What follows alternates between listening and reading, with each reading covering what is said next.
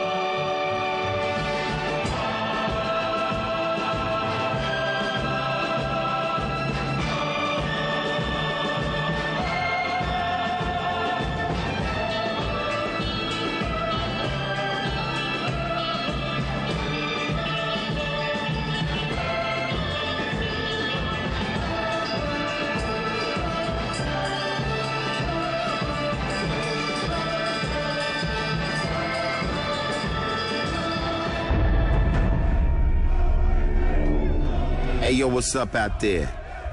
Ice Cube. Ice it. That is not good.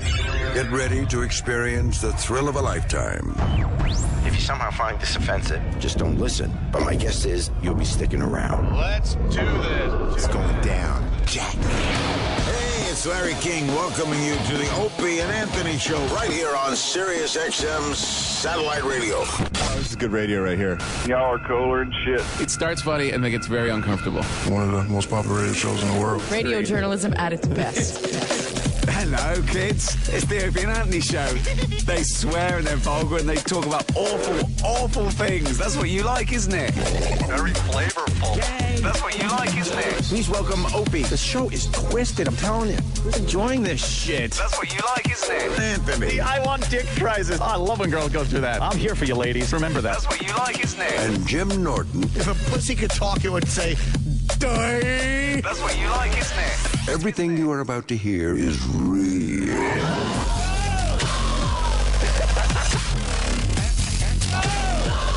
My nipples are kind of hard. Kind of hard. Good morning. Welcome aboard. But enough of this palaver. Let's get the show on the road.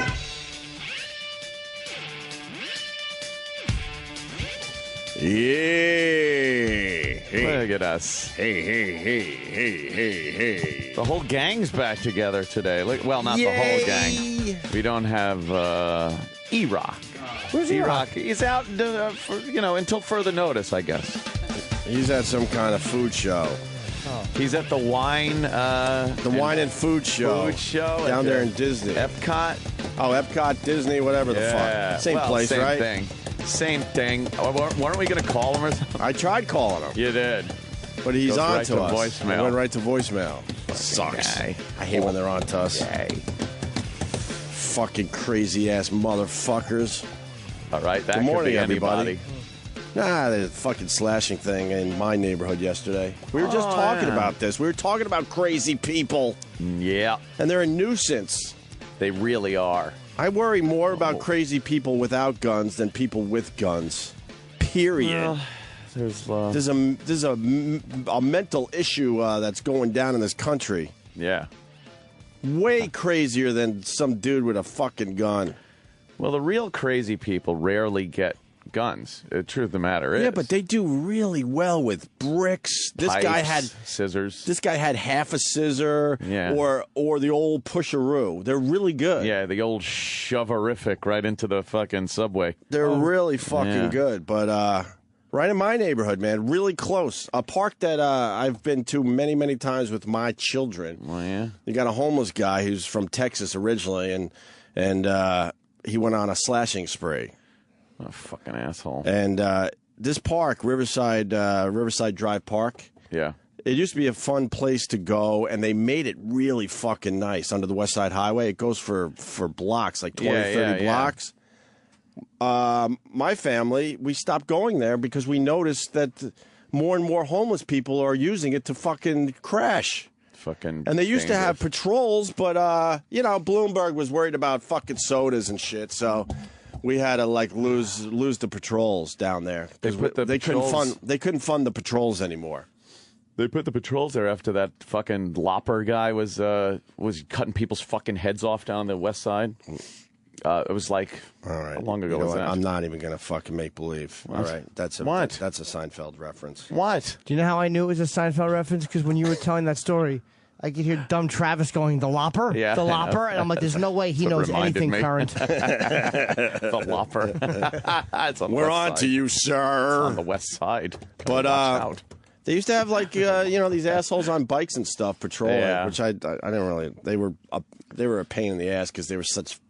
Didn't they make you stop riding your bike on fucking somewhere? I got a ticket. Yeah. I got a ticket for $200 because I was on my bike. How much a ticket is for that? Something like that, on a path or something. Jeez. But anyway, this guy, homeless fucking guy from Texas, all of a sudden decided he really needed to slash people yesterday. Jesus Christ. And he got a kid? Well, I think he started with a jogger. Just a lady jogging. Just a lady jogging, and he takes the half a scissor right to her back. That's how it started. Then he slashed 3 more people, including a 2-year-old. You got a father fighting off the attacker to protect his own fucking 2-year-old. See, if he would have fucking been an armed citizen. That is true. Could have just pulled out the gun and fucking dispatched that guy. We wouldn't have to hear from him anymore. Yeah, but if he was armed, he would have shot the people instead of slashing them. Oh, no, not him.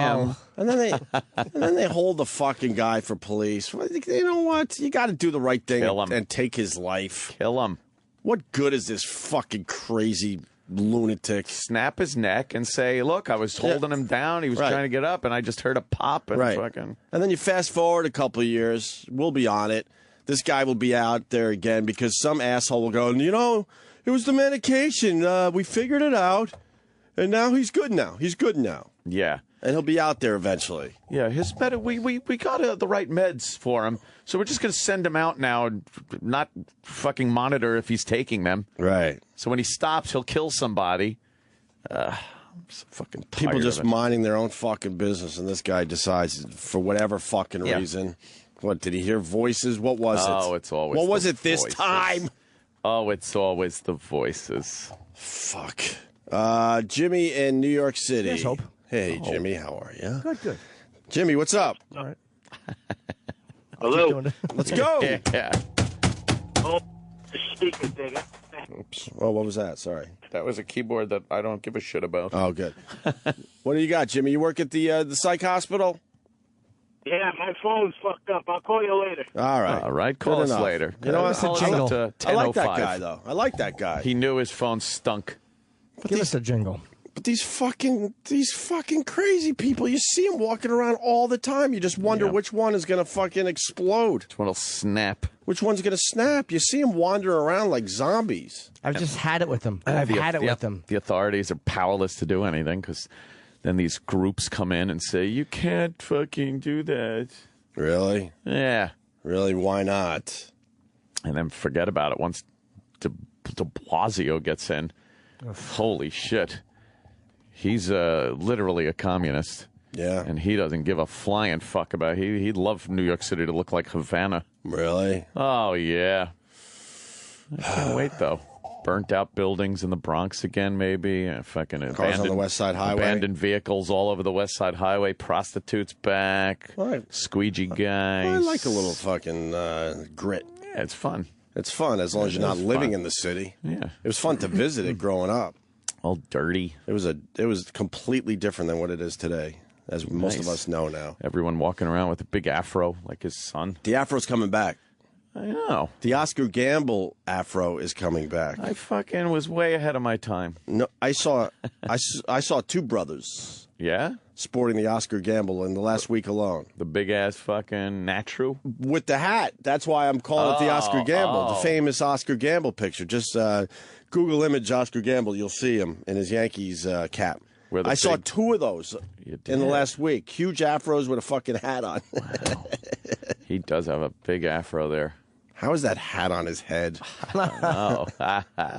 You got to think he pinned it down, right? There's no way that hat would have stayed on. I like to see what it looks like right when he takes it off. It's probably an invisible hat on his head. I bet that hair don't move.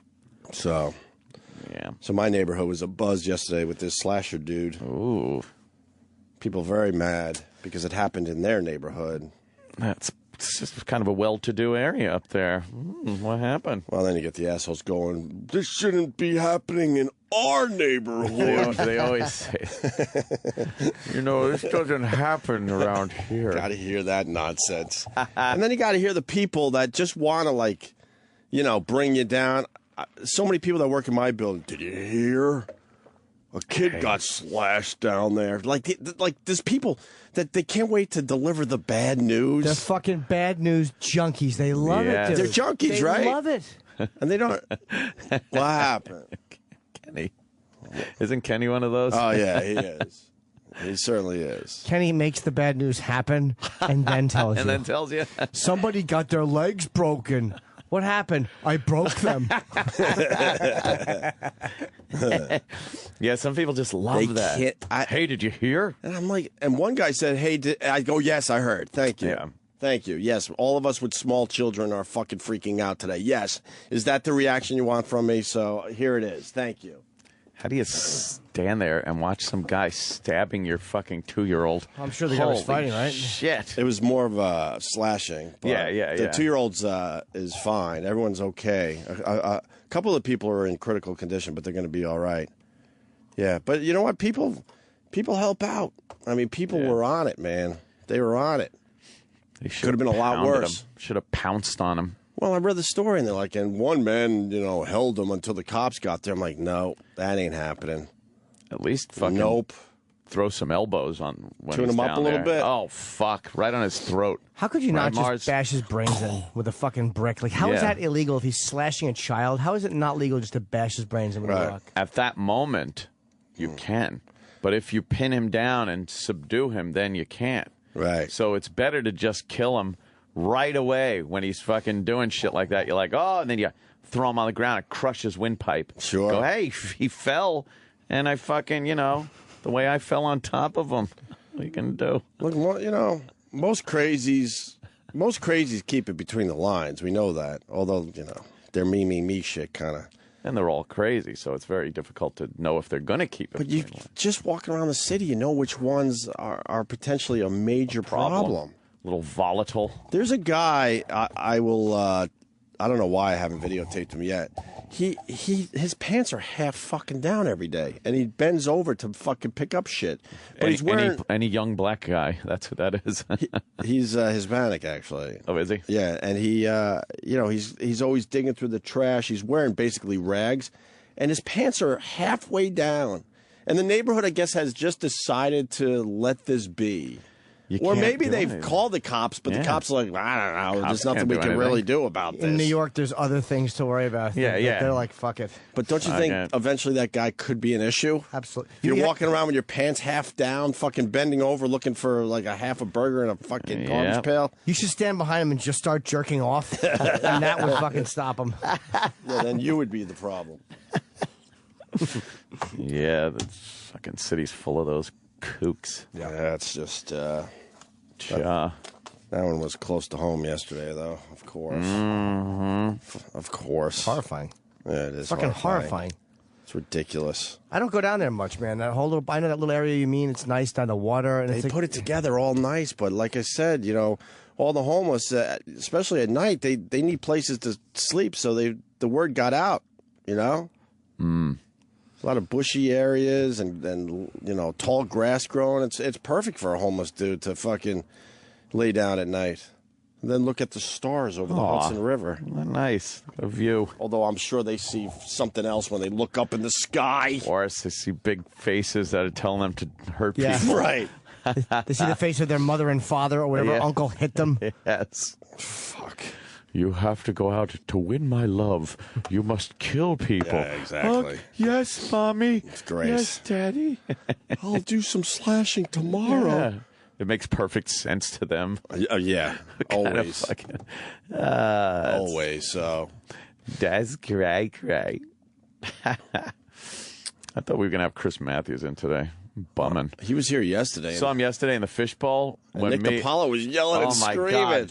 We were walking out with Nick DiPaolo yesterday, who was fucking fun as great. Fuck on the show yesterday. Yeah, he was fun. He's I guess he's at Caroline's tonight. Every Wednesday in October. So go see Every Nick Wednesday he's down doing there. Yeah, he's working some shit out. Oh, wow, that's a great idea. Yeah. So we were walking out, and Chris Matthews, he was in the fishbowl. Doing like a town hall. Doing a town hall with a bunch of people. But he was reading from his book. He's reading. Nothing worse than sitting there as the guy who wrote the book, allegedly. Yeah. Most people don't even write their books anymore. I'm sure Chris Matthews had a hand in his. But in general, these dummies don't write their own books. No. And then they sit there and just read passages from their books. Why would that be fun? Reading. You're not interested in seeing that? No!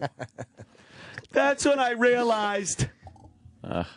So he was in the fishbowl, and it's soundproof. So from outside you can't hear if you're in there. But there were a lot of people outside the fishbowl gathered around, looking in, watching him. And we walk out, and Nick is like, "Oh, there's that fucking asshole, Chris Matthews. What a cocksucker. Fuck this cocksucker." Everyone starts laughing. He said fucking liberal and all sorts of shit. Fucking liberal cocksucker. Look at that fucking idiot. It was Bob Grant sitting in there. I'm like, everybody was just how sensitive they could be around here, though. So I was a little worried for Nick. Oh, it was great. It was funny as all hell. Good for Nick. Yeah, good for him is right. Yeah. That was fucking really funny yesterday. Every comic and impressionist he was bringing up, saying, "Oh, yeah, I used to see that guy. He was hilarious."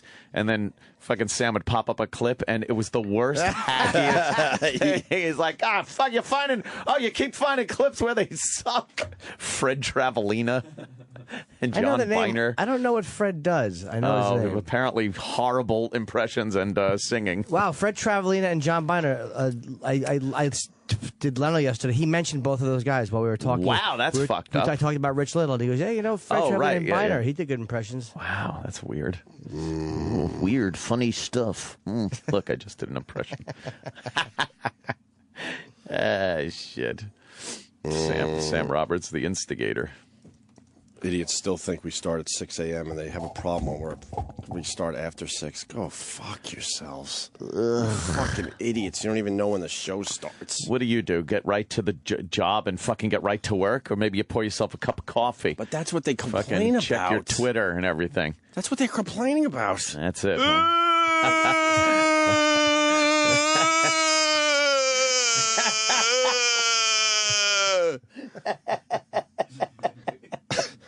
Holy shit. Are you kidding me? I hope somebody's alarm just went on and was set to this station when you did that. I don't understand the mindset of a person that is freaked out because a radio show is starting a little after 6. Fuck, 6:15, 6:20 some days, yeah. Yeah. And then some days we go to 10:30. Yeah, that's what happens. Like yesterday. But you're so bothered that you have to reach out to us about it? Of course they do. Did the guy write something on Twitter that was annoying? Not even annoying, really. It's was a mouse. I use the word a lot. It's mind-boggling what people just get all uptight about. Fuck, you're wasting time. This life thing goes by really fast. You're gonna waste it fucking worrying about dumb shit like that. What am I gonna do? Go entertain yourself for a while until we start. Start there. I'm on a blocking spree, by the way, without even replying, because I used to reply at first, or I used to direct message somebody and be like, hey, with your 3 followers, I'm blah, blah, blah. Now I just, like, at the drop of a fucking hat, I'm blocking people. I don't care who they are, how long they listen, if they have a wow fucking tag in their picture, fuck it. All that shit, don't care. Right. Block-a-rooney. Don't give a shit, and for nothing sometimes. Hey, Anthony, nice fucking something. Boom, goodbye. Don't need it anymore. Don't need you. It feels good. It does. It feels good to block. And then they write, a lot of times they write, could you unblock? And I've done it a couple of times. Some have been cool, but a couple of these scumbags are right back to being constant. Like, why did I ever unblock them? No fucking reprieves. I give no one a reprieve from fucking blocking. I've done. It doesn't. No, I've done the reprieve. It's worked out. I don't care anymore. It's worked out very well, actually. Don't even care. Goodbye, goodbye, goodbye, goodbye. Goodbye, goodbye, goodbye. I've been doing this long enough to know, like, the haters. Yeah. You know, you so know the difference. It's very the tone it's of when they're very writing. easy. I mean, I don't. Fuck, I've been doing this. 30 years. Oh my God, I've been doing this 30 years. I know if you hate me, I'm not stupid. You know what it is, I know though? the fucking difference. I don't want to fucking take the time. I don't want to waste the time trying to interpret what somebody meant. If I used to check their timeline a little bit and see if they goof around with us a little and be like, all right, what he said, it's like on the border pissing me off, but he seems to have been a fan. That I don't have time for that anymore. Right. I don't care. Boof! Boof! I have a young cat at home. I don't have time for this anymore. Speaking of crazy. Yeah. People need their update. Crazy. Crazy for being. Let me do this first, though. What? Let me do this first. Ooh, he's warming his hands up. It's Jocktober. A celebration of all things shitty in radio. It's not very nice. Not very nice. Fantastic failures of pontificating proportions. That's so bad. Wow. An interactive exploration of what makes radio rancid. Jocktober. Hosts, holes, bits, and stunt boys. This isn't funny. It's time for Jocktober. I got a tree on my house. Day 2 of Jocktober. Yeah. Wow. Damn, it certainly is. I like this music. It's wacky. And we have another bonus Jocktober. That's right, we do. It's an update, I guess, right? This isn't the actual Jocktober for today. No. It's an update on yesterday's Jocktober. How was it? I didn't hear it. Oh.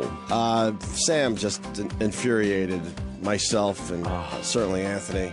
Yeah. He brought a fugitive. Fucking the first Jocktober. The first fucking day he brings the fugitive bit that some radio station in Canada is doing. It just starts with some fucking chick going like, somebody stole $10,000 from. We're like, no. Was it good? The bit? Oh, it's a new level. It was a new level of low. Yes.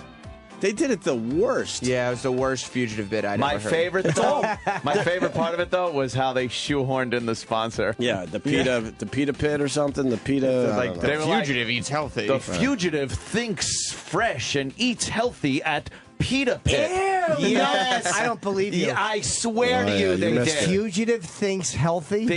Yeah. Yeah. I don't believe that. It was so ham-handed the way they unbelievable. Threw in that fucking plug. Oh, Well, they kept doing it. Well, today we got to update Jim Norton. We have the actual Jocktober for today. We'll do a little later. That's later, yeah. But we have to do a Fez It best update. not be a fugitive. I'll say that. Fez? Why Fez? It's a Fez update. Oh. Today's main Jocktober. Yeah. Not a fugitive. We're going regular Jocktober today. Nice. Thank God. Everybody can Before take we a lose deep the breath. whole audience. That's what we want. But yeah, bonus Jocktober is One guy wrote, "Oh, it's Jocktober. Time to tune out Opie and Anthony for a month. I'll see you November 1st." Bye.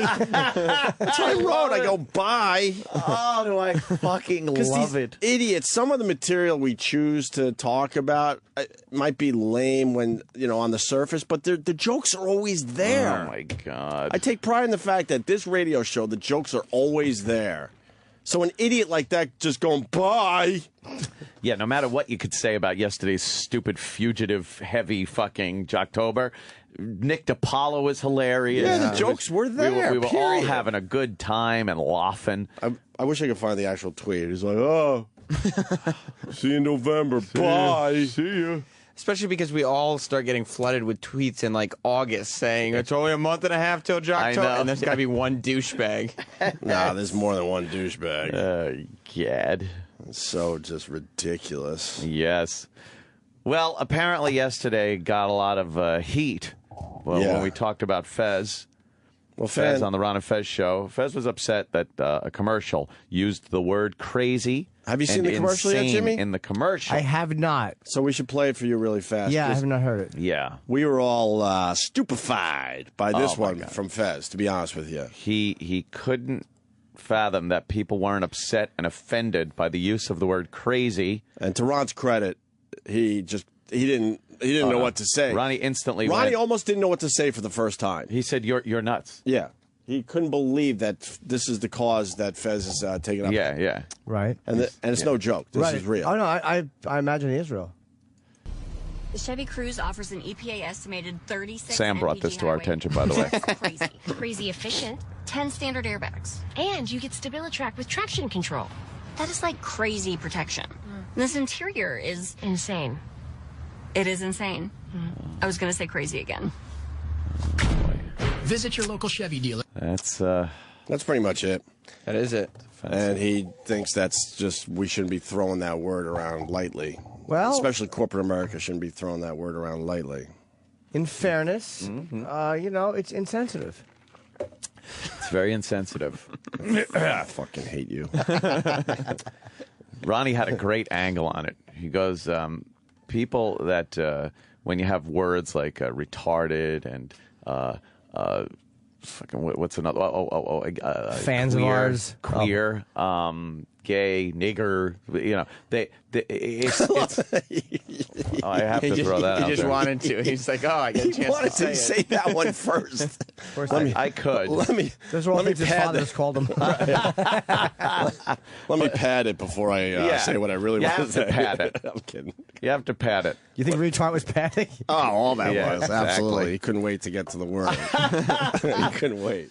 But all those things, Ronnie had a great point. He says, like, people that are called those words and want them eliminated, they are proud of who they are. Yeah. And they don't want to be called a certain thing. He goes, but crazy and insane people, they're not proud that they're crazy and insane. So they don't have like this thing like, oh, you're misusing the word or calling us that. We're crazy Americans or Right. something. It was a great point. And then as Fez addressed it, he didn't acknowledge it at all and went right to reiterating Well, he the doesn't point really. that. There's times where he doesn't listen to the advice Ronnie. No, Ronnie was is saying giving. your eyes are spinning around in your head. Ronnie makes some great points, and Fez, at times, I would yeah. have to say, doesn't really hear Ron. Yeah. Which is amazing to me. He's just waiting for Ron to stop talking. Yeah. And I think the Chevrolet commercial should have went further. We said it yesterday. Have a crazy guy in the back seat after all that. After they used the word crazy a bunch of times, then you go to the back seat and there's a guy in a fucking straitjacket. I probably would have ran out and bought a Chevrolet if they did that. Right? Exactly. Be funny. The old days they would have done that. Sure. Not anymore because we are kind of sensitive douchebags now. But so anyway, Fez went off, and then when Fez was making his argument, he used the word insane. Yeah, as he Did was. he really? Yeah, which fucking his quote was blows up his whole what was point. his quote there? He goes, if they had used the word retarded in that commercial, people would have gone insane. Right. Yeah. It was like, well, you just said people would have gone insane. Right. Proving how much in just the regular vernacular Right. it Of is. course. Yeah. I thought you didn't like the word vernacular. I never said that. You destroyed me for saying vernacular. You're dumb. I'm supposed to say smart things. You're dumb. Jeez. So it was a whole thing on our show, and then I guess everyone couldn't wait to listen to Ron and Fez yesterday. Well, if you remember. And then Fez, I guess Fez wants all words banned because, everything should be. You know. What? I think that's his cause. He wants all words banned. Oh, so he just wants to get behind that? Think about it. If every word is banned. Think about it. think about it. That's a thinking man's joke. That's perfect. I'm there. You get it? Every single word gets banned. There you go. Well, he's sort of doing that already. Right. Yeah. Is the yeah. I'll say this about Fez. Why he's not talking much because he wants every word banned. See, it's not as fun if you say it that way. Yes, Jimmy. I think Fez is, he's kind of, I guess, he came out of the closet. He's had a big couple years, but you can't get bogged down in the fucking language. Like I know what he's just trying to, I guess, make things that he feels are wrong right, but it's like, you don't want to get caught up in the little nitpicky stuff that you as a radio guy hate, because that's not where the fucking battle is won. Like, you don't win people by saying don't use crazy in a commercial when you know that the intent is not to be horrible. Right. It's like he should be fighting other battles because he's trying to, Right. He's trying to find his way, he right? doesn't want to hear people yelling faggot, and I understand that. Like, it probably always bothered him, but now he feels like he can speak up, and he doesn't have to be quiet about it. But it's like, still, even though you can speak up, you shouldn't harp on that because you're not going to win anything with that. Well, the Ron and Fez show was very interesting. It took Fez 2 hours to talk. Oh, right. About the situation, which is brilliant on Fez's part because, man, they ate up quarter hours yesterday. We were just explaining the eating up of quarter hours thing the other day. Yep. On regular radio, that was your goal, to eat up those quarter hours, meaning keeping those people tuned to the fucking show. I was tuned in. Like teasing shit. I got home and immediately turned on the Ron and Fez show in my house. And you guys said, got home. Who would Fez be upset with? Oh, yeah. Because because we talked about the commercial on the air. We brought the clips, and you said, who do you think Fez is going to be upset with? Yes, and it was... What did I say? Right on the money. Sam Roberts said he would be upset. Nice. Be upset with Sam Roberts. Strictly with me, because he's not going to... But he also had a little scenario as to why you did this. Well, we got the clips. Oh, it's brilliant. We got the clips. I loved it. I just want to point out one of the things Ronnie does very well. Yeah. Dare I say it's brilliant. Yeah. When we have some info that we want to do on our show, we do it at 6:02. We can't wait. Can't wait. We suck. We start babbling right away. Are you saying he has Art Bell skills? Ronnie sits back and he goes, "Hey, I know I have a bigger audience today because people want to know what's going on after the Opie and Anthony show." Yep. And he just sits back in his fucking chair and takes it all in, and he's all about, "I'll get to it eventually." Oh yeah. Us, we have to babble right off the bat about it. Do you think we panic and just start? We can't wait. We fucking regurgitate the information immediately. Ronnie's talking college football for a little while. And I'll get there. Fucking amazing. The pacing that man has is wonderful. It's a true fucking gift. Just sitting back like that. And he knew. And 2 hours in, it all went down. Yep. Fezzi finally spoke up. Was he there the whole time? No, he was, but then he left for a while. Do we have that part? Well, they didn't. I don't know if they referenced him leaving, but we do have the clip of Ron asking him about leaving. Why he left, yeah. Wait, so you could just leave a radio show? Well, Ronnie didn't like that much. No. To just leave. You could just leave? That would rule. And by the way, throughout the 2 hours of Fez not talking, there were people calling in saying, "Where's Fez today?" Right. Yeah. And Ron just said, "Well, he's here." he's having an off day, and then he would just move on to college football or whatever else. Yeah. So Fez finally spoke up yesterday on the show about the whole crazy controversy that maybe we pushed a little forward. It started on Ron's show. Yeah, we just like, got the clips because we couldn't believe it. We couldn't believe this is the cause he wanted to take up.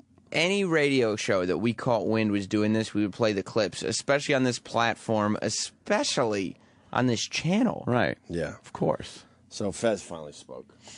Fez, you haven't said a word. Yes, it is. And it is almost 1 o'clock, and you ran off to the bathroom, I guess, to either shit or throw up? Mm-hmm. Which one? Throw up. What are you upset about?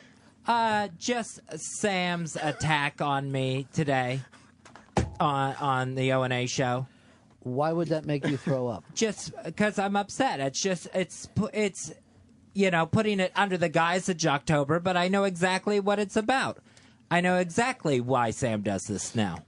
It's under the guise of Jocktober? Yeah, that's how he presented his stuff today. Mm-hmm. You know, clips of me yesterday on the show trying to explain why I was upset about the Chevrolet commercial. Fez, in all honesty, you were a babbling lunatic yesterday.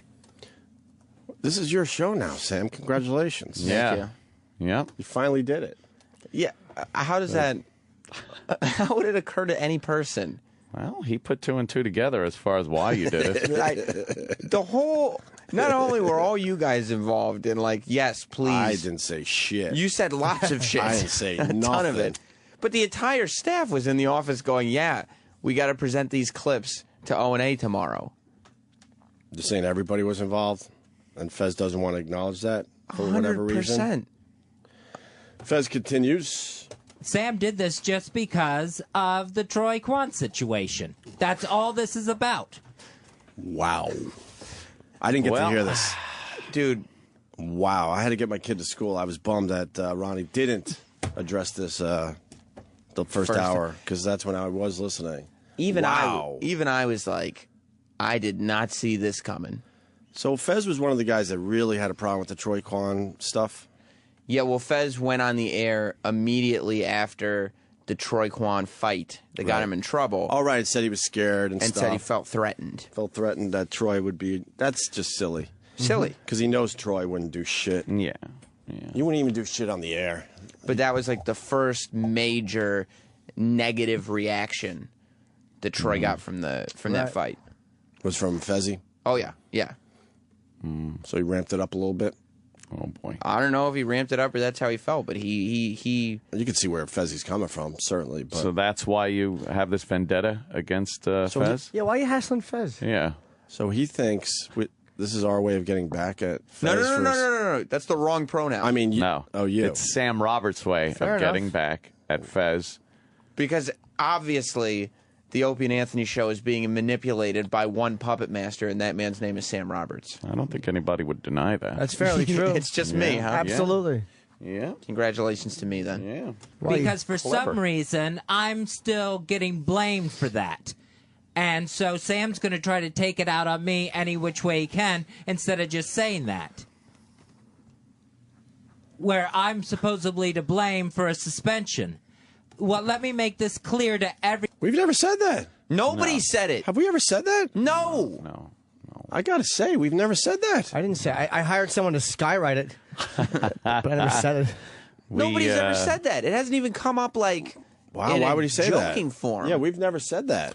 No, we actually said... We were kind of knew- mad at Fez that, he was misreading the situation, because there's no reason why Fez should be worried about Troy Kwan ever. But then we knew he had gone to management and said, hey, don't do anything, Yeah, I It's knew cool. that. We knew he did that, yeah, which was cool. Right. That's fine. I haven't thought about Fez and Troy Kwan's interaction since it happened. Oh, Right. You're not very nice. Wow, we never said that, Fezzy. Nobody did. No one on this show thinks that. Well, let me make this clear to everybody out there. The only time I went down the fucking hallway about Troy was to tell management don't fire the guy. shook my hand That was the at my one wedding. trip I made. I never asked for a suspension. I never asked for the guy to lose his job. I went down the hallway to say, don't fire him. You little scamps get together. But this is being projected on me. And trust me, I found out later there was a contingency of people upstairs upset by that day. What exactly is a contingency? A large group. Okay. A large group of people upset that day that went to one of the Ronnie out breaks the guys tension. to go down the hallway, talk to management, and have something done about it. I wasn't part of that group, and I told them I don't want anything to happen to the guy. But this is Sam's way of retaliation because this is going on and Troy's not on the air. I can't That's what disagree. this is all fucking about. Absolutely. And so I'm letting everyone know I didn't have anything to do with that. So what you're saying is you're taking this all in the spirit of good fun.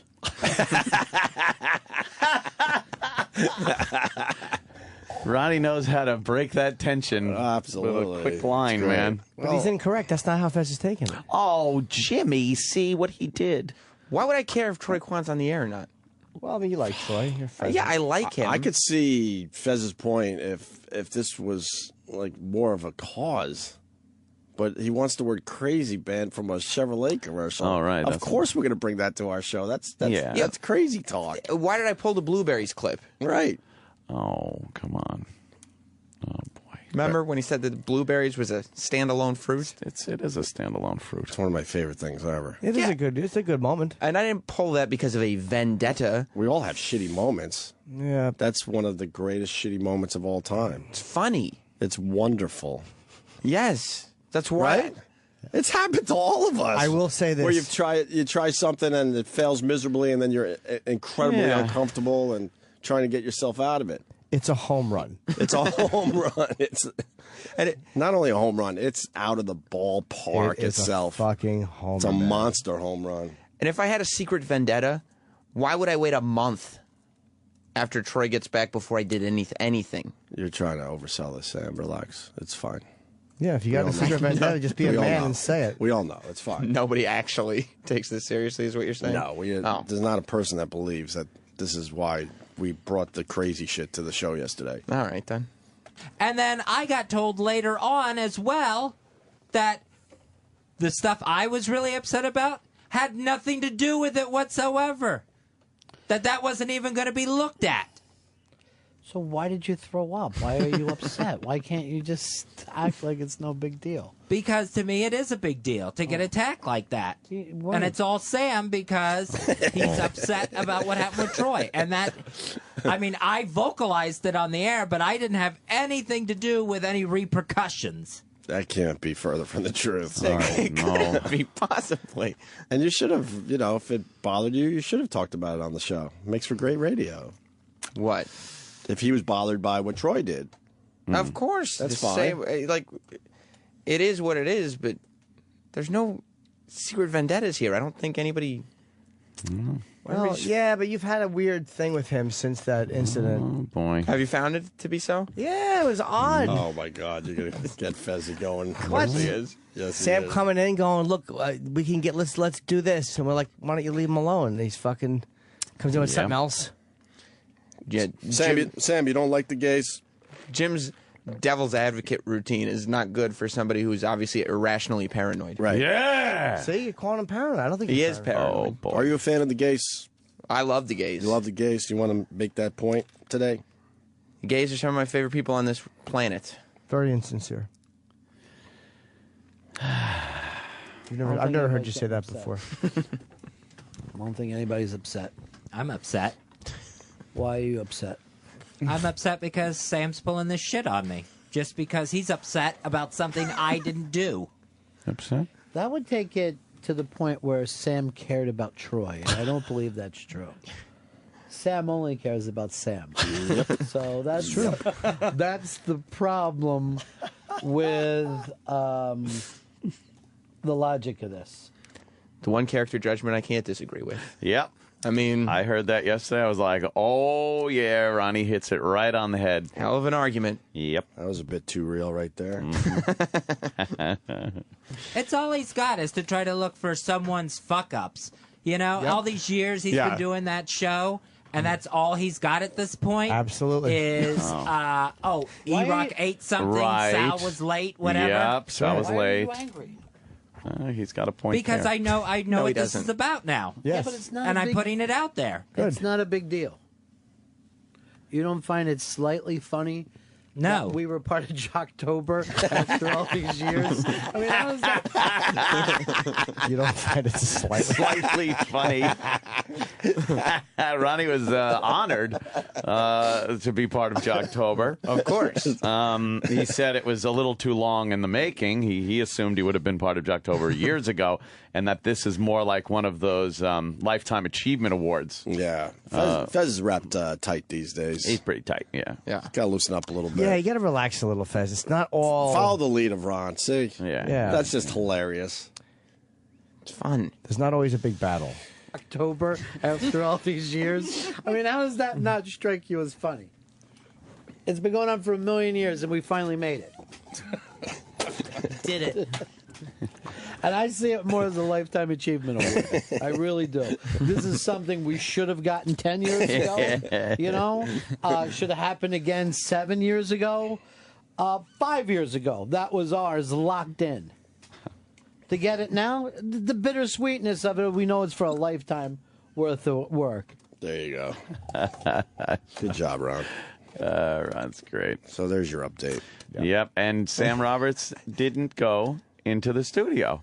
No. I heard them asking for Sam to come in and discuss it with Fezzi, but why wouldn't you? Were you scared? I was not scared. Oh. I felt that this argument had reached a point of lunacy that even I had no idea it would go to. Ah. You do try to look for people's mistakes, though. Fez did raise a point there. Yeah, but the absurdity of Fez implying that I am one-dimensional. Oh, man. Now you're just attacking the guy. Wow. We're done with this. No, Jim presented that fact to me. Did you hear some people were calling in and stuff and saying that you don't have the right to say anything about Fez because he's a veteran and you are a mere fucking rookie? Of the 1,000 Psychic Wars? Oh, yeah, very good. Yeah, I mean, I heard people saying that, but if somebody is taking shots at me, I'm going to take shots back at them. I don't. Yeah, but we were done with it. Ronnie ended with a nice laugh, brought us all back together, and then you start new shit. No, Jim. You started new shit right there. Jim started that. When up did I start going shit? again. Ronnie brought everyone back together, and he started making fun of the fact that, you know, he thinks it's an honor that he's part of Jocktober. We're keeping it fun. And the laugh was there, the track ended, we were ready to move on, and you had to say what you said. No, Jim. I didn't hear Jim. What did I say? Who Exactly. reincorporated the conversation. Oh, boy. I just see, you beating up on a poor guy, and it's not right. I'm not beating up on anyone. Guy's in a tough place right now. You're hitting him while he's down. Exactly. Fucking bully. You're right. It's just not in the spirit of this show. That's what we're saying. I'm starting to learn. I think. Attaboy, Yeah. Sam. It's about Smart time you enough. learned that lesson. Bullshit. shit. It's just smart enough. Yeah. We don't like making fun of people on this show. No, it's mean-spirited. Smart. Yep. Right. We do have another Jocktober today, though, correct? Excellent. Who? The official Jocktober. Yes, the real thank Jocktober. God. Yeah. It's hard to make, Ron's show the official Jocktober. No. It was kind of a, what would you call it? Like an add-on, like a little Exhibition. homage. Yeah. And we never said the show itself was Jocktober because no. the show is There was a Jocktober moment. right. The Ron and Fez show is a brilliant show that I listen to every day. Well, why'd you put it in Jocktober? There was an element to the show. So you're saying that half of that show I wouldn't call it half. should be... Oh, So you're saying the Fez is less than half of the show and he deserves to be Jocktobered? Well, I mean, by the way, speaking of Not Jocktober, saying that. what piece of audio are we going to do to end it this year? we're working on that. We're running out of bad bits, aren't we? I don't know. hope at this point. E-Rock and me spent some time going through tapes. E-Rock, Okay. because this is also not only is the end of Jocktober like a celebration, Yeah. it's a big moment for E-Rock because you guys or we spend the year making fun of him. Yeah. And if he can find me a great Nugget. O&A Nugget. See, in the It's spirit of horrible. Jocktober, we make fun of ourselves. Yeah. the last day of Jocktober every year. Right. Tradition. It's a tradition. That just goes to show all the shows that we bash that it's all in good fun. Yeah. Right. And we can laugh at ourselves and control the laughs. Right. Yes, exactly. Right. You laugh at yourselves one day a year, and then every other day. Oh, you know. You just bash. However, if one radio show says, I don't get this Opie and Anthony show, it's 4 hours of fucking kill him.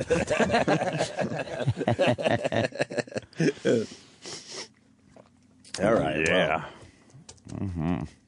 Can't wait to hear it. Where are they from, by the way? Don't say the name of the show, but what city? I wouldn't even say that. No? No. I will say this. Because you want, the fans to have their fun. It's a major market. Okay, major market. And it's United States? United States of America. Major market in the U.S. South of here. Oh, wow. Okay. Yeah. Pretty south of here. Oh. Right. Major market. That's all I want to say, though. Because part of the fun is when the segment starts and you announce it, and then everybody's scammers. Everyone goes. Yeah. Everyone right, scammers right. and does, what they're going to do. Whatever they do, I don't know. We have never encouraged that. I want to make that perfectly clear. We got Paul Williams coming in today. We have this new weird Paul Williams friendship obsession. with Paul Williams. Paul Williams. I was trying to find that, by the way. An old-fashioned love song, the version that you sing, and I can only find the new one. Oh, man. I want an old version. I think we played it, didn't we? Playing on the radio. Are we setting up keyboards for Paul Williams? We're working on it. What do you mean working on it? This should be it. done. Yeah, we're trying to find a keyboard that we can use. We have a great songwriter coming in today, and, we wanted him to just fucking sing the whole time. Oh, wait a minute. From the Muppet Show, old-fashioned love song from, and that looked old. Yeah, this is an old one. All right, let's pop that up and let's see if he's doing that on the radio. Doing radio.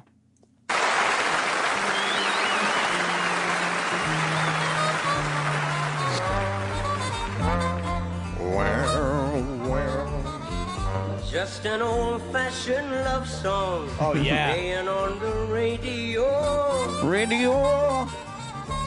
And wrapped around the music is the sound of someone promising they'll never go.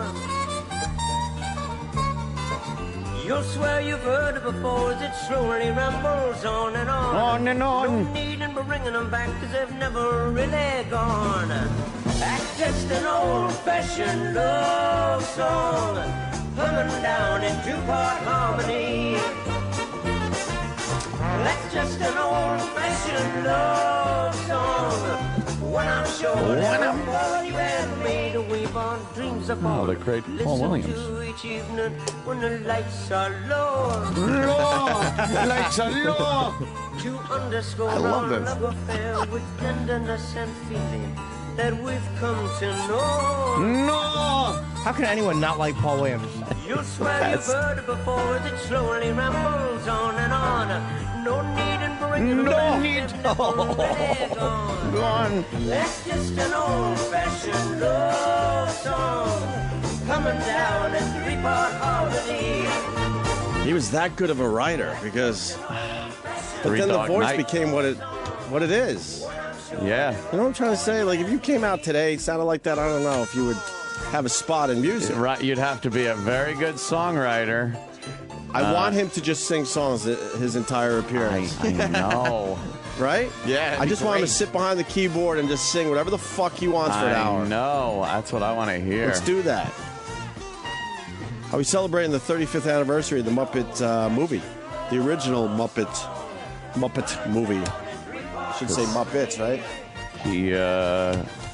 He wrote "It's Not Easy Being Green," right? You like that too? Oh, or Rainbow Connection. Rainbow He wrote that one. Oh yeah, he did. Okay, Rainbow Connection's the one. And then there's the Three Dog Night version. Which one do you like better, Jimmy? Because I know the you. Three Dog Night version. Could you Of find Rainbow a little Connection? bit of the old-fashioned love song? Let me hear theirs because I like Three the Dog Paul Night. Williams. Find a little Three Dog Night version. I'm probably going to go Paul Williams. No, man. Three Dog Night. They knew what they were doing. They did do a good job. They made it sound a doing lot this. darker. Yeah.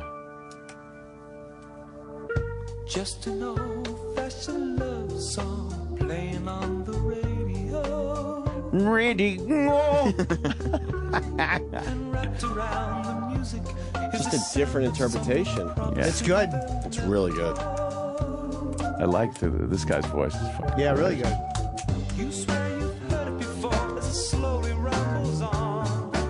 I think Paul's has more character, though. Yeah, definitely. Just an old-fashioned love song. Paul Williams' version is a lot more like almost campy. Yeah, it's up. It's got like the horns, the little like. We gotta ask him about this.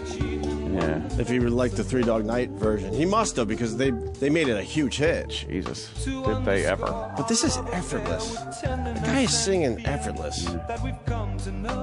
No. I like fucking Three Dog Night.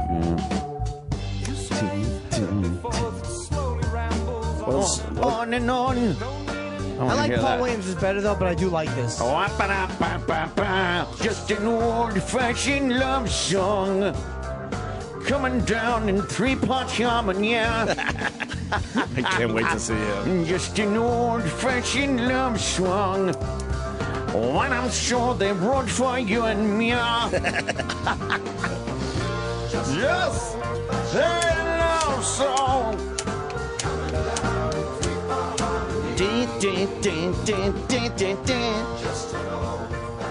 What are the other songs Three Dog Night did? Did they do Mama Told Me Not to Come? She said. Yeah, they did that. Which was kind of trippy. They did Knock Three Times. Joy to the World. No, that was the other. That's Tony Orlando and That was Dawn. Tony Orlando. Yeah. Right? Wait, what other songs they do? I'm trying to remember now. Oh, They have Joy to the World. Shambhala. Yeah. Yeah. They did. Well, I've never been to Spain, but I kind of like the music. Can you play that just a little bit? And they What song did is it? one, that's right. Yeah. They had a lot of hits. One is the loneliest number one. Did they write this or did they cover it? Wait, we got two songs going. Yeah, that's the one. And then go with Never Been to Spain that Ann was talking about. This was a Harry Nilsson song, was it? Which one? Was it? Number one? What? Harry Nilsson, maybe? And which one is this? Never Been to Spain. See, the ladies are insane there. And they sure know how to use it. They don't abuse it. Never gonna lose it. I can't refuse it. It kicks it in. Well, I not never yet. been to England. Oh, he kicks in, though. But I kinda like the feel like it. Now you gotta play until it kicks in. For the love of God. Jesus. Oh, I see a keyboard stand coming in. Yeah, that's all he's gonna bring. Yeah. Keyboard stand. Must be real. All right, here he goes. Here he goes. Come on, come on. Well, I never been to heaven. Fuck. Oh, yeah. But I've been to Oklahoma. Oh, they tell me I was born there. But I really don't remember. In Oklahoma, not Arizona. What does it matter? What does it matter? That's good shit right there. Little Three Dog Night. Three Dog Night with you. Hey, it's Dennis Falcone. Playing a little Three Dog Night. You know, a Three Dog Night is actually a term used up in Alaska. When they get cold, they'd have to sleep with their dogs to keep warm. And if it was a 3-dog night, it was really cold because you needed 3 dogs to keep warm. 3-dog night, never been to Spain. All right. Mid-song ramp up. I know, mid-song ramp. Nice. And we'll be back. Let's play it out. Fuck it.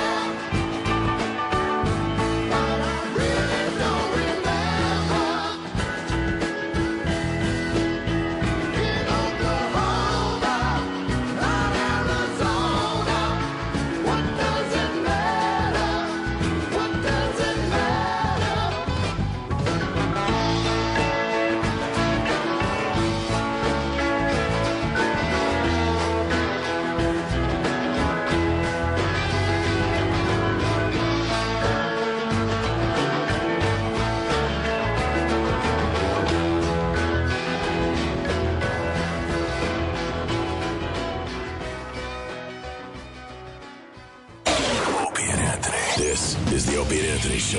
Sirius XM. The Opie and Anthony Show. The guys are back from the toilet. Now, back to our show. Just the castaway, and I lost at sea. Another lonely day, no one here but You had to do this, right, Travis? Oh, boy. This is your favorite version, right?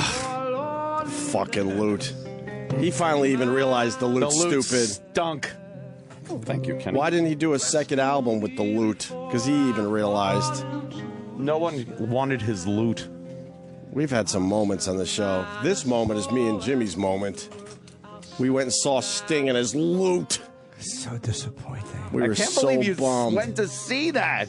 Was Patrice with us or no? We were thanking God that he wasn't. No, there's no way he was We there were because he thanking wouldn't God have been that he able to wasn't. help himself. Oh, he'd have been. No, me and Jimmy are sitting there going, I remember, going, thank God Patrice isn't here. He would have ruined it because everyone's sitting there all polite, song after song, no one knows, just politely clapping like this at the end of the song. Meanwhile, He brought some legendary lute player with him from fucking Europe. Who gives a shit? And finally, at the end of the performance, he did this with the lute. I think he did maybe 2 songs that were recognizable. And then we met him. And then, you know, I was a huge Police fan growing up. Yeah. And my fucking camera, I'm not as bad as Jimmy, but I know this is going to be the only chance I get to meet Sting. Of course. And the fucking flash didn't go off. Oh, no. So I politely said, there was only, how many people were getting pictures that day? Seriously. There was this very, very small group. I don't even think it was 20. It might have been like a dozen. So I wasn't holding up anybody. I wasn't holding up Sting. Denied? No, he got really mad. And in the picture, you could see he's scowling because he had to take a second picture. Oh, was he serious? Or And I even sense of thanked humor? him and I apologized. He was just like, ugh. He's some just of- an angry guy. Some guys are graceless with people. They're Graceless? They're graceless. Is that the way to I put think it? so. Yeah, in that situation, because he was in front of the XM marquee, it was about meeting. Right. It wasn't like he was walking with his wife down the street and you were hassling him. No, not at all. Maybe that's what happens when you fuck for 20 hours and don't come. Get a little fucking pissed. You think so? The tantric's making him cranky? Yeah, fuck that tantric shit. He's 60. I want to shoot a load ASAP. I'll tell you this. Sap. I'll tell you this much. He's 62 today. He looks great. 62? He's The doing old something Sting? right. Yeah. Is he still with that Trudy? Oh, yeah. She's looking all right, too, man. I actually do see him walking around New York. Oh, yeah? I saw them walking. They're in our neighborhood. You see him every once in a while, and you go, holy fuck, that's Sting. He's a biggie when you see him walking around. You're like, holy fuck. He's a star, man. I said hi to him. He said hello. You know, just walking by. Oh, yeah? I was like, hi, Sting. He was like, hello. Jim? No. No. He didn't say that. No. No, that the very important part was not there.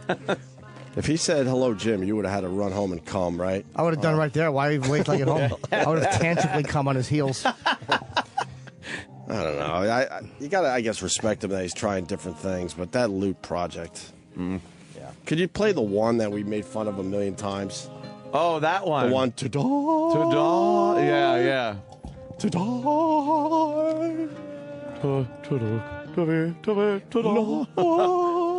That was terrible. Musicians who've made new recordings. What? God. No, that's not the one we played. Sam's going to find I have the another one. It might be it. Let me see. Yeah. least entertaining clip possible, as per Nick. Yeah, here it is. Come again, sweet laughter from now and then. Thy grace is that I'm at the Ren Fair. Yeah. The fuck is this? Could I have some mead and a steak on a steak? To die. with thee again in sweetest silver.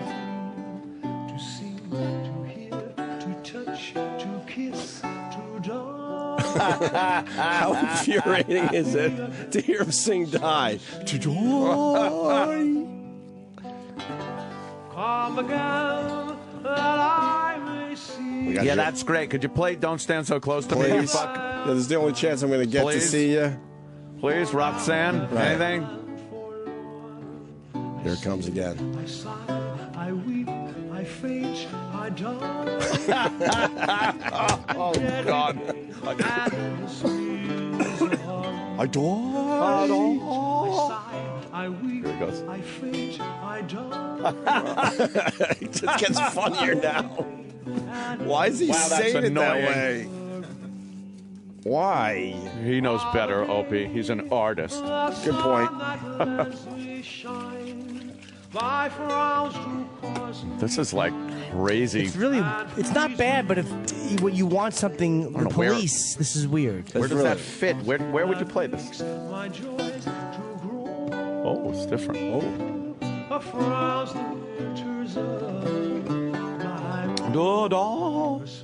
Here it comes. That makes my joys to grow.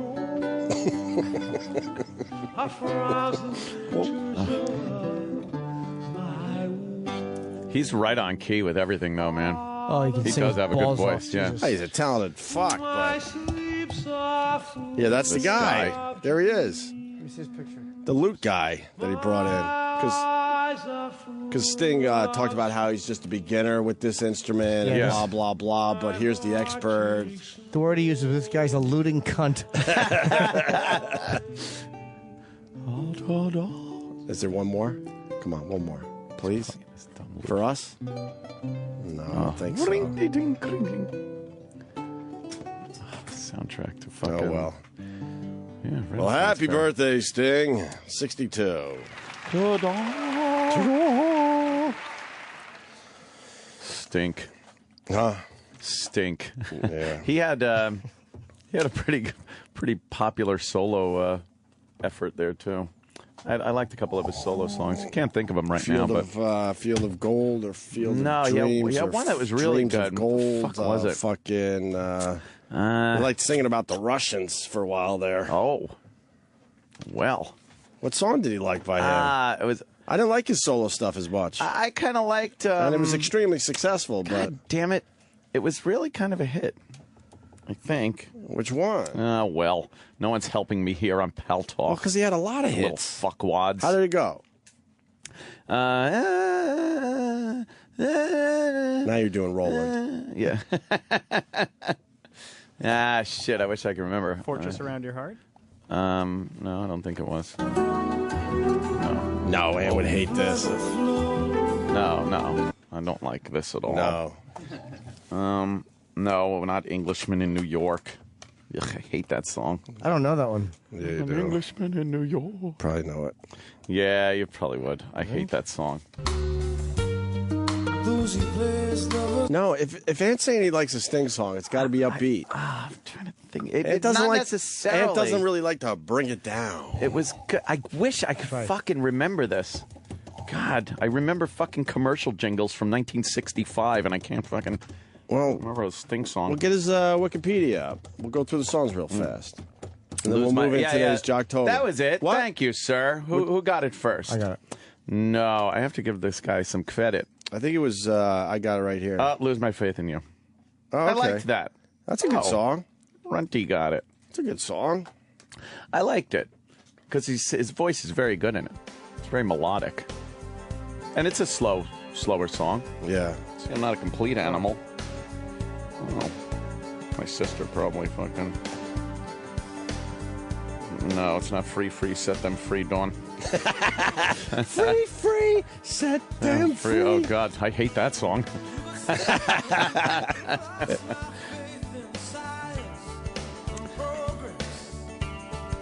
Ding, wacky video. I do know this one, sure. You do? The chorus is nice. You know what? I do like this one. I think it reminds me of when I worked at Pergament, though. A lot of these songs from the 80s. I love your Pergament stories. I hated them, though, because I would be doing an Iron Day from 9:30 to 9:30, and I would have to hear these fucking... Over and over again. This is 93. Oh, 93. That's not what I know. Years, Okay, obviously, yeah. 93, wow. I was knocking 10, my friend. Dude, this song is 20 years old.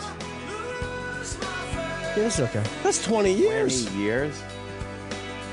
Holy he said. fuck.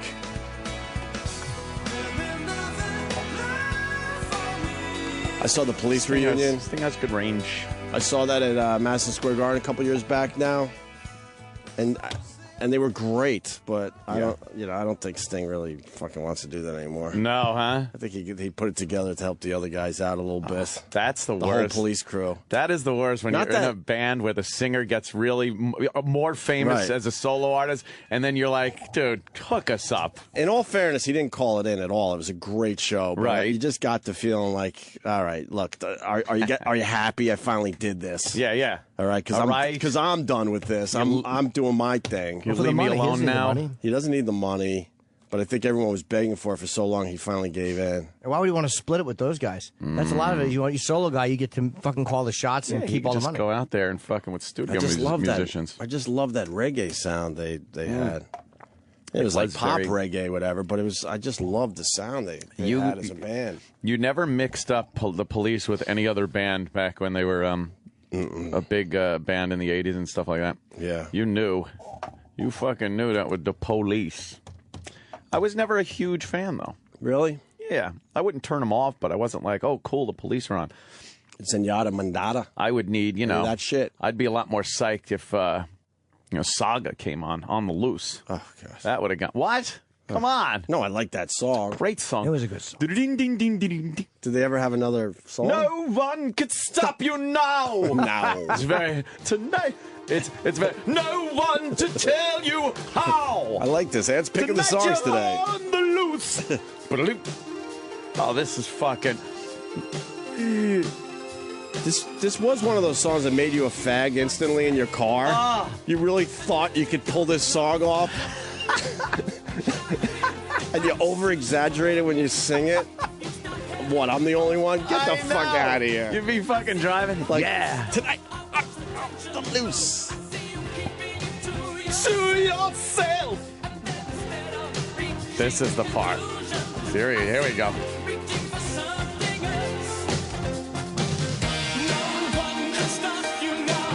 No, the loose. No one to tell you how.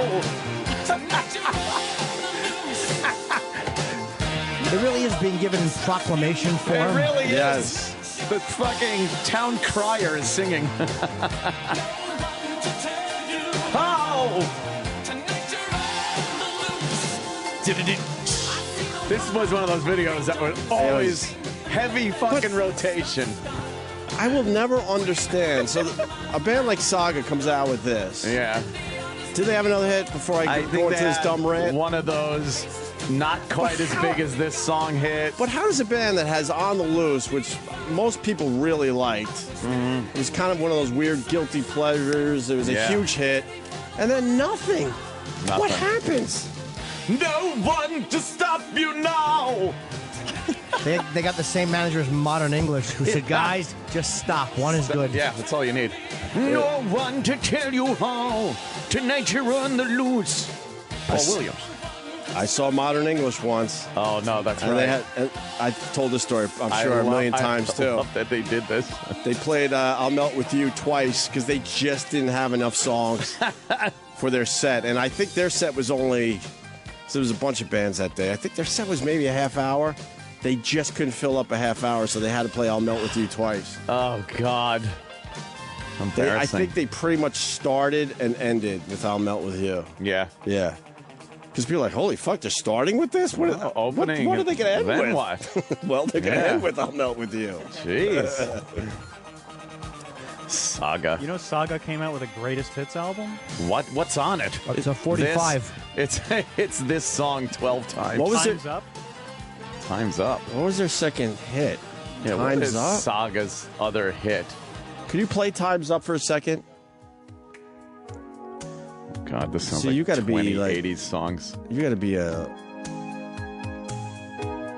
Uber fan to know this, I think. Yeah. I think they might have had something else that was sort of a hit. I have one more song. It's called Wind 'Em Up. Yeah, Wind 'Em Up. Wind 'Em Up. Yeah, I remember that one, actually. Yeah? Yeah, you'll hear know that one. It wasn't huge.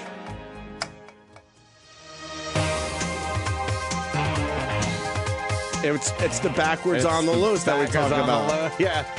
The one-hit wonders always had that second song. Tell you how. Right.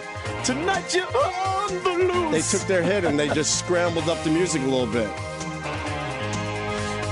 That you're coming on more. And there's every indication we may be headed for a fall. Oh, yeah. It's Okay. the same song. Today we're on the loose. Yes. I barely remember this. But yeah, they try to make this a hit. Poor guys. God, really? What year is this? This on the loose. It's got to be 80s, right? When do you realize you're a one-hit wonder? Like, how many years before you're like, fuck it? Well, then what happens with some of these bands, they go overseas, and they're not a one-hit wonder. I heard Aldo Nova was used to do his song twice too. Fantasy. Life is just a fantasy.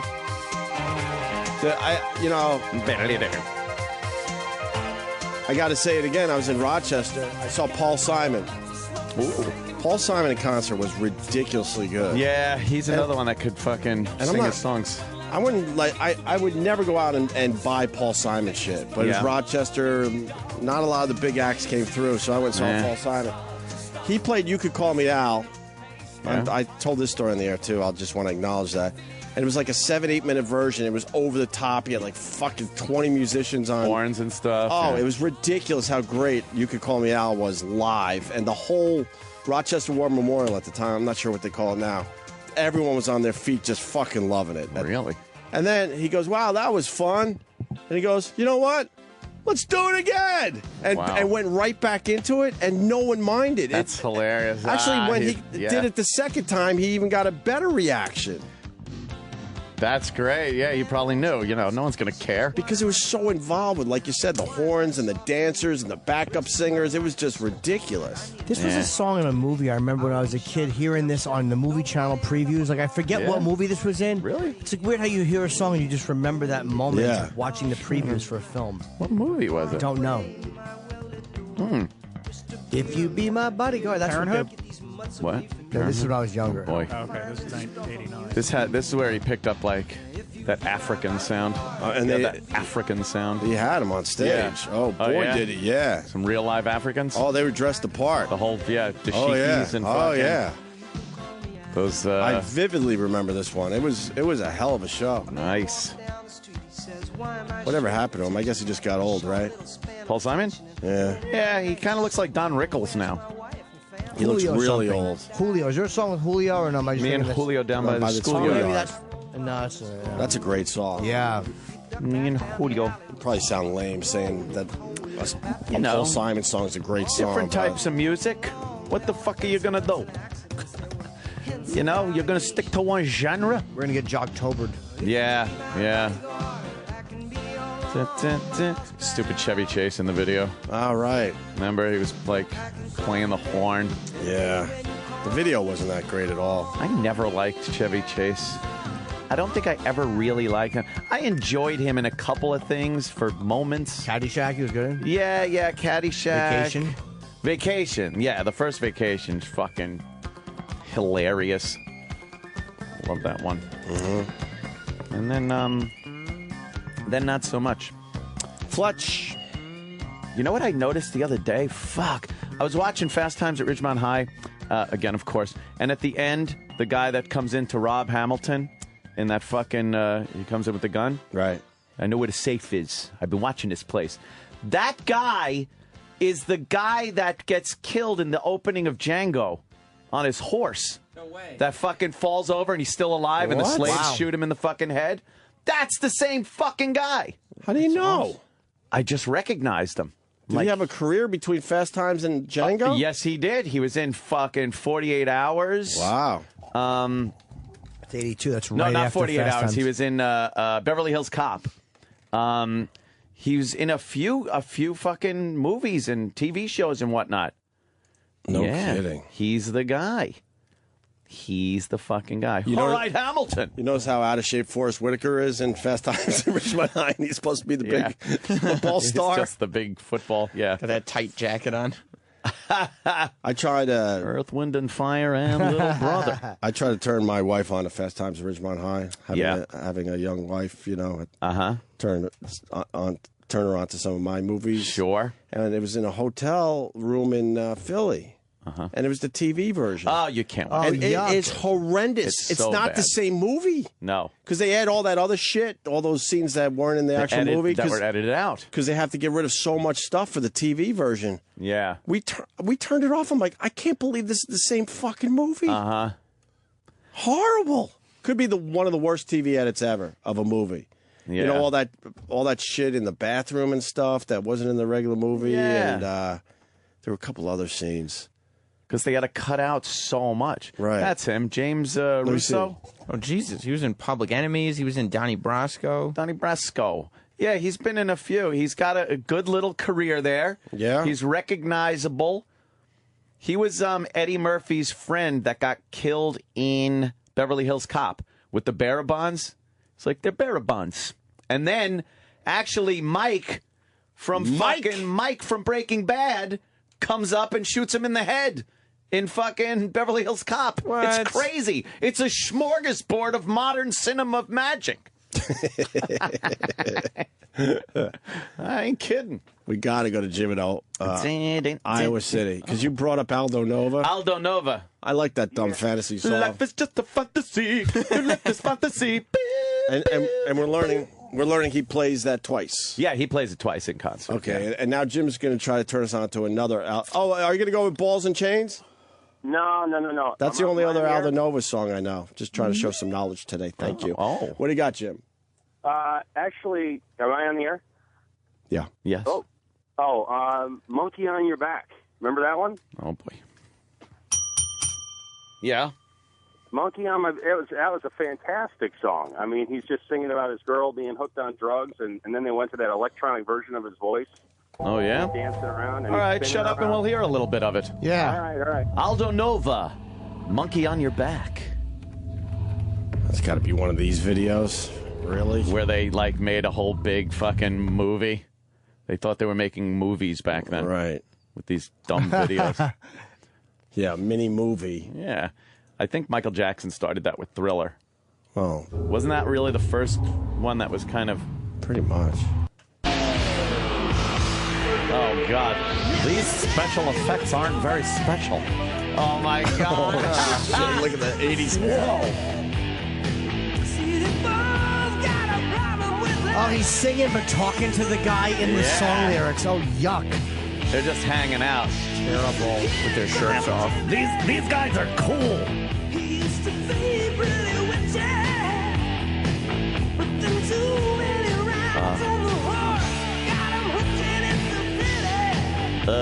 Who would be scared of these guys? So remind me, you used to dress like that and you would get chicks, right? You'd be a tough guy and get chicks. Yeah. It's got all the features, this video. With the bad effects. Bad effects and... There's a green screen and there's stars behind them like they're in space. Look at them. The 3 guitars in a row where they're tilting the necks up at the same time. And the guy's wearing the Asian shirt, the Chinese flag, or the Japanese flag shirt with the Japanese writing on it. Shirtless drummer with a big dangly earring in. He's got a hell of a voice. 80s chick. Oh, wait a minute. What is this guy's gut hanging out? What was that? This is terrible. Whoa. I want a tooth like that. All right, that's great. That's fantastic. Thank you for that. Aldo Nova, Monkey on Your Back. Check out the video. It's classic 80s schlock. Yep. God damn, I love it. Whenever VH1 or VH1 Classic is playing 80s videos, you gotta stop watch, on it, right? Because it's just so fucking funny to watch now. And back then, you were just watching like, wow, this is cool. Right. Now it's like, ew, this was never cool. Fantasy was a huge MTV song. Oh, yeah. my God. They would play that all the time. Wow. I bet he had a problem keeping his weight down, Aldo Nova. I bet Aldo Nova really had a problem. Him and Loverboy trimming down for these videos. He looks like he's right on the verge of puffing up. That's funny. Wow, it's amazing how bad videos Aldo were. Nagel. Jesus Christ. Got a monkey on my back. You know what else I used to love? Fucking Great White Rock Me. That was a fucking song. started off all nice and fucking quiet and slow. Right. And then it fucking rocked. Rock me. Whatever happened to those? Oh, I think they had a slight mishap. Oops. Some pyro. This guy's voice is ridiculous. You've heard him do the Zeppelin. Oh, right? fucking great. And you're not a big Zeppelin guy. No. But he pulls it off. Yeah, because Robert Plant can't. This guy fucking... You know, I love this fucking song. This song is one of my favorite songs. Years. Really? Yeah. This was definitely one of my favorite fucking songs. This would come on. Crank this bitch! Oh, man, I'd be driving my Chevy Monza coupe, and I'd fucking crank this up. B.A.B. The home of rock and roll. Home of rock and roll would play this ad nauseum. Right on. When did it start? It's fucking jam. That's Relax. what's great about it. Everyone's taking their time. Everyone's in a hurry nowadays. He knows what he's doing. Yeah. It starts very Zeppelin-esque. But then it's like, the guitar guy is like, all right, come on, let's do this. What do you say, man? Let's do this. That's right. The chicks are looking at us right now. What a fucking voice on this guy. Fuck. Just fucking smooth, like silk.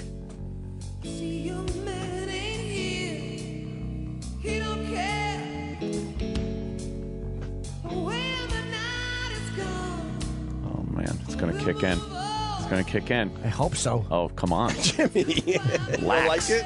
I do like it, but it's not kicking in. I love that it just builds slowly. But then it doesn't kick in there. No, it just goes back. Goes back down. Hey, man. It's fucking... They know what they're doing. Relax. Jamming. Yeah. Like the Dead. No. I love the Dead. This is fucking got great sound to it. It's not Shit, that Dick. fucking... Okay.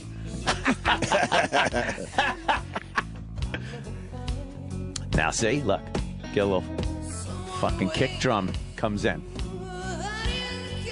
It's a dynamic song, Jimmy. It's a slow build. Here we go.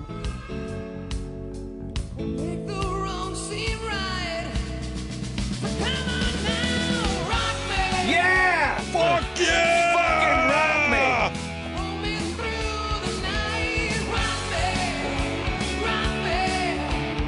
Oh, right, a little air guitar. That's right, man. Hope he gave up the keyboards. Oh, Do you know yeah. how bad I want to just jam in front of your wife again? How uncomfortable she was? We can set that up. Oh, it was my favorite moment of the month. Boom, boom, boom, boom. That's great. Give me some Zeppelin by Great White. Oh, my Please. God. He sings fucking Zeppelin better than Zeppelin. I think he did Since I've Been Loving You, I think. Oh, my God. I think. What do you got on the Great White Zeppelin thing? Do you hear what happened with all Great right. White at the club? Oh, yeah. This is live. This is live. Unlike the audience over there in, where was it, Rhode Island? We have a studio version of this? Because I think they put out a whole Zeppelin album. Oh, man, that's crazy. I think. The live stuff is rough sometimes on the YouTube. Yeah, I don't know if we have a... Oh, my God. No? No. Oh, my God. No? No? All right, we'll go with the live version. Is that it? Uh-oh. What happened, Sam? Oh, boy. Come on, Old- Sam. What are Old you doing? Sabotage Sam is back at it. Exactly. All right, we'll just go with the live. All right. But some...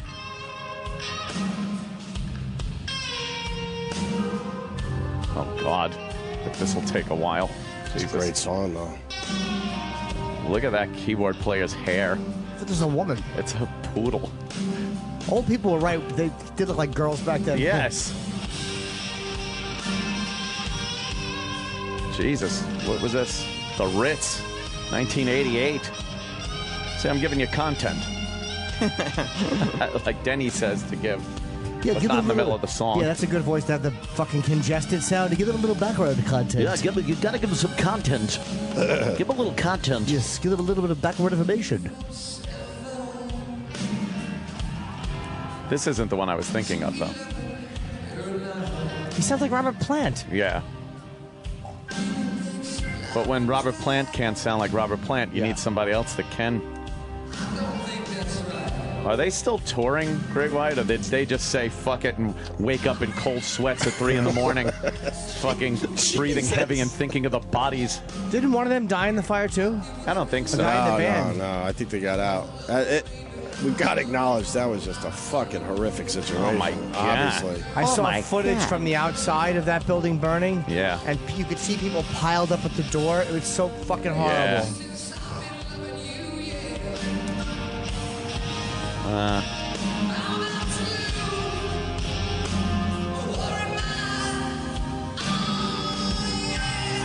It just has a great fucking voice.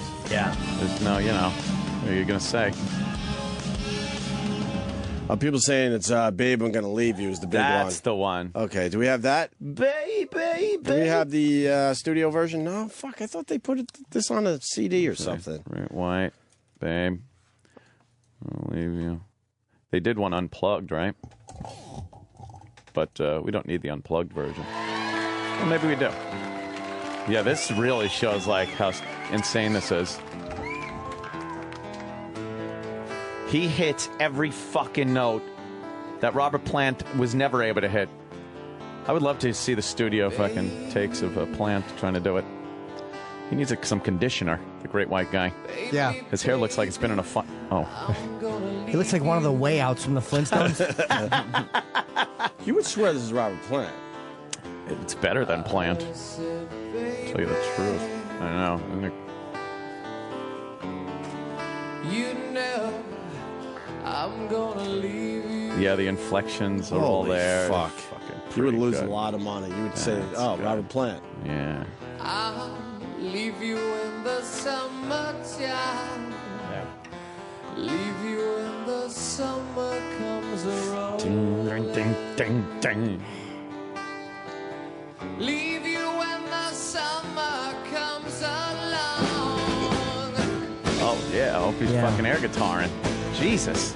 You're rocking. Thank you, man.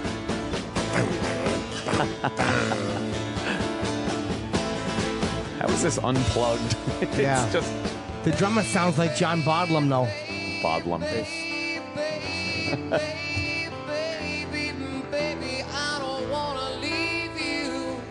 It is effortless. It's unbelievable. What's his name? I forgot his name. The great white guy. Great white guy. Thank you.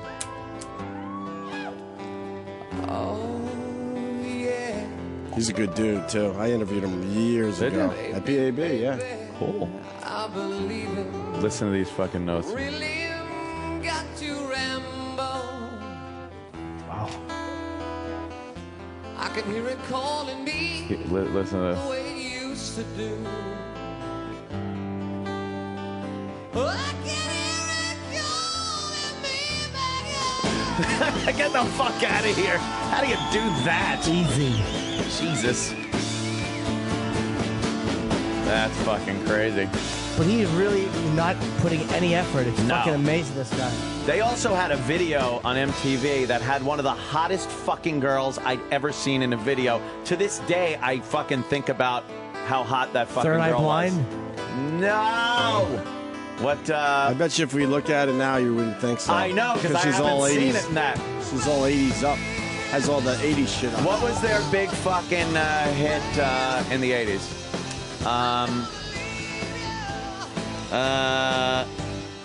What was it? Come on. No? Anyone? Listen to that.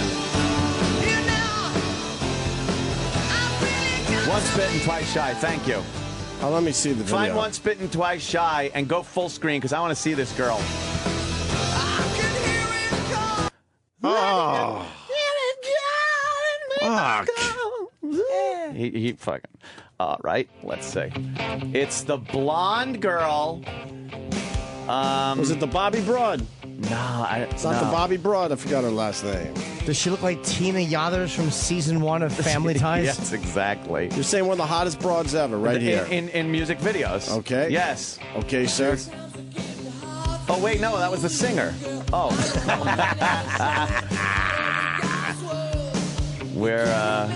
Look at these chicks. Oh, my God. Jack Russell. Thank you, Ray in Georgia. Jack Russell Terrier. Look at that ass. He's looking at fucking Sam. All right.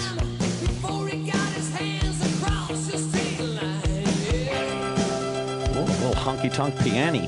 By the way, the great white lead guitarist did die in the fire. No, did he? Yeah. Wow. Really? I don't remember that. I knew one of the band members died. It's terrible. All right, where are the chicks? I know they start like singing backup with them or something during the chorus. I hope my fantasy isn't fucking ruined. Where's the chick? Oh, right there. Oh, that was her on the bike. Fuck. Where is she? Oh, I'm ready to jack off. Now we're just listening to music. Fuck it.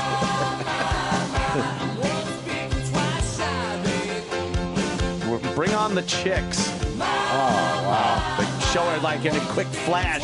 I think that's the Bobby broad. What? Is it? She was in a few videos. Yeah? I think she might have been in the Cherry Pie video, too. No. First video, Ho. Oh, man. Are you kidding? She got around, yeah. Jesus. I believe so. Come on already. They barely show her in this video. No, I remember they show her. She's like dancing around. I remember. I swear I do. I'm obsessing.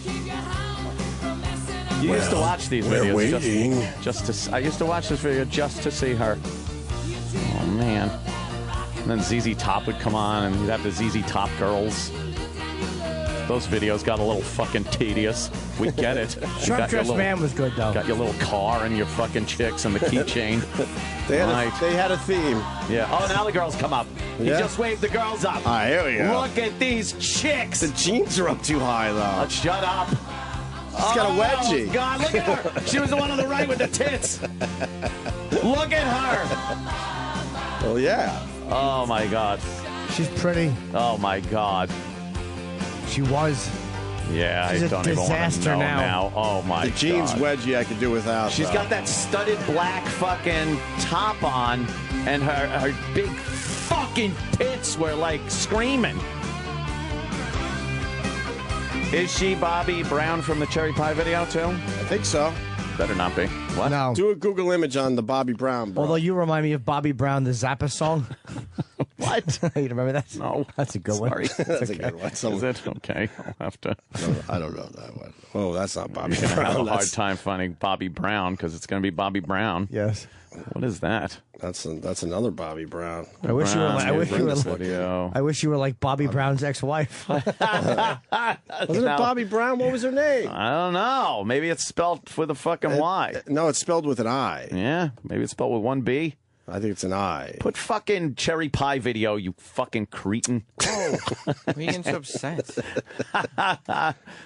Because you fucking do this because you're upset You about got us in fucking trouble Troy with Kwan. Ron and Fez, man. Exactly. Yeah. Fuck.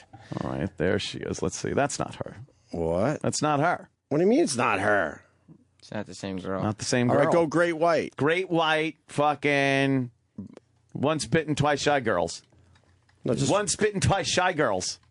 No, just Great White video girls. Come on, Sam. What are you doing? Shy. It's not spelling wrong. Video girl. Yeah. Well, how come she shows up again? Because it's the same broad. No! I'm telling you, it's the same broad. No. She's probably fucking one of Oh, them. God. Look at her. See? Right? The one all the Same way to the broad. right. Those fucking tits. Maybe on the left, not the one on the right. I don't know. Oh, man. I don't know. No, I don't even know why we're doing this. Exactly. Why aren't we going to do Jocktober? Yeah, we're looking for a 6. We're looking for a 6. Fucking when fucking Reagan was still in office. Yes. All right, well, fuck it. I think it's time to take a break. Oh, Christ. I don't think we I got found Bobby Brown. What? I found Bobby Brown. Yeah? B-O-B-B-I-E. B-O-B-B-I-E. Put Yeah. B-O-B-B-I-E, Brown, and we'll get a lot of Google images popping up. B-O-B-B-I-E. There you go. She won Miss Louisiana Teen USA Well, she sure in did. 1987. 80. So, oh, boy, she's not She's looking 43 now. Oh, Christ almighty. Well, That time is a bitch. Yes, it is. I think it's Really the not same fair. girl. I don't think it's the same girl from fucking. I think it's the same girl. She was the cherry pie girl. Was she married to fucking Laney? Yes. Yeah. And was she in the other video? Janie, whatever his name is. Same broad, right? I don't think so. I don't No, think so. it doesn't say so. It says she was. And who was the other she was in broad? the video for Cherry Pie, and she was on the cover of the album. I don't know. Very upset. I don't want to know who that other girl is. Why? Because I want to remember her as she was with her big tits. You don't want to know what she looks like now? No. Why? Mm-hmm. All right. We'll take a break. Fuck it. All right. And I think it's time to do Jocktober for today. Yes. And then we got Paul Williams coming in, and the keyboard is set up, so. Cool. I hope he plays. What do you mean? Well, did he say he was going to? I don't give a fuck what he says. Yeah. But you could call him right now and say, I know you're coming in. Oh, no. In an hour and a half, but we want you to play. Just be prepared. Why? No, you got to just. It's not a bad idea, Sam Roberts. Just cold call him. I hope he's. Not a bad idea. I don't know why I still haven't put him in my phone. He's not on your phone? No, it's still on this dumb card. It's kind of the fun of it. I don't know why I didn't put him in my phone. My, I'm one spitting twice shy. And then if he doesn't pick up, leave him a voicemail. It says, hey. See, if you tell him now, he's got a reason to go, I can't. But if it's just there, no, we're going to tell him. You don't ask, you tell him. Right, just so you know. That sounded like that long ring before a message picks up. Really? Morning. Paul Williams. This is Eve. Opie and Anthony, how are you? Hi, Mr. Williams. I'm going to see you guys in about, an hour, I think, huh? Yes. And we got a request, so we want you to be prepared for it. Okay. This is very considerate of you. What happened to you guys? What happened? What's the request? We got a keyboard set up in the studio, sir. We want to just sing for an hour. Well, here's the only problem is that I don't play piano. Oh, see? I write on it. I sit there and I'll search for chords and write on it, But that's why I spend all that money taking a band on the road with me. Wow. It's kind of hard if I can play. I can't play. Oh shit! That's amazing. I feel like I swear to God. I mean, I can probably stumble up, find the chords to Old Fashioned Love Song, and that's literally about it.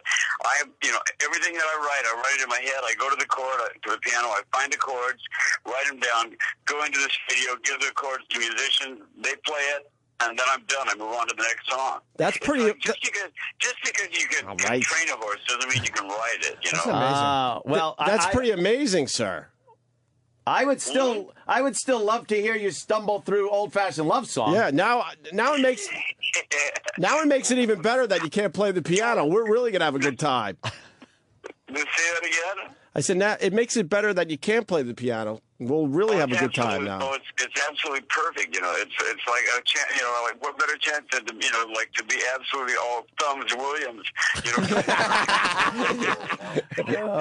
those bad notes, floating around the world. We'll work it out this morning. But yeah, I don't play. All right, we'll harmonize some shit. We'll do some acapella. Yeah. Why not? Exactly. Acapella. We can do some church choir stuff. All right, we'll do it, man. We're looking for. I tweeted about it the other day that I said I want to get back in there and hear Opie doing the love boat. Yeah, the love boat. Who was that imitating me? Was that you, Opie? No, that was Anthony. Anthony does a great impression of you. You credit for Anthony. You do a pretty good Paul Williams. I've been doing a Paul Williams impression for my family and whatnot for probably 40 years. Looking back when I sounded like the D after D. I love that.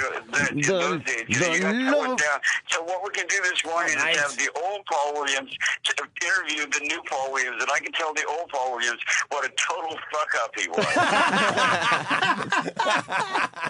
I like it. I did too. Hey, listen, it's cutting edge radio. I mean, it's yes. I love it. Yeah, me too. I'm looking forward to it, guys. I really appreciate it. I'll see you in a little while. All right, Mr. Williams. I love you, miss you. There he is.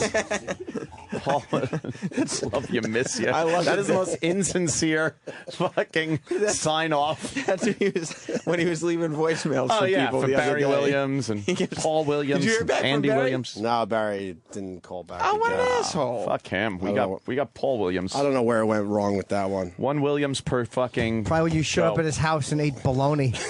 Maybe that was it. Called him from the driveway. Never really gone. Does anyone play piano around here? Because maybe we could have someone play the piano for Mr. Williams. Jenny plays. But they have to know fucking Paul Williams songs. I don't know. Yeah, ask Just around. an old-fashioned love song. The Love Boat. Soon we'll be making another run. All right, very exciting. Paul Williams on the way, but of course we're going to do Jocktober first. Stay there. This is the Opie and Anthony Show. Opie and Anthony, Sirius XM. The Opie and Anthony Show. Opie and Anthony. Opie and Anthony Show continues. All right. So we got a keyboard in studio, but we got a guy that doesn't play keyboards coming in. We got a problem. Who knew? Who knew Paul Williams didn't play keyboard? I'm more amazed he can write songs like that without being able to play the piano. That's more amazing to me. He just knows like some chords. I bet you he knows his way around a piano and actually can play it, but he doesn't want to officially say he plays the piano. You got to think, right? Yeah. He's been in music his entire life. I think he can get something done with that thing. We'll see. I know I've seen him on shows though where they have him behind the piano playing. I could swear I've seen that. Well, and maybe they film him like he'll probably have a story to tell. Maybe. All right. I think it's time. What do you think? Is it time? It certainly is. I do believe. I do believe. I believe. Government shutdown, day 2. Fuck you. I realized yesterday when I was fucking sitting out by my pool sipping a cocktail, I'm like, who gives a shit? Well, government shut down. Oh, another cocktail, please. Well, everyone thought the government would shut down and then anarchy would start. But here's my question. How many days does it take before you start seeing noticing things get a little ragged around the edges? You're not going to see things day 1, day 2. You probably would go an easy week. Yeah. What day? When does it start getting fuzzy? I would say 10 days in. 10 days is when, what happens after 10 days? There's something that happens. Oh. Where something shuts down. Oh, the FAA stays open. Yeah, they all stay open. But there's something that essentials. Doesn't. Yeah, but, like they closed down the national parks. Oh, look out. Well, the vet said, fuck you. Yeah, the World War II monument. What a great video. We're going great in. thing. They said, yeah, really? And they moved the barriers that they set up because it's closed. Said, you're not stopping us. And who in their right mind is going to stop a World War II vet when he decides, no, this thing is open today? They'll let him open it. Fucking love those guys. Yeah. And then Let's throw Normandy, they can get in a fucking park. Exactly. Fucking animals. I love it. And then the, obviously, the post office, the biggest money-losing proposition the government has, is still working. Which tells you everything you need to know about our government. Yeah. They can't figure out the post office. Yeah. Well, it's because of all the fucking retirement things they have to honor. All the they just can't figure it out. That amazes me. Yeah, gets to the point where post office. You know, I only check my mail once a month now. Do you? Yeah, they're getting really mad at my building because they have to start piling it up somewhere else. Because I don't want to deal with all the fucking crap you get now. You go paperless bills. You go auto pay through your bank account. There's plenty of things where the only thing that shows up in your fucking mailbox are like fucking Pottery Barn catalogs. From those assholes that say, no, we're not going to send you anything. We just need. Yeah. And I go, no, you're going to send me something. You're liars. Yeah. So, no, I don't want to give you my address or my phone number or any of that shit. Right. You're just lying to me now. I never do, dude. Because I go, please don't send me. Oh, we're not going to do that, sir. Yeah. I got fucking huge catalogs. What a waste of fucking paper and time and money for these companies. Who the fuck sits there and looks through a catalog? It's ridiculous. If you do give a fuck about a company, you go on their website and you check out the shit that way. You're not going old school and looking at a catalog that they mail to you. It just makes me so mad that I don't want to shop there. You should just go to the fucking post office and tell the guy, look, I want you to stop delivering mail to my house. Just stop. Just fucking stop. Please just and stop. see what happens. We're blind to their tyranny. It's unbelievable, though. Just the junk mail is just out of control. I know. Out of fucking control. Fucking. This motorcycle thing is still hot, huh? They're arresting people now? Good. I bet the Postmaster General wouldn't like that. You only said on the news what we said. Yeah. You got to pull some GTA shit if you're in that situation. Oh, yeah. I think Ray Kelly by motorcycles. Ray Kelly pretty much said, "Yeah, you got to run over people in that circumstance. You run over people to save your life and your family's life." Mm-hmm. And then the news people were like, "Yeah, you got to pull GTA." They didn't say GTA shit, but they said you got to stay on the highway. We all know that in the GTA games. Yeah. And they said you got to get the attention of the cops. So you know what that means? Mm-hmm. You got to fucking speed or start hitting shit or going through toll booths without paying. Crazy, yeah, like a fucking maniac. Drive crazy, and then all of a sudden the police are on you. You get some stars on there, and the cops come and chase you, and then you end that problem that you have. You don't get off the highway into traffic-filled roadways. His tire was flat. He had to because they slashed his tire, I think, because he couldn't drive on the flat. I agree. Again, GTA. GTA, you can fucking drive ride on that flat. I've had the cops throw those spike strips out. I keep fucking driving. Old school. I'm crazy like that. Your car starts smoking old school GTA, you could figure it out in your head, like, you know what, I could go a little further before it's going to burst into flames. A little further, and then you fucking get out and hope the motorcycles surround it when it blows up. Right. And then you watch them fly, and then you fucking run some more. One punch. Right. Knock him off his motorcycle, and then, like we said yesterday, you got to find a ramp immediately. But your wife and kid are in there. You can hold a kid with one arm, have her fucking wrap her arms around you. We throw the kid out the window and it distracts them. Go for stunt bonus. Yeah. Stunt bonus ruled. Oh my God, is that fucking Dinkins? What a fatso he is. Oh Jesus, look at him with his dumb bow tie. He doesn't look that bad, actually. Oh, he looks huge though. Look how fat he is. He's a big boy. When they pull back on him, you can see he put on like 35 pounds. Yeah. Really? But he disappeared from fucking life. Yeah, he's had enough. You think? Oh yeah, he sucked. New York sucked. Big Apple crime. Control under Dinkins. A bite out of crime. Big Apple crime control under Dinkins. Dinkins was terrible. It's like some of the most violent times in fucking New York. He was a Law and Order guy. Yeah. And he liked to watch it, I mean. Yeah, okay. Yeah, the washroom attendant mayor. Oh, boy, did Bob Grant hate the this. tennis mayor. The mayor of tennis. Oh, boy, he hated him. Yes, he did. Yeah, now we're going to have the same thing. De Blasio. Someone makes a good point. Does someone know the answer to this? Why would the government shut down things that take in revenue, like national parks and stuff? The answer is because they're stupid. Well, not national parks; those are free, obviously. Sorry. I don't know. I think because they got to lay off the employees. They fucking nothing. The government doesn't make money. It's ridiculous. Yeah, they're furloughing a bunch of fucking employees. NASA, I guess. FBI. I guess I said Nassau instead of NASA yesterday, and that drove people nuts. Oh, really? Nassau? I'll acknowledge I got your hate tweets, okay? I'm going to... There, I acknowledged it. Paradise Island, NASA. You realize you said Nassau? Oh, my God! Yeah, I know it's NASA. Sometimes we fucking say the wrong words. Oh, boy. Oh, boy. But over and over again. So maybe if I acknowledge it, the guy will just stop. Yes, I knew. Right when I was done. Oh. It's Jocktober. A celebration of all things shitty in radio. That's not very nice. Not very nice. Fantastic failures of pontificating proportions. That's so bad. Wow. An interactive exploration of what makes radio rancid. Jocktober. Hosts, holes, bits, and stunt boys. This isn't funny. It's time for Jocktober. I got a tree on my house.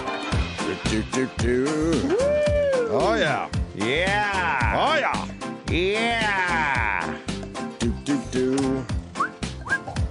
I certainly hope this does not involve any type of fugitive bit. People are saying that the guy in the Range Rover was the asshole in that situation. They're probably motorcyclists. And those are the people that are saying the guy's an asshole. No, he's got a wife and kid in the car. He's surrounded by thugs. Well, let's see what fucking went. Let's see what Alan has to say in Florida. Go ahead, Alan.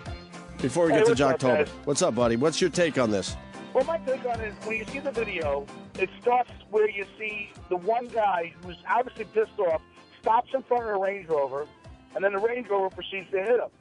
So I'm thinking that something happened before that. The Range Rover must have pulled a shit move to make that guy pissed off. They said, here's the reports I heard. Because we don't have all the video, right? Earlier, before the video picks up, the biker said the Range Rover cut off one of the motorcyclists.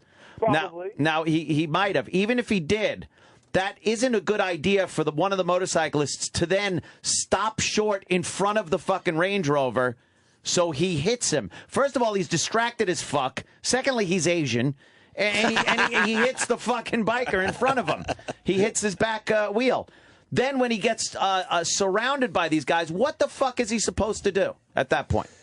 The thing is, when the guy stops short in front of him, hit your fucking brakes. Well, why would a dummy on a motorcycle fucking stop short in front of a 2-ton vehicle? And they weren't an asshole. Yeah. And everyone knows. Hold on. Everyone knows these guys do this every year, and they're not going for just an innocent joyride. Right. They're all about creating some havoc. Right. Within limits. Like their whole goal is to take over Times Square every year, I guess. Yeah, this wasn't just a bunch of fun bikers having a good ride out. They were fucking around. They constantly do this. They break the law. They intimidate drivers. They fuck up traffic. Fuck them. Have you ever rode a motorcycle, Anthony? I rode a mini bike. But you're not acknowledging the part where these guys definitely were, fucking around. Of course they were fucking around. That's what you do. Okay. Motorcyclists don't get carte blanche to fuck off and then be treated like saints. I understand. When there's a motorcyclist on the road, I give them more distance. I don't fuck around when they're trying to pass me. I move over a little bit. I'll treat them like gold because I know they're very fragile out there. But if they're acting like assholes, then they're going to get what fucking comes to them. Fuck them. I understand that. But you know what? I see a lot of people in the street act like assholes. I don't go over there and punch them in the face because you act like an asshole. I act like an asshole sometimes. Well, you act like an asshole sometimes. Doesn't mean people have the right to run us over. If everyone drove like me, we'd all love it. Get home quicker. We'd all be drunk, enjoying ourselves. Drunk. We'd all be drunk.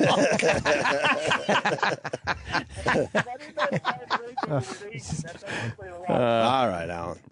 I know you're sticking up for your fellow, motorcycle guys there, but I mean they were being dicks. But they acknowledge that the whole thing is they're kind of dicks. Yeah. They're kind of intimidating. You got a few hundred of them at the same time. They take over Times Square. I saw them go down Broadway. It was an amazing sight to see. It was pretty fucking cool. But they were going through every light and everything. They just took over the entire fucking road.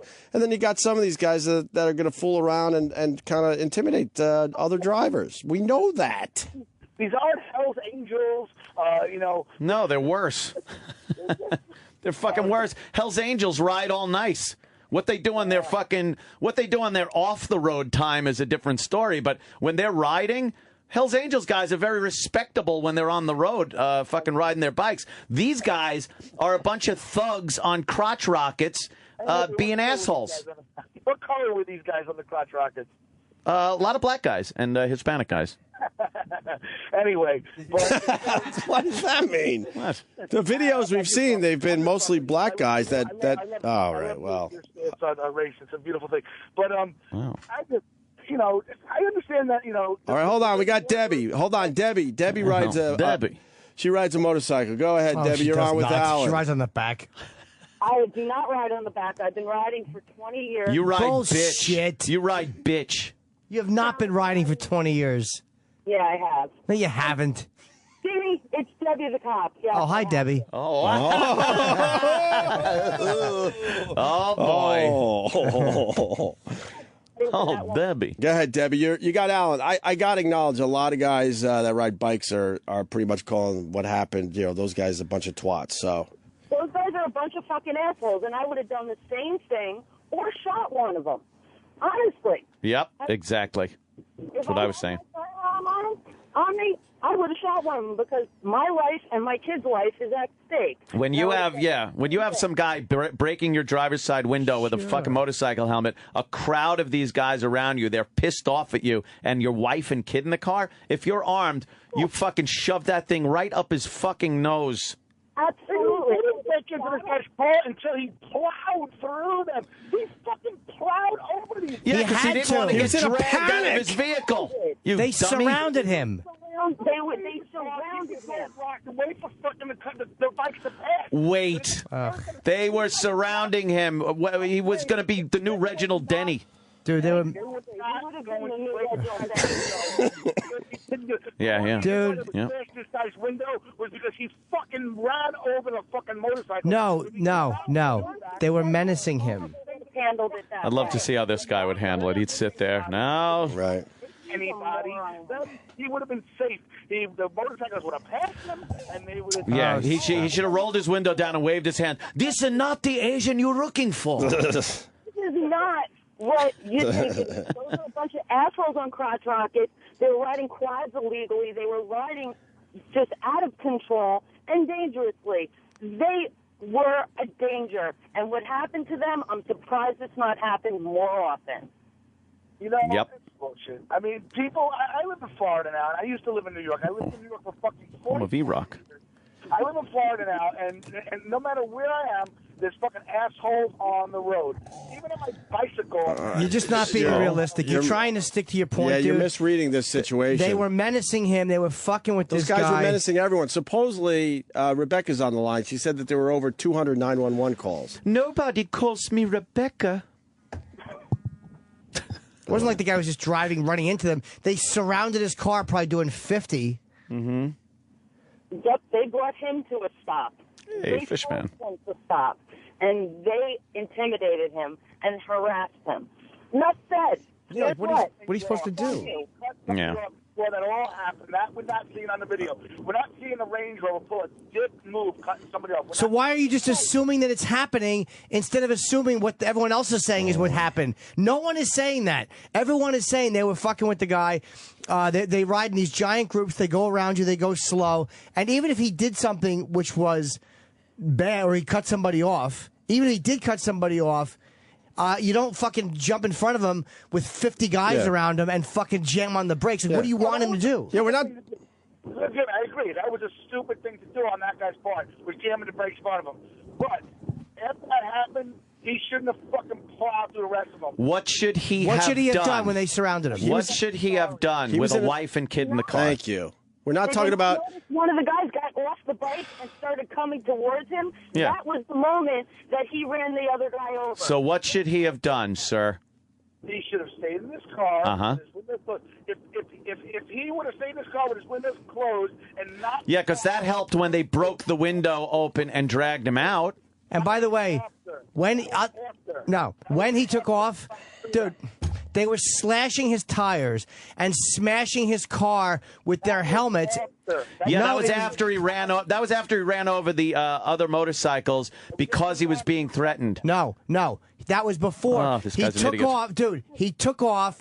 They were fucking hitting his car. They were slashing his tires. He broke one of their legs, taking off in a panic. Right. And then he kept driving, and his tires started going flat. So then they got him off the highway, and that's where they dragged him out and beat the shit out of him. Before they did that, they had stopped him, and they were damaging his car, and they were slashing his tires. Yeah. That's why he panicked. He didn't just do that on the road for no reason. And he's got 100 of his friends, too, that are pissed off. Asian surrounded by a bunch of Oh, my God. All right.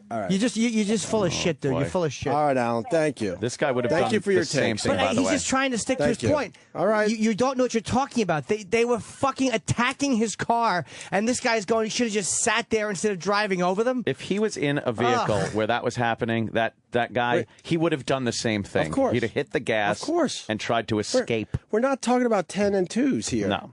Those guys are not 10 and 2 drivers. No. They all went into it knowing we're going to have some fucking fun today. I'm even suspect that the Range Rover cut someone off. He may have, but in the situation, yeah, I know. Yeah. In the situation that you have hundreds of motorcycles Right. around you, you know, you probably have no choice but to cut somebody off. It's always intimidating when you get in that situation where you got a whole bunch of guys on bikes around you on the highway.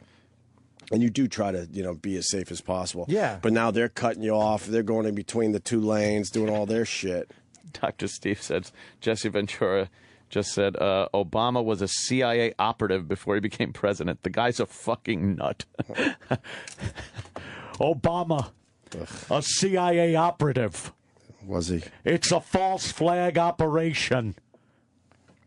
Oh, God. So, would you have him back, Jim? Oh, in a second. I would have him back. I could care less if he comes or if he doesn't come. Exactly. Give a fuck. I He's don't welcome care back, if though. he comes, stays, lays, or prays. My toes are still tapping. He's the one that doesn't want to come back. So Yes.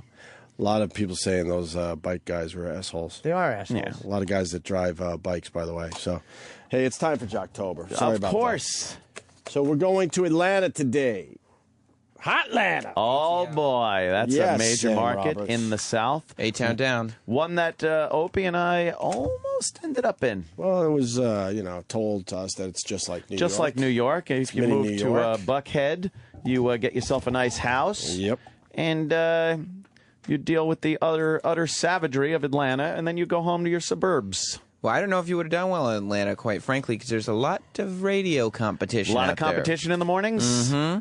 I like going after the bigger market shows because they should know better. Absolutely. Because a lot of times they've been around a while. Going market to market. Yeah, where they've moved up in their careers to the big leagues. So I travel around Atlanta today. If you see me, don't push me away. oh God, don't. Yuck. No. Fuck you. Stupid fugitive. No. I wish. Oh, no. Would you do another fugitive bit? Oh, if he does, he's out. I would do, if we had 30 days of Jocktober, if it were possible, I'd do 30 fugitive bits. It's the same bit. Yeah. I know. I would only do, I will continue to do fugitive bits. We didn't even get to hear the morning hot tub. I don't even know what they I sound know. They call themselves the morning hot tub. That was yesterday. You're just hanging out in a hot tub with the Today we're morning going to get to show? hear the hosts. Oh, today it's all about the host. What are we looking at? We're looking at Star 94. Yeah. In Atlanta. Yeah. Today's hits without the rap. Oh, they don't like black Your people. life and your music is another one of their slug lines. I love that. Your thing. life and your music. Your life and What your does music. that You mean? think that's a good slug Oh, line? God, What no. does that mean? Today's hits without the rap. It's Yeah. Star 94. It's Cindy and Jimmy in the morning. Cindy and Jimmy. That's like That's me. right. Oh, is it one of these they kind of make believe they could be married? Like a couple? Well, they have other families outside of this. Like Cindy talks about being a mom. That's nice. Ah, boy. Oh, And Jimmy, he's just a guy. Like he likes the new GTA game.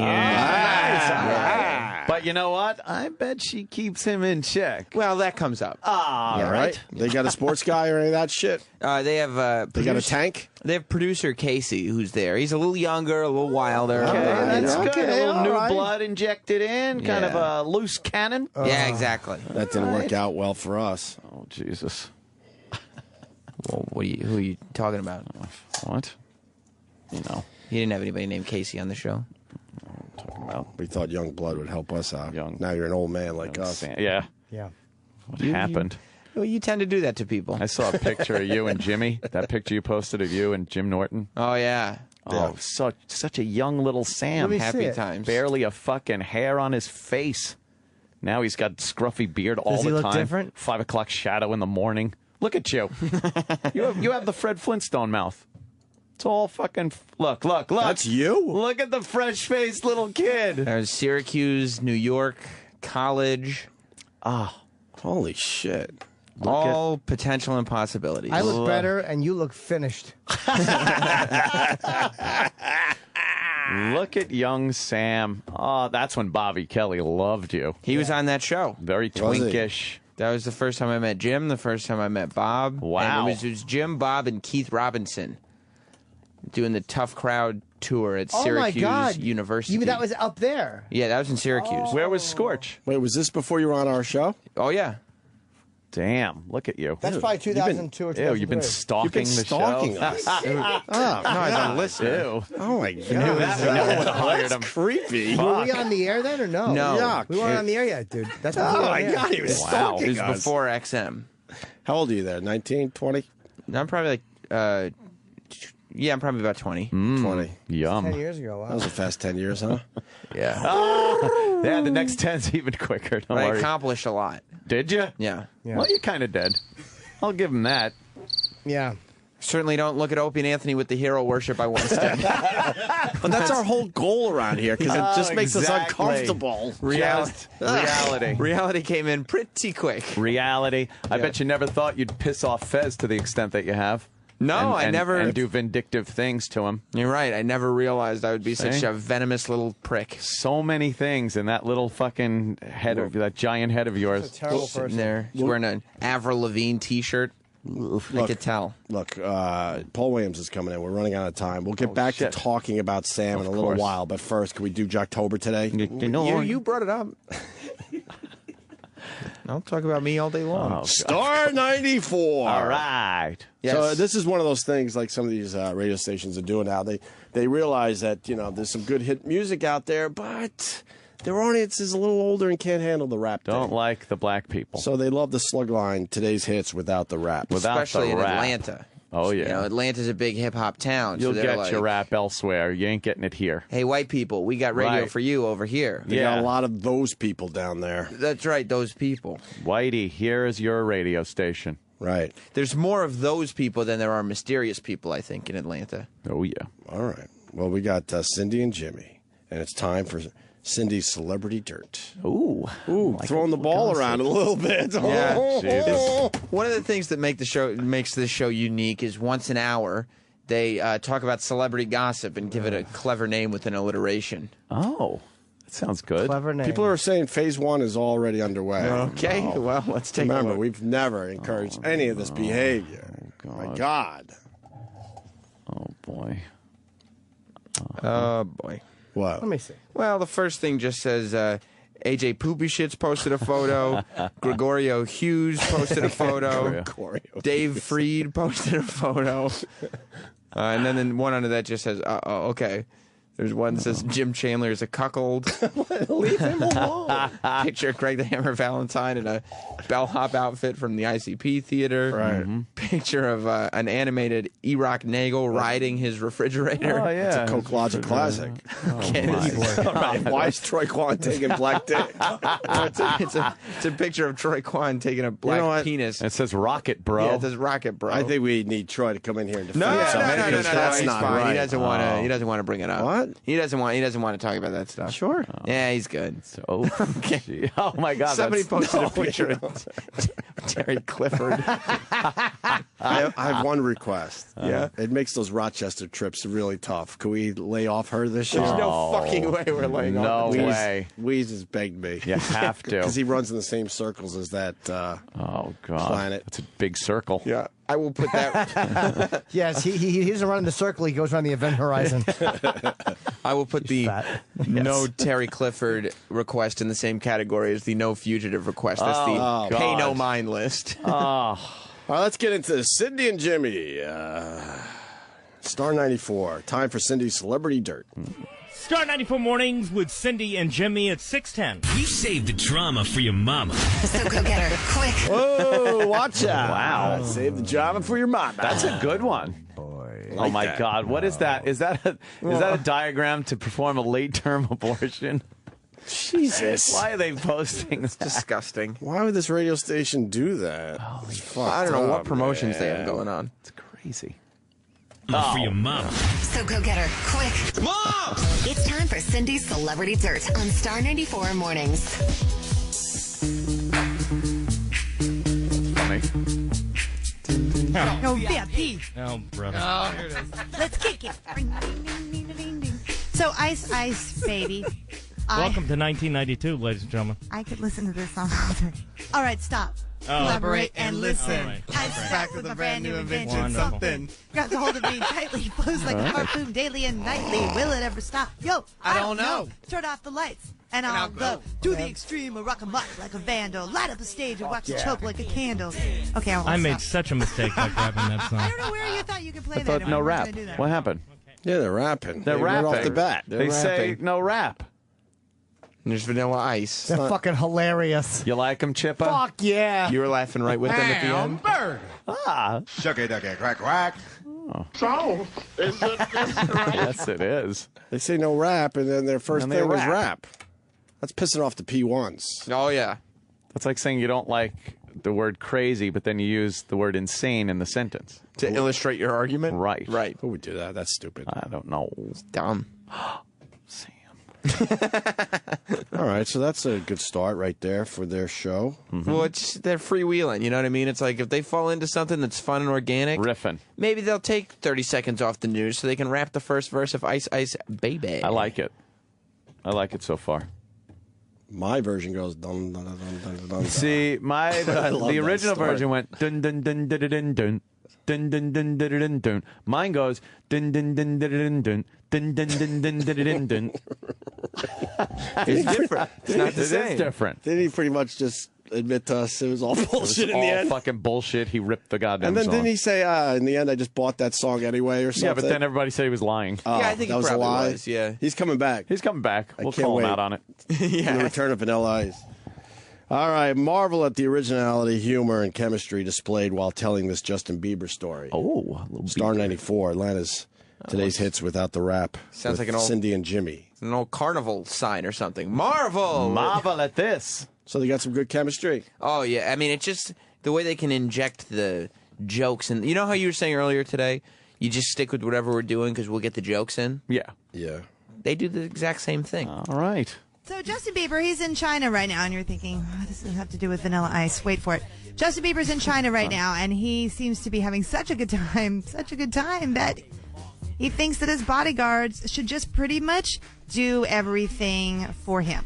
For example, they were at the Great Wall of China, where they're visiting, and they carried him up the Great Wall of China on their shoulders. Oh, stop it. They did not carry him on...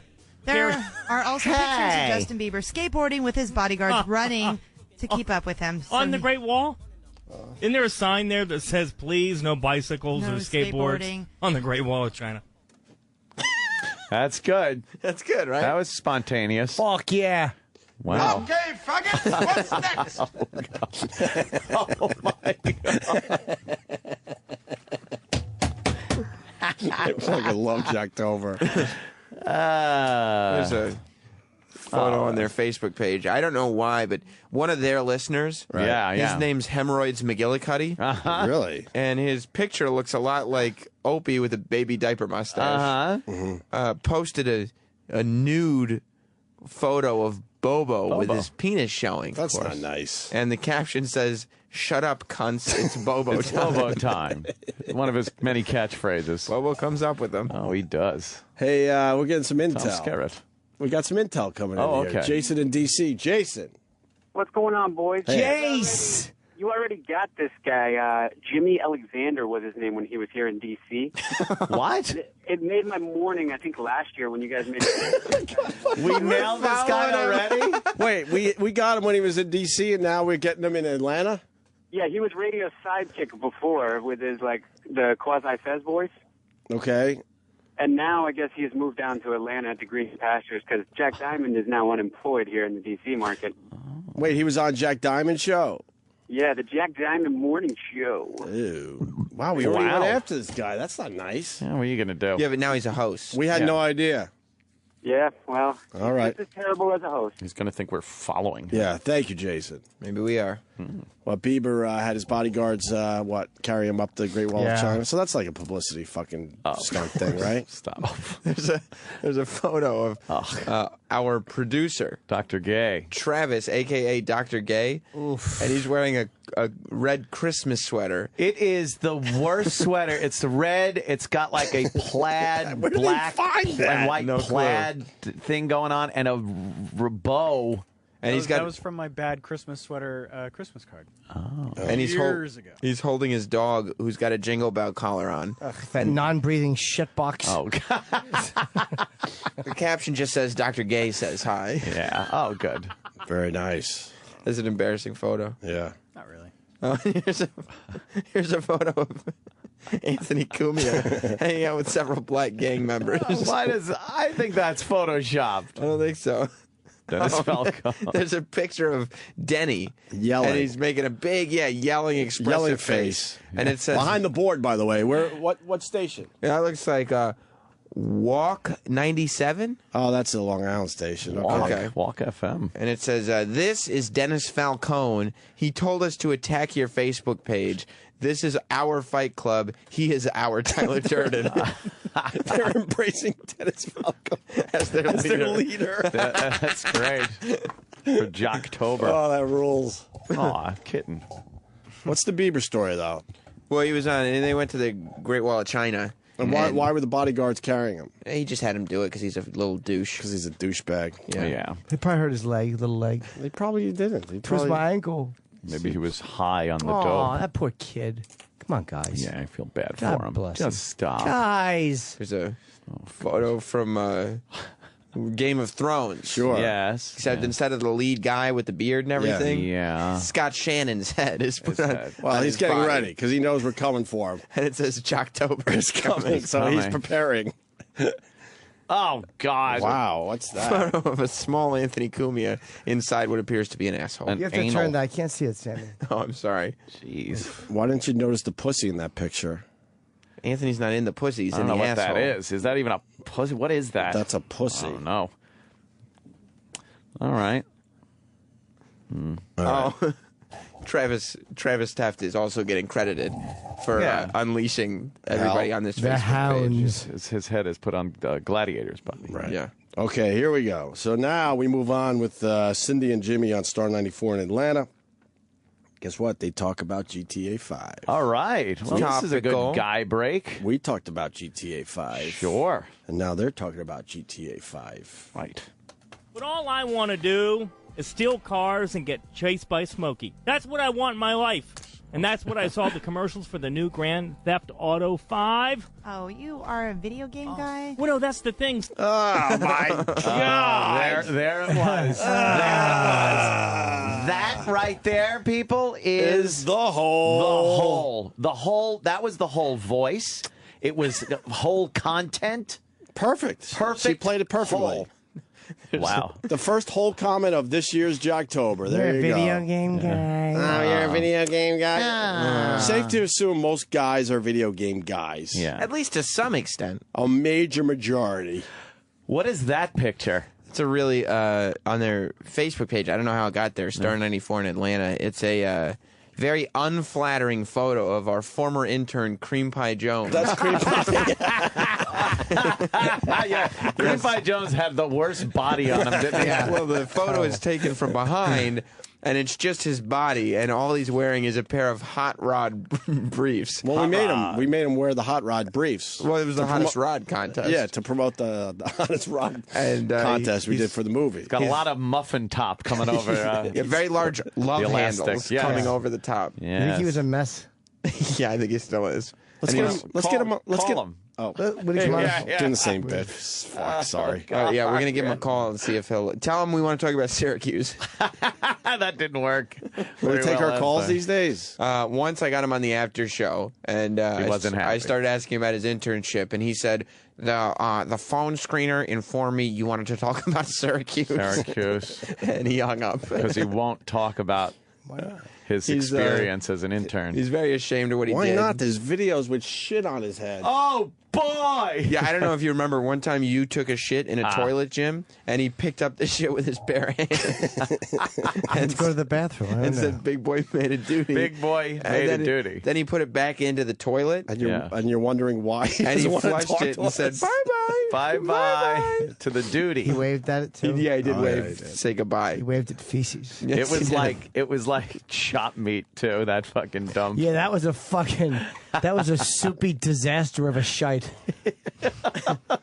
This He picked it up like chili con carne. Baby diaper mustache. Oh, these are awful. I love the Facebook attack that's going on. Wow, a lot of great And we pictures. have nothing showing to do up. with this. We didn't say a word. I don't like it. Here's GTA 5. They talk Oh, about it on Star 94 with Cindy and Jimmy, featuring them today on Jocktober. Are a video game guy? Well, no, that's the thing, Cindy. I'm not a video game guy. Oh. I play a video maybe once a year. I'll get one and I'll start playing. I become obsessed with it, then I'm done with it. But I'm not what you call a gamer. Okay. So I go in, And I'm with Cindy. We go in a store. I buy it. It's like $70. It was expensive. I was kind of surprised. I shook a little for you when you bought it. Cindy, that's how bad I wanted to steal cars and get chased by Smokey. Because you can steal a sports car, a van, SUV, trucks, tractors, scooters, motorcycles, RVs, boats, 18-wheelers, for crying out loud. And since that's illegal to do that in real life, you just wanted to play it. That's right. And you know what? See, I you should can have also do? remind. Hit pedestrians. But you're not It'd be supposed fun if he said I wanted to hit my God. co-host in the head with a you get fucking points for it. hammer. No, What just happened Sorry. there? We usually it's okay. Yeah. Rewind on that one, because the first part was she had to remind everybody that stealing vehicles is illegal in real life. I didn't hear that. Know why? Why? I tapped out. Why? I don't know. I was in because he sounded like all man talking about that GTA. Dude, I faded out. What happened? Well, he's talking about GTA. You can't handle this.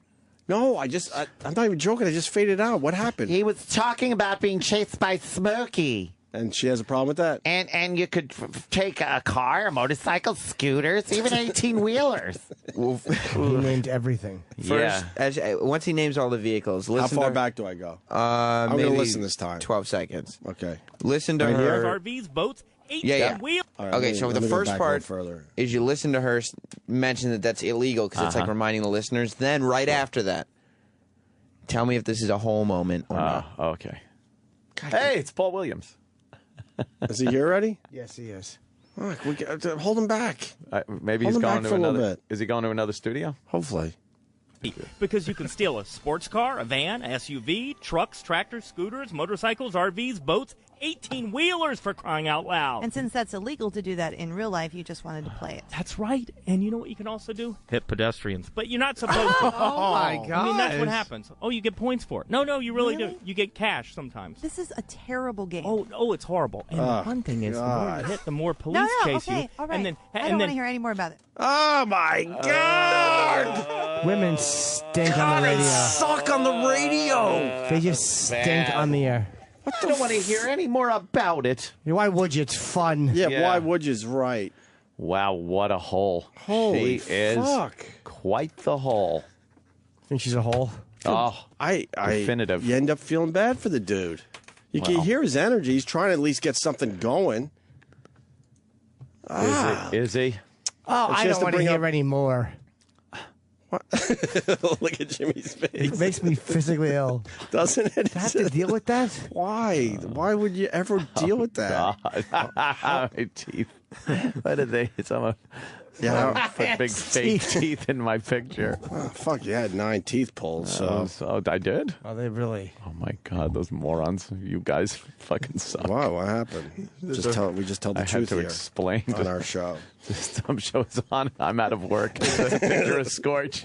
It's a great photo. That is a good pic of Scorch right there. These guys are very creative this year so far. Sibby, Sibby is really good. I got Sibby with me. Yes.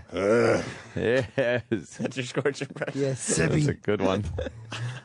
Know what I'm saying? Sibby. Yeah. There's a picture of what's his name from the CW that Arthur Chen, and on the top of it says, "What the fuck is your problem, man?" That's what he said. Old school. Well, It is old school. You gotta go old school too. Uh-huh. You gotta pee.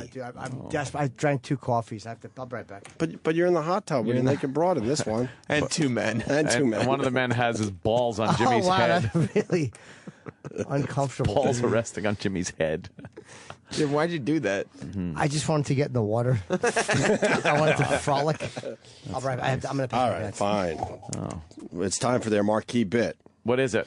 It's called the Purse Playlist Montage. That's right. The Purse Playlist Montage. Okay. Do you want me to tell you the rules of this? Please. It's a contest. It is a contest. Okay. You have to find a fugitive? No.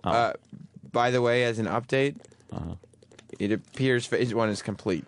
Oh, boo. What's phase 1 again? Phase 1 is they turn their wall off to commenters, and then people start commenting on all their posts. On other comments, right, on other posts. Right. All right. So you can still get in there. You could do other Until things. phase 2. There's a photo of Dennis Falcone, and he's in front of a mic and a board at a radio station, and in big letters it says, "If Dennis Falcone can do it, why the fuck can't you?" We got funny listeners, Oh, man. that's great. Dennis is the hero of Jocktober. We got some funny fucking listeners. All right, so it's the marquee bit. What? It's a contest. It's a contest. Okay. A caller calls up. Ooh, I like contests. and they automatically they win a purse. A purse? Yes. And is there something in the purse? Well, Opie, now that you mention it, if they can name all the songs in the music montage, they get $1,000 in the purse they just won. And that's the purse playlist montage. Pursed. Good morning, Jan. How are things in Kennesaw? Oh, nice and quiet this morning. Nothing better than when two broads start yapping. Oh, yeah. It makes for compelling radio. What's your... Good morning, Jan. How are things in Kennesaw? Jan. Oh, nice and quiet this morning. I bet they're going to be a little better and a little bit louder with your poppy red striped Tory Burch tote. Oh, my gosh. I'm so excited. Oh, Jan, you should because this bag is pretty. Oh, I cannot wait. Thank you, guys. Oh, my God. Damn it, I can't take it. Oh, wow. Go do that in the bathroom when you're putting new tampons in. That's terrible. Oh, God. Oh, I'm so excited. Oh, God. Oh, did you see what one of their listeners put? Their listener, Lyle Tripperson. Yeah. Did you see what he put on their Facebook page? Jim Chandler. Yeah, did you see what the caption is? Oh. No, I don't see. May I read it? Yeah, you can read it. It says, Greg Opie Hughes hates me. Sad face. And a picture of Jim Chandler. We're almost friends again. That's Opie's college friend that he Jimmy Jocktobered last year because he hates him. Well, is Paul Williams doing another show right now? Yeah. Okay, go. Oh, yes. So let's get through Jocktober. So they're doing a purse bit. And we just got through two girls just yapping with each other. You're welcome. Jan, now that the purse is great, but here's your moment where you can put $1,000 in that new purse. Check out the Star 94 Purse Playlist Montage. Okay, Jan, I got it. tell us the names That made of as the much songs sense and as what they artists in the were montage. $1,000 is yours. Well, I thought my kids talked fast, but that's too fast Just have a little fun, just a little fun for everybody. I thought my kids talk fast. She's delightful. She's a true delight. Yeah. for me. My kids talk fast, but that's too fast for me. I don't know. Aw. Jan, that's okay. You didn't get the $1,000, but you got yourself a new Tory Burch bag this morning. Ugh. But you did get this. It's a roach clip that you put on your clit. It's an alligator clip of your clit hood. You did win this. You have to put it on until your clit falls off like a skin tag. Yuck. She won a purse. You're supposed to make that shit easy. No. Fuck. Was that it, hopefully? Yeah, for that one. Okay, good. You know, it'd be great if her purse had big pieces of horse shit in it. You don't tell her that she won a fucking purse full of horse shit. Well, very good news. We like when the jocks talk about themselves a little bit. You get to learn a little bit about them. That's the way you develop a relationship That's right. with your favorite radio personalities. Yes. I love that when you start the clip by saying very good news. Very good news here. Because it is It's very great good news. It's great news that we're going to learn about this. Some of these clips have not worked out as well as we thought. No, but this is going to be a good one. Because very good news. I enjoy when a jock shares a little bit about themselves. What is intern David doing in that picture? On their this Facebook is. page. I saw. I don't know. They must have some weird connection because one of their listeners posted a photo of intern David, and this was after the show one day when his immunity challenge was to eat an entire cake. Oh, right. Okay. Which was off the air and had nothing to do with our radio show, by the way. Didn't even get brought up on the air. Did he No, puke? no. No, he just ate until he was full. Why don't we get him on the show, maybe? See if you can call See intern if you David. can call him. Oh. No. Oh, that's right. He literally runs away from people that he's not- say that, hey, you're David from the Opie and Anthony Has show. there been one person that has left this show that doesn't hate us? I don't know. He's not Can you working. name one fucking person? Sydney and Jackie. True. Oh, that's right. I wonder why that is. Sydney and Jackie. Pat Duffy doesn't hate us. Pat Duffy's Duffy. another one. Okay, good. David works at the Not down right at now. the 9/11. The government's closed. Oh, Wouldn't that be closed to tourists? Is that federal or state? Yes, it is. Oh, well, yeah, it's federal because the Statue of Liberty is federal, and that's Right. that's closed.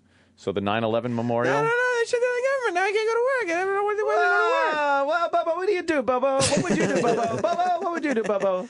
All right, Star 94. We got to rush this along because we got Paul Williams. He's going to come in soon. It's morning with Cindy and Jimmy. Cindy, we learned a little bit about Cindy here. Thank God. This is nice. Last night for dinner, what? We had what I thought was a normal, healthy meal. Dog I shit. explained it to Mr. Jimmy Alexander, and he proceeded to make the bleh sound. Mm-hmm. I know what her meal was. told him we had What was her meal? It was placenta and a kumquat. Oh my God, worst meal ever. Yeah, exactly. Oh. We had herbal tea and the diarrhea of a cancer patient. I have an update. Yes, Sam Roberts. What's up? The Star 94 Facebook page has been taken down. Why did they do that? Oh, no. Facebook page. They don't know how to have It's fun. gone? Let me see the Facebook. Right, let me show you. See, you click the Facebook link Yeah, here. where does it From go? their website? Yeah, it just goes to the main Facebook page. Oh, What's man. What's the main Facebook Meaning page? Facebook.com. Oh. Like it just goes because there is no. Where's that page? Wow. Well, at the moment, it's non-existent. Oh, what happened? Fuck. Yeah, so. People just don't know how to have fun anymore. I would love to hear the conversations of, at these stations, like down there, like someone going, what happened to the webpage? Like, what happened to our Facebook page? Fucking, Well, I got to take it down. There's fucking horrible stuff. I don't know if they were lying or not, but on Monday somebody called the after show and said their brother works for a radio station in D.C. Yeah. And that they were having meetings on the 30th of September or whatever, saying, Opie and Anthony do their Jocktober thing, and here's just how to handle it. Be on the lookout. Look at the Facebook page. If you see pictures of Anthony Cumia or big black dicks pop up, it's probably their fans. It really has become a thing. Oh yeah, yeah. Other radio shows are aware of it.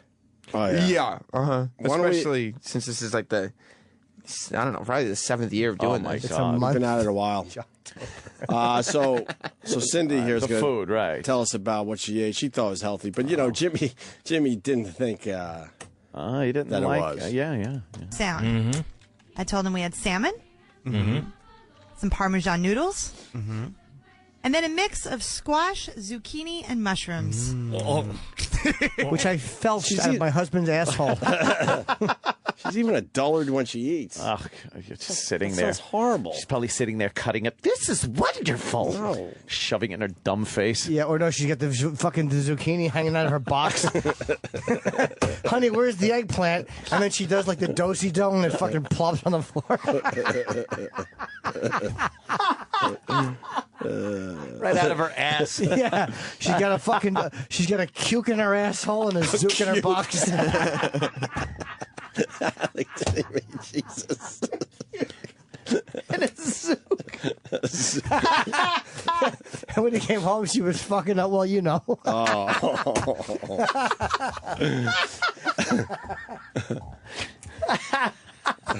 Holy fuck. Let's see what the problem is with this. I don't know. I like salmon. Yeah. The trifecta of. Easy. And while I am not a vegetable fan, and those would not be my favorite vegetables, I didn't have That's that a great same thing to reaction. say if you're a nurse and you've just pulled the plug on somebody. A vegetable fan. Yes, no. I'm tired of washing this thing. Moving his little gourd-like genitals. Fan, and those would not be my favorite vegetables. I didn't have that same reaction. So you got squash, zucchini, and what was the third? Mushrooms. Oh my gosh. I scooted the mushrooms over. I don't really do the mushrooms either. No, thank God you have a dog, Cindy. What you do is you rake all those Get the peanut vegetables on butter. the floor and let Exactly. Slather it on. Yeah, No. put oven mitts on them. I don't give him table food. Oh. Oh, God, I don't give them table No, she gives food. them lap food. Boxed lunch. The dog's always under the table. The husband's like, what's going on in there? She's got her fucking feet up and under the table stirrups that she hadn't sold. She's rolled pieces of roast beef up her pussy. The dog can fucking. Looks, her go to pussy looks town. like it's smoking a cigar like a Dick Tracy villain. Got a roast beef tube hanging out. The guy tried to make something of it. She's like, no, I don't feed him table food. I don't feed him table food now. John in Texas, we might have some intel here. John. Hey, I got a personal message from producer Casey at their show. Okay. Why is he writing you? I put a post on there that said Anthony is the true Grand Dragon. Send him to Metro Mall. Metro Mall. That's where our security buddy was. He sent me a personal message saying that O&A suck and they have to resort to bullying other stations. Bullying. Oh, wow. That Ew. fucking hurts. Bullying. Shit. I don't like the bullying. They're on to us. We're not bullying We you. do suck, and we are bullies. We're making fun of you. It's different. We're critiquing your work. That fucking hurts. We're critics. Punch it out, boys. Tell him that was a low blow. Yeah, we don't go for that. Wow. Is that Cindy right there? Oh, yeah. We got a better picture of her? I want to see what she looks She's like. not bad looking. She's right. She's actually pretty. She's a very slim girl. Give her a smooch. Yeah, she's... Oh, yeah. Let's see. Is that... Wait. Is that a mugshot? Or... Oh, no. Okay.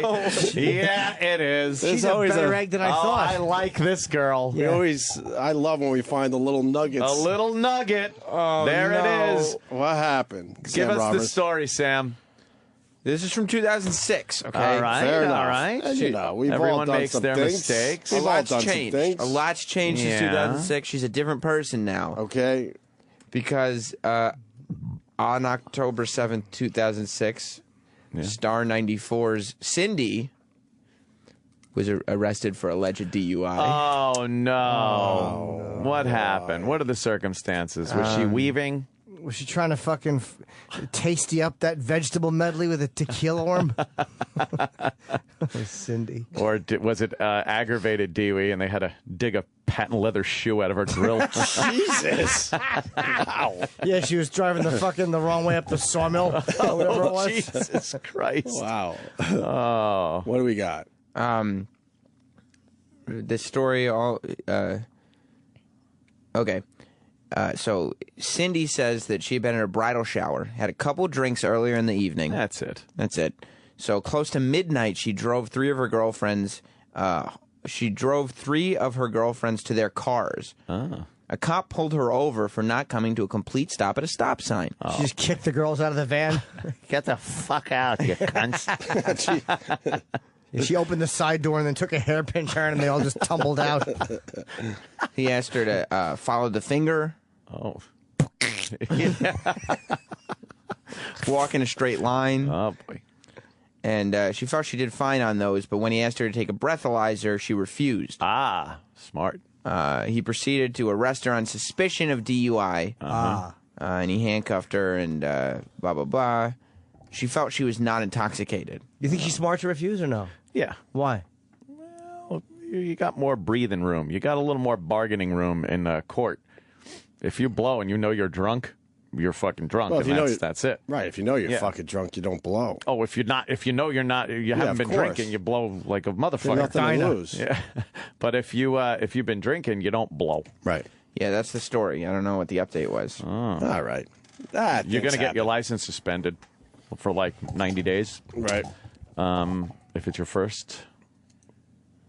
Well, all she wants to do, like you is Google, dance. You Google image her. Oh. And it's like the third picture that comes up as a mugshot. She's happy about that? Let's see some like nice pictures of her. Let's see her. She's all right. She's pretty, yeah. Let's see. She's Blow all right. that up. Give her a smooch. Let me see. A smoocheroo. Hey, Take babe. a little look. See here. What's up? All right. Yeah. You know what? She ain't too bad. Very right pretty. there. Bad at all. And she's a fucking drunk. It's great. She could drink. Now I know why she doesn't like GTA. All right. No one drives properly in GTA. No. That's Now illegal. I get it. Oh, well, wait a minute. Little newer picture. Who's that with her? Throw mama from the train. That might be her mom, though. Is that her mom? It looks like her mom. Yeah. All right.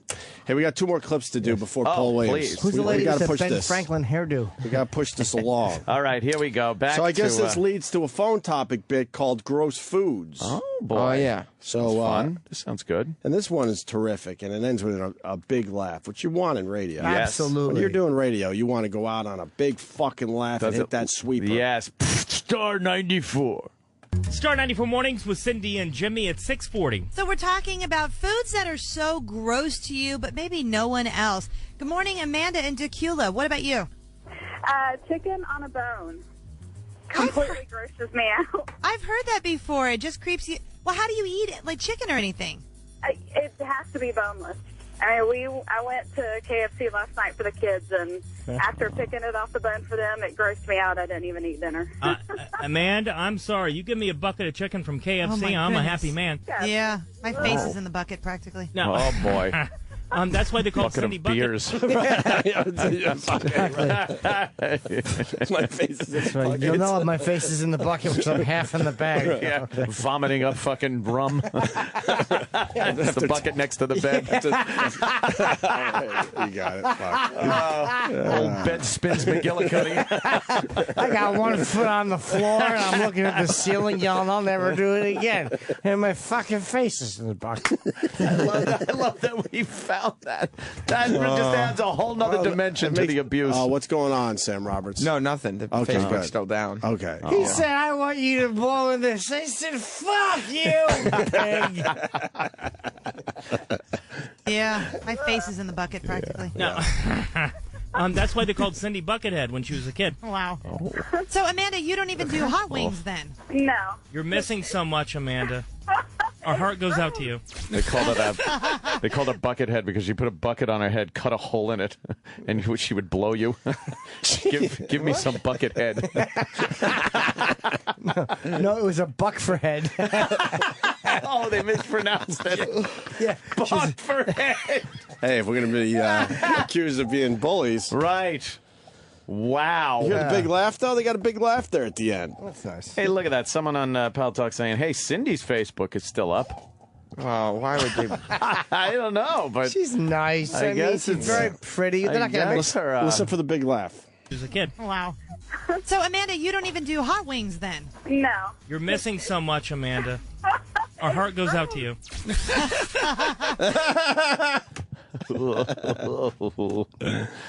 Oh, God, no. All right. The final clip for today's Jocktober. All right? All right, final clip. And then we got some Today's Paul Jocktober. Williams action. Cindy and Jimmy show. She's very pretty. They do Atlanta, one more Georgia. call on the gross food bit that's going very well for them. All right. Carla in Athens. So, what is a food that completely grosses you out, but most other people eat it? Oh, I boiled okra. See? There's only one way that should be prepared. Fried. Then you don't taste it. Yeah, then you don't taste it. It's like the grease is okay. But to see someone, oh, God, it is like, I'm sorry, it's like watching them eat mucus, okay? It is. Ew. I don't know. I thought he was kind of nice. Ew. There you have it. There you have it for today. Star 94 in Atlanta. Oh, my God. That was bad. A gross food phone topic. Not good. Yeah, that was just... wow. All right. It was lackluster. Damn. A lackluster show. You think so? Yeah, that's what I would call it. Morning drollery. Morning dreck. Morning milk toast. It's milk toast in the morning. That's a chick show. So Yeah. just get two chicks. Why do you force? Dishing. But why do you force? Remember that? Why do you force the guy to do it? Exactly. Yeah. That's a chick show. So get, Well, you got to get the men involved, too. Though. how are Well, he they wants to getting get- involved with that? He wants to get chased by the Smokies. Yeah. Yeah, the Smokies. He said. What the hell is he talking about? Oh, no. No one plays GTA and thinks, oh, look, the Smokies are on me. No, not even if there's guys with cigarettes running after you. Never think of it. We should go to break right now. So we have plenty of time with Mr. Paul Williams, I'm who tired. I guess is around the corner there, At another Outkill. studio. Yeah. He's scheduled for 9:30. He's having his rump kissed. Okay. That's nice. Roland just emailed me. Yeah, he wants to know if we'll take Jessica Seinfeld. Jerry's wife? Jerry won't come on the show, but his wife will. What's Jerry's wife promoting? She's got a new cooking book. Oh, yeah, her charity. Cookbook? Yeah, She's very nice, but I would prefer to get Jerry first. It's a cookbook. We pretty much have begged to have Jerry on the show. Yeah. Does she cook like fusilli, Jerry? Stuff like that? She fucking put him in the little pan, cook him up, little sauce. Yeah. I don't know. Does she tell you how to make a nice fruit salad with the Mackinac peaches, Jerry? The Mackinac peaches. The Opie and Anthony Show. Opie and Anthony. On Sirius XM. Now, the Opie and Anthony Show continues. Oh, yeah. Open the door for Paul Williams. Right. There he Fashion comes. Love Song. Welcome back, Paul Williams. What a pleasure. We bow to you, sir. I love Paul Williams. Take a seat, sir. Well, we can sit him over here first. Where? What do you want? You're right there. Right is there, good. Mr. Williams. Sure. We got to Pull call up you a mic. Mr. Williams. Mr. Williams, please. Mr. Williams. It's the Paulie Show. The Opie and Anthony. Opie and Yes. Anthony and Paulie And Show. Paulie. Paul Paulie Williams. Mama. Man. We can't believe that you don't play piano. We're Well, you know amazed what? by that. Yeah, but you got to understand something. Just Yeah. because you can... Where am I going? Hold on, we got a mic up here. Yeah, there's a mic right there. Pull that mic up. Hold on. What button there? The last one there, sir. Oh, Okay, my okay. God. There it is. Yeah, pull that mic up because if you could still talk. Okay, wait a minute. Do you buzz you? That's Well, actually, amazing. when you keep the sound off, then it's like, Oh. loneliness takes the romance. You could be great. You know, if you don't hear it. How do you know what chord sounds like what if you can't play it? Well, because, do you know what it sounds like when you fart and you haven't quite Yes. done it, you know? Sounds like everybody else in the room going, oh. Hey, what mic is that, Mars? We're trying to set up Paul Williams nice here. Hey, Paul. Yeah. Anthony brought up a very good point or question. Oh, yes. I obviously watched you years ago and all throughout your career, and I know I could remember seeing you at the piano on some of those shows singing a song. Yeah. Did they maybe tape you from the other side? No. It was like, I think I actually played a couple. I think I could play a Perfect Love. But there were like shows that we do in England where you pre-record everything. So you're lip syncing anyway. Oh, okay. So it's like So when you're you do that, just I'm like, you can be the best. He throws his hands up in the air. Yeah, do that thing where you get under the piano and play backwards, You can do upside whatever. down. Yeah, Sure. pick it up and carry it. Yeah. But I can't hear anything here. Yeah, what's the matter with that keyboard there, Mars? It doesn't sound very loud. Where's the volume? Oh, man. Oh, We hear it here. Right. You But do. Your headphone barely. volume's up? Barely. Yeah, barely. People looked right through me when I was all alone. Never seemed to notice I was there at all. Oh, there's a little volume. They always seemed to look the other way, and winter days were colder. You're playing the piano. I was all alone. But it's pretty bad. It's like, wait a minute.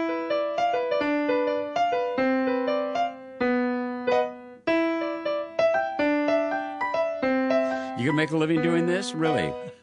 Just an old-fashioned love song playing on the radio.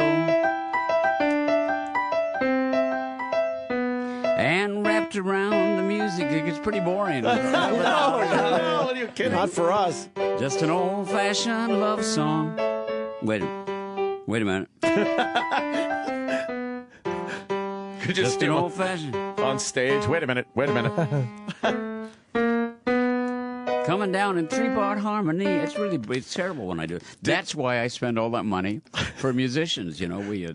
When you wrote that song, because it does have kind of a more I don't know the word for it, but it's a little more campy when you did it. A little more like almost ragtime-ish. I did it very ragtime. Yeah, very ragtimey. When you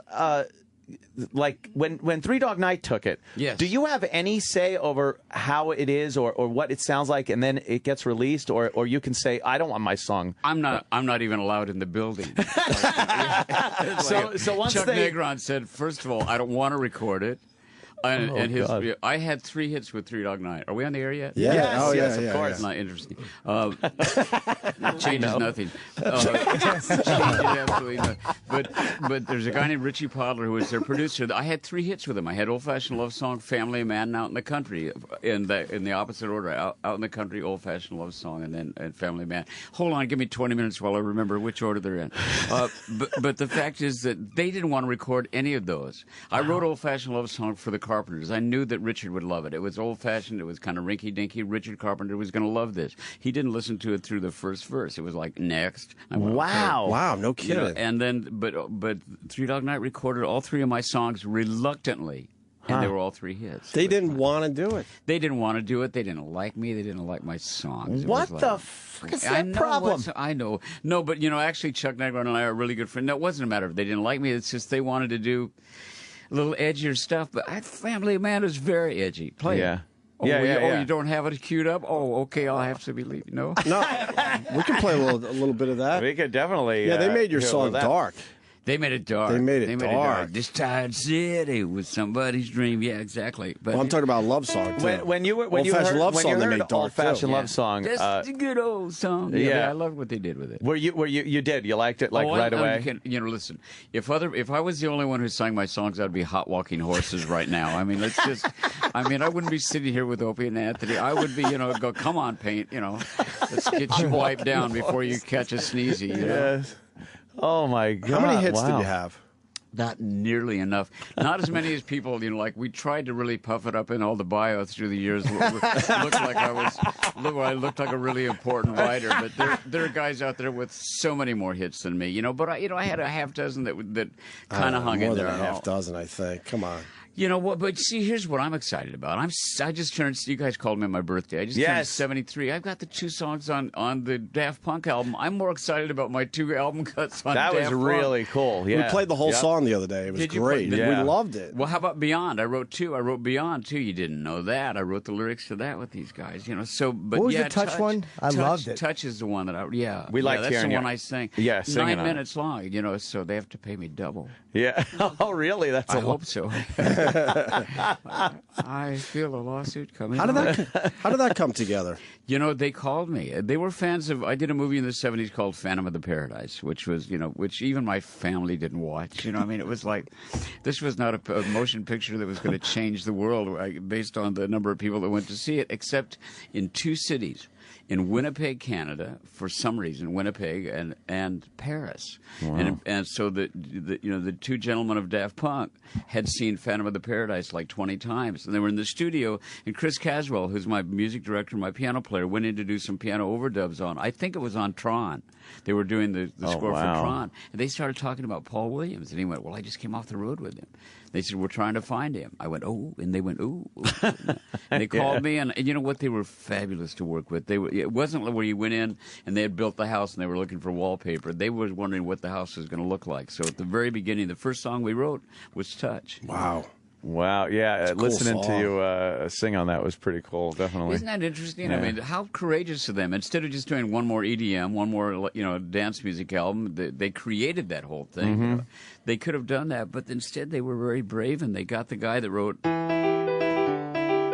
If I keep playing, the more times I do this, the more times I get paid for get it. Right. Just an old-fashioned... I'll be so... Every now and then I'll just have to sing a few bars. You'll swear you've heard it before. It's a slowly... But what a treat. They were wonderful to work with. And I love that they put like this, the astronauts... comments about seeing something out there. Cernan's comments. What was his name? Dr. Edgar Mitchell. Was it Mitchell, the one who saw something out there? Or Cernan. Was his name Cernan? Is it? I'm showing my ignorance. Sure. At this point, I've now lost all of the fans of space travel. No. But I'm 73 and it's going around that I have a great memory, but she's back on the West Coast. Yeah. You actually are you getting any more offers from more contemporary artists? Not one. No, huh? No, I'm very surprised. I bet you will. No, actually, what I'm doing right now is we're writing Pan's Labyrinth as a stage musical based on the Guillermo del Toro film. Oh yeah, so doing that with Gustavo Santaolalla, and Gustavo and I just wrote 2 songs for a movie called The Book of Life, an animated film for Fox. that Guillermo is producing. And I've got my day gig. I've got the two things that are really exciting in my life is the day gig at ASCAP, fighting to make sure that young writers can make a living and all, and my website, which is gratitudeandtrust.com. And Tracy Jackson and I are writing a book. Gratitude and Trust Recovery is not just for addicts, for Penguin. It'll be out next year. So we're writing a book where we kind of created a bunch of affirmations. So if your life is totally screwed, based on bad habits, if you're a gossip, or you keep settling down with the wrong person, you keep marrying the last wife over and over again in a new body, we've written some affirmations that can kind of help you put your life together. We hope. Cool. Oh wow, yeah, and obviously from experience, well, you yes. have some experience in that. Absolutely, I have a black belt in whoops. I have a black belt in whoops. I am. It is surprising sometimes how your memory can be so good with all the drug abuse in your earlier. You know what? Yeah, exactly. I misplaced. The bumper sticker line is that I misplaced a decade. You're an alcoholic when you misplace a decade. Like whoops, the '80s gone. Yeah. Reagan president. I didn't know. But yeah, I've been sober 23 years, and it's been the most amazing gift, to wake up in the morning and remember what I did the night before. I'm still embarrassed and ashamed once in a while, but at least I know what to do about it. I remember, and the fact is that and I speak a lot. I speak, I share my story a lot at a public level and all, and it's a boring story. It's your basic mayonnaise and kind of a drunk-a-log, but I never came out of a blackout with a Russian arms dealer or a none of those. I come wake up on a plane to somewhere you don't know where you're going. I come out of a blackout in the boys' department of Sears, trying on reindeer sweaters, some tough skins. Yeah. How grateful are you? I'm very happy that there was no Twitter when I drank and no no immediate way for me to connect with a lot of people. All we had was Drink and Dial. Yeah. all we had was Drink and Dial, and it was, and the fact is, even today, I try to not send any major, in total complete sobriety. I don't want to send something out late at night. If I've decided I had a brilliant moment, let's sleep on it. Sleep on it, see if you want to, put it up there for the world to see. Yeah. Wow, yeah. Of course, the other thing we're all talking about is the fact that, and it's so Muppety, that they did the Muppet nearly 35-year anniversary. Kenny Asher and I wrote the songs for the Muppet movie. They've now released it on Blu-ray as a nearly 35th anniversary. They released the soundtrack and asked me to write the liner notes. So it was. It's interesting that that's been 35 years. Right. 35 years. Yeah. So I have you to thank. It's my son's favorite movie. I've seen it 10,000 times in the last year. This is. I used to love the Muppets. This is really testing our friendship, isn't it? Wow. Sorry. But at this point, I could name 30 Muppets easily. Exactly. And you have a favorite? I love Gonzo. Gonzo's all right. Yeah. I'm trying to think. Sweetums. Sweetums. But I also like, I like Ratso. I like Ratso. Ratso is very cool. What do you think of the new movies? Well, the second one's coming out. In the new year, but the first one I really liked. I was really impressed with kept them. It going. And they were nice enough to put Rainbow Connection in as the big number at the end. There's not a movie without that song. Well, thank you very much. Thank you, Lord. What do you mean nice enough? They had to. It's nice to be working again. Of course they're going to do Rainbow It's like Connection. the Love Boat theme. It's like you're lying there in bed, in some little town in Ohio, and you turn on the TV's on for the night before, and your mouth tastes like the south end of a northbound buffalo, and you're hearing the Love Boat. So you were singing it. Anthony was. Anthony was. Did. Come on, I was harmonizing with him. I was just going. The Love Boat soon will be making another run. See, this is the Love Boat. What I would like is because that's what I used to sound like. Yes, that's all the cocaine. It was like you couldn't get your words the nasal, out. A little nasal because of the collapsing up there. And I never knew that was from the coke. I don't know if it was or not, or if it was just arrogance or what. Love, it was exciting and new. Climb aboard. We're expecting you. See, I'd like the old me to have a conversation with the new me. With the new you. Exactly. I'd say, old me, what were you thinking? Fun. That seems to be what anyone was thinking back in the... Yeah, well, we did it till the wheels fell off. We had a lot of fun, but I also think that a lot of that was just medicating. You're sitting there, and everything in the world is going right. You're this little kid from Bennington, Nebraska, and all of a sudden you're sitting in a room with Sinatra or Cary Grant or somebody, and some part of you goes, "Do I belong here at all?" And rather than look at that thought, you go, "Let's have one more drink here." You medicate. Was it a confidence thing? Yeah, I think so. I think fear-based thinking is behind a lot of booze, a lot of drug addiction. You were in Smokey and the Bandit. Oh, yeah. My art films. Smokey and the Bandit, 1, 2, and Even Worse. Even worse, yeah. Actually, Even Worse was the most fun to make. They were a vacation to make and a job to watch. It was like... and Billy Bob Thornton, and I think I actually used this on the air with you guys before, but Billy Bob Thornton has the best line ever about Smokey and the Bandit. He says, in Paulie in the South, they consider Smokey and the Bandit a documentary. It's like, and he's right. Yeah. I get off the airport, off the plane, and walk through the airport in Nashville, and Little Enos is a star. Oh, yeah. That first one was one of the great comedies of all time. Movie, That's man. a great comedy. Gleason was literally brilliant in a that. classic. Really funny. Gleason from about 10 in the morning till about 4 in the afternoon, Gleason was amazing. Before 10 and after 4, you were kind of taking your life in your hands. He called me Hardly. While we were shooting the first one, or no, not the first one, maybe the second or third one, it was... No, it must have been. I was given a star on Hollywood Boulevard. He went, you've been given laurels. You've been given laurels, Hardly. So, oh shit. So then I became Hardly. So I'd go, why don't we change this line and just let it go, Hardly? If it ain't broke, we don't fix it. Did you get to know him at all? Yeah, a little bit, and there was one amazing experience where we were cut loose around 4 on Pat McCormick, who was the great big guy that played my daddy, Big Enos Burdett. Sure. Yep. So Pat and Jack and I went, and there was a Mexican restaurant that he wanted Mexican food. It was closed. He went in. He was the great one. They opened it for him, and he had been drinking all day, and he would drink those big plastic cups you make malts in. He would drink that full of, I think, vodka and air. I don't know I don't know what he mixed it with. But he was very, very drunk, and he got into one of these coughing fits. He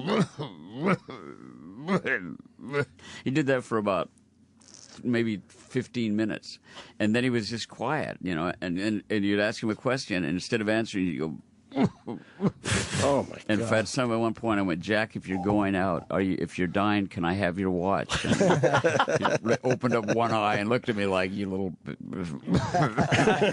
So I knew he was okay. But, you could tell even during some episodes of The Honeymooners, he would get into these coughing fits, and then when he was smoking the cigar, and he'd stop and go, "Pays to buy the best."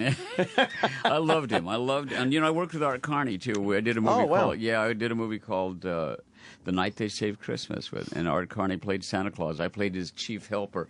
I played more than one elf in this lifetime. I've got my own ears and pointy shoes. Somebody said ask you about Pat McCormick. I don't know if you had any Smokey and the Bandit stories with Pat. Well, Pat used to write the monologues for Carson, so that's where I met him. That's where he wrote all the hilarious monologues for Carson. And our first conscious memory is coming out of a bar, him looking at me, towering over me, looking down at me, and he goes, "You know what, little guy? You look like an aerial photograph of a human being." 6 foot. What an asshole! That's great. I said, "Wasn't I stationed on you during the war?" And it was so funny. He said, "I can't find my car. I don't know where I parked in my car. You're going to have to help me find it." I said, "Okay, well, I'll help you find it. What kind of car is it?" And he went, "Oh no, that would be cheating."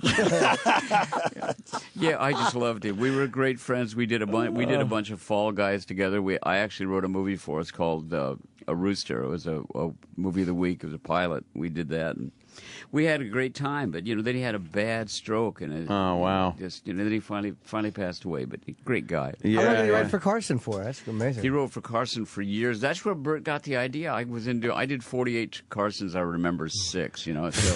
So I was in doing Carson and doing the Tonight Show, and Burt Reynolds was on the show. And Burt, I don't remember if it was before or after I'd done a movie called The End. I scored for Burt.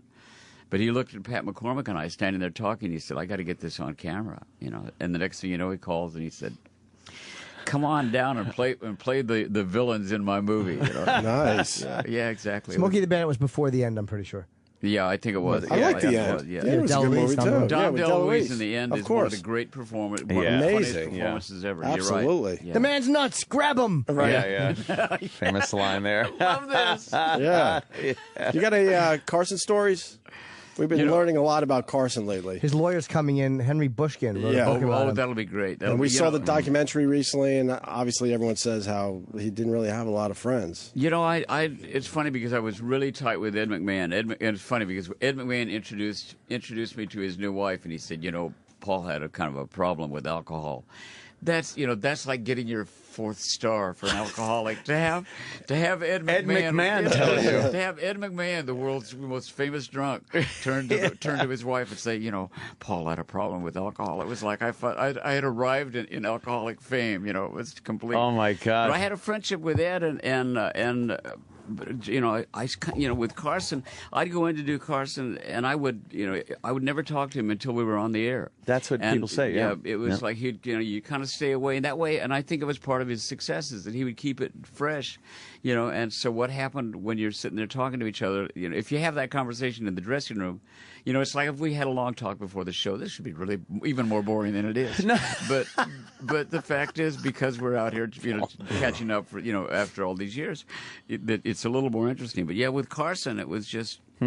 We went out a couple times, but I liked him very much. I loved how he would laugh.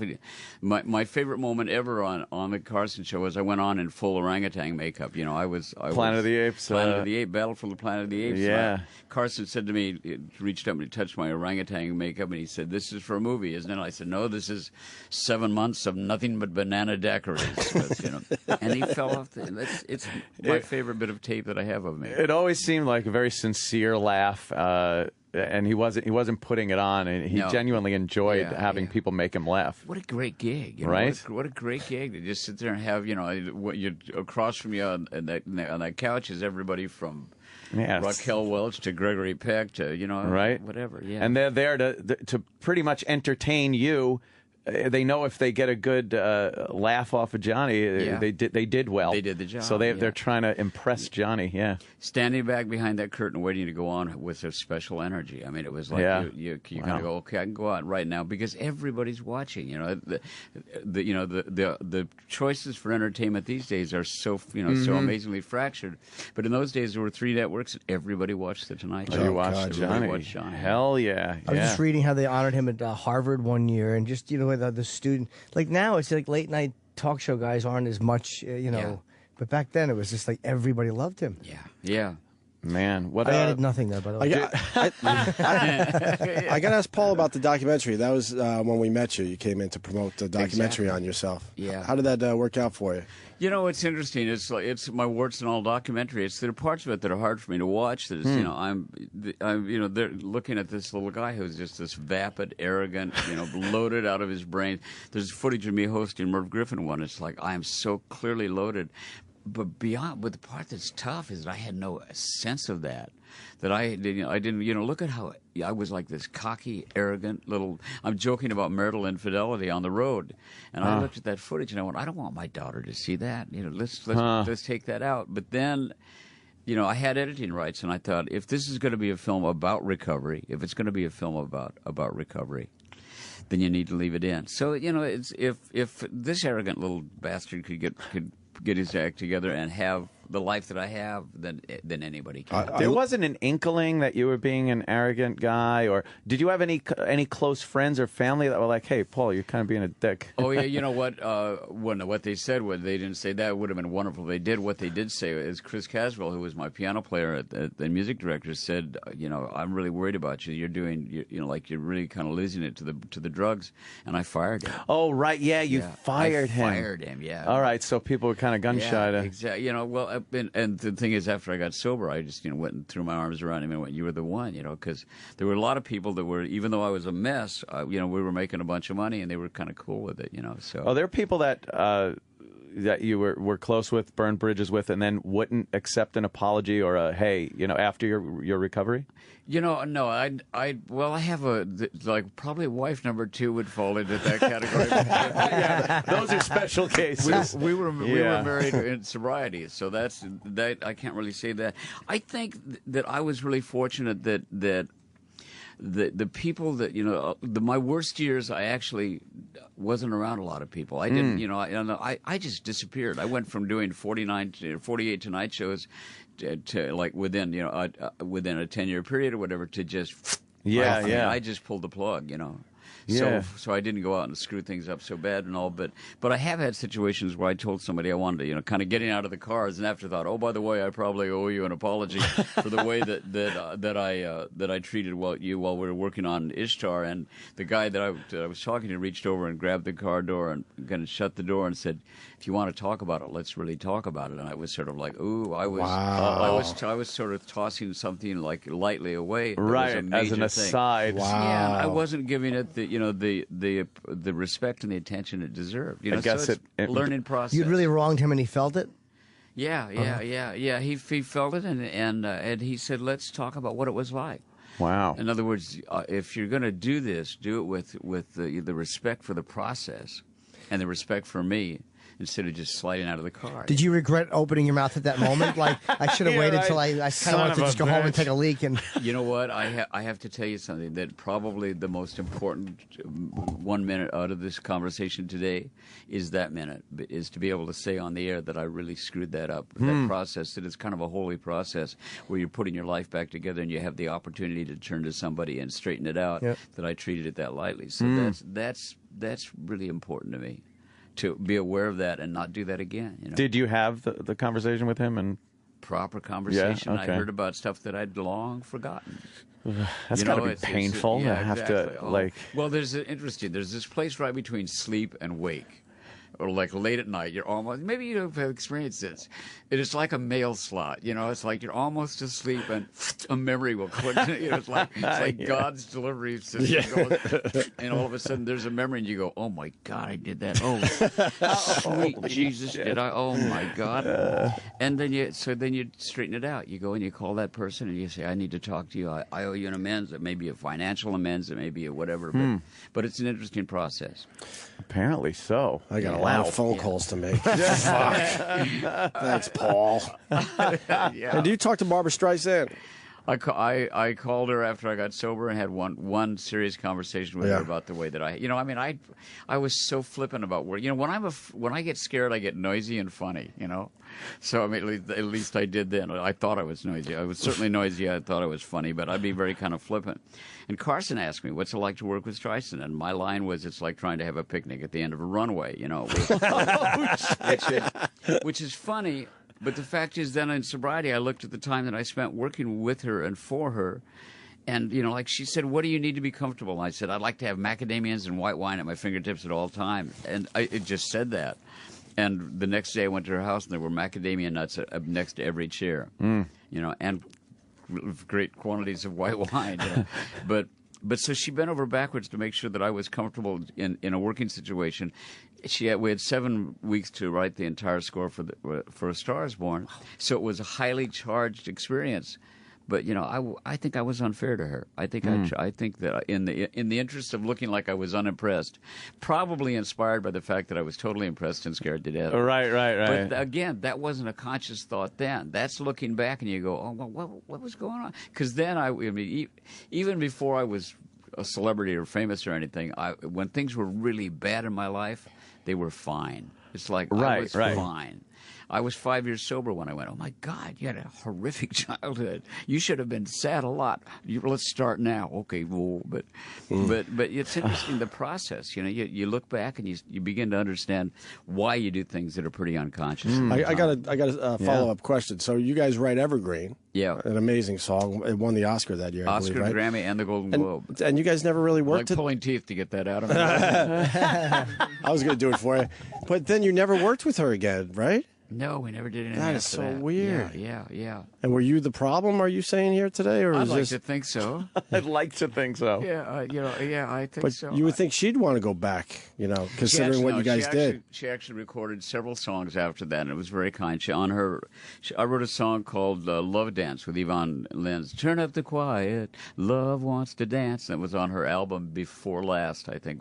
She actually recorded it twice with a small group and with a really large, beautiful orchestra. And then she recorded a song that Kenny Asher and I wrote with her called "Answer Me" on an album after this. She was really sweet to me. She recorded a bunch of tunes even after the Stars Born experience. When you say, like, okay, you're going to write a movie score together, they tell you need X amount of songs for this movie. How do you begin to think of a song for a moment in the movie that isn't just literally enunciating what's happening in that moment in the movie? And then the driving. Like, how do you avoid doing that? Well, you have two things. You have the script, which tells you what's going on, and the thing, which, as you just pointed out, but you also have the characters of the people that you're writing for. So I mean, with Kermit, why are there so many? So we even write in Kermit speak. Why are there so many songs about rainbows? With the rhythm and the light. I think that what's most important is that the song kind of move the action along. It replaces the dialogue there and moves the action along. This is really going to be boring. No, it's called creativity and talent, Jim. But you can't just say, "Hey, write a song for a movie," and then anyone can do it. But you know what? Here's the brilliance of Jim Henson. I love Gonzo. So they're in the story. They're trying to make it out to Hollywood to become rich and famous. The car breaks down in the middle of the desert. They're around a campfire, and everybody is just like Kermit's like, I blew it. I've failed everybody. Spoiler alert, by the way. Spoilers. Yeah, man. But What's up? Give it a few more years. Yeah, but the fact is that I looked at with Kenny and we looked at Gonzo and went, Gonzo, let's have Gonzo just look at that sky. I mean, because I've been out in the desert, in the middle of the night many times, and you look at that sky, and Gonzo is a landlocked bird. And I think we're all landlocked birds. That's why I love skydiving. I love the way it felt to be in free fall. I love that. I think we're landlocked birds. So we wrote this song. I'm going to go back there someday. I've never been there, but I know the way. I'm going to go back there someday. There's not a word yet. For old friends who just met. We wrote this song that is... it was all about Gonzo's experience, spiritual awakening, looking at that sky. And Jim Henson, when he heard it, he went, I don't know. We said, we recorded it anyway, and he listened to it, and he went, what if we did this? What if we had Gonzo buy a bunch of balloons at a fair scene and experience flight? So there is an actual factual reason for him to be reflecting on having experienced flight. So, and then he put it in the movie. It was just, it's a collaborative process. Yeah. And how it works, I don't know. The big amigo is a much better writer than I am. I just try to stay out of the way. But you jumped out of a plane 100 times. We were just talking about that last week on the show. I just don't know how you do that. You know what? I loved it. Are you scared every time? Yeah, at the time? No, are you scared every time? Because we talked to a few guys, and they said, to this day, I'm scared when I jump out of a plane, even though I've done it numerous times. You always get, it cleans your windshield. Of course, you have to realize at the time I was in the middle of a chemistry experiment. Oh, my God. Which, so if 80 seconds of free fall, I jumped with the Golden Knights. I was passed a baton in free fall by the Golden Knights, the Army free fall team, and all. So, do you feel like you're falling, or do you feel like you're floating? I'll tell you what it feels like. You ever put your arm out the window of the car and play with the air? It feels like that all over your body. There's no sensation because of the relative wind, there's no sensation of falling at all. If you jump out of a balloon or off like a bridge, then you get that thing in the pit of the stomach. I never did that. I always jumped from a moving aircraft, so you don't really get that and all. But it was just, in those days, in the DC-3, we'd have a little bump just to kind of make sure we were wide awake, have a little bump and to make sure everybody's wide awake. So 80 seconds of free fall would seem like a summer vacation. It was like, because your mind's going, I couldn't imagine how fast your heart would be beating doing a blow and right. jumping out of a goddamn plane. What's really interesting is they've done experiments they find with seasoned skydivers that the heart rate gets below normal in free fall. Really? Pulls it way Wow, down. no kidding. Exactly. I couldn't imagine. Except for the ones that you hear this, oh my Yeah, screaming. Yeah, of exactly. course. That would be us. Yeah. Yeah. No. Oh, you know what? You might surprise yourself. You might do it once and realize that this stuff works. The physics are your friend. The shoot's going to work for you. You've told a lot of stories about how you've been on shows and don't remember doing them or anything. Is there like one of the most embarrassing moments that you could remember watching, like now in sobriety, and going, "Holy shit"? Oh yeah, the Merv Griffin show. Yeah. It was the Merv Griffin Which is one? featured in the Griffin show. documentary. Just, Wow. and it's just you know what? Yeah. It wasn't even a matter of getting out there and I've forgotten the words on shows. I've done all that stuff that normal people do sometimes. Right. But what's tough is to look at yourself when you're just being cocky, arrogant, inconsiderate. And looking at like, hey, have I got it together or what? And you look at it now and you go, boy, not only did you not have it together, but you are as unlikable. The thing is that I love life and I love people and at this point, life is likable to me. I mean, I don't know if I'm likable to everybody, but life is likable to me. I love my life, and I'm grateful. That's why we're doing the book, Gratitude and Trust. But to look at that and to see this guy who is just so full of self and so unlikable is really hard to watch. Jeez, I'm amazed that that was a full decade of acting like that. And well, I'm not sure. I mean, that you're having to catch me on a really, and again, I was probably scared to death. Wasn't feeling it because I was so totally loaded. Right, and I had probably just lost a ton of weight because I was skinny and I had my little mustache and I was going, oh God, you're Frank Sinatra crossed with Clark Gable, or and your audience is going, who's Clark Gable? You were the coolest guy in the room, right? According to yourself. According to me, and I look at it now, I was just a major asshole.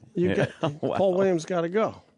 He's a busy man. They're saying you got to go. He's promoting. Oh my goodness! I think you got other stuff to do. Yeah, I do. I have another show to do. Thank you for one more time and I love my birthday call. Thank you. Oh, good. We loved doing it. We thought you were going to be a little upset about it. You're very cordial. No, very happy. Are you kidding? I was thrilled. Love that. You guys remembered. And Anthony sang the Love Boat on your phone the other day. The Love Boat. You didn't answer that time. Actually, I do like that one. Just an old-fashioned love song. I love it. Coming down in 3-part harmony. Someday I want to come back and I want to interview that guy. Oh, man. we should do a duet. Yeah, exactly. Just an old-fashioned love song. Coming down in 3-part harmony. Just an old-fashioned love song. Thank you, guys. Thanks, Paul. Paul, thanks so much, man. Always a pleasure. You're great, man. And we barely promoted it, but it's the 35th anniversary of the Muppet movie. It's being re-released out now on Amazon and iTunes. There you go. And it's I am Paul Williams on Twitter. At I am Paul Williams. And what's the website again? Gratitudeandtrust.com. Gratitudeandtrust.com. All right, Paul. Thank you. Come back and Paul, see us. thanks so much, man. Great. Appreciate it. No problem. You're in the will. There he goes. And look, he's got like a great head of hair on him still. And I don't dye it. What the hell? And really? Come on. That's like your natural hair color and hair. Hair color, exactly. Man. Yeah, it's amazing. See, the cocaine did something right. Kept that hair healthy. He's fantastic, man. What a sober guy he is. Like, yes. I really admire him. He's a very, very sober guy. He's one of those guys that if he ever went back to boozing and drugs, that you'd be like, there's no hope. Yeah. For that, for anybody. Yeah. Because he really seems to have pulled himself And embraced together. it. He's still as creative as ever, and like you said, loves life. Yeah. That's fucking great. Very nice man. Great. Listen, it's Wednesday, so it's podcast day. The Opie and Anthony podcast, episode number 21. We dug deep. We got the wheelchair Fred bit. Oh, the dildo one? The dildo in the bathtub bit. That is fucking disgusting. It really is. We haven't played it in years, so it's up on our podcast this week. And we also have James Caan telling Godfather stories. Yes. And then I think the nugget is Brother Joe doing the Godfather theme on his guitar. Really, really fucking solid version of that. So yes. Go get it.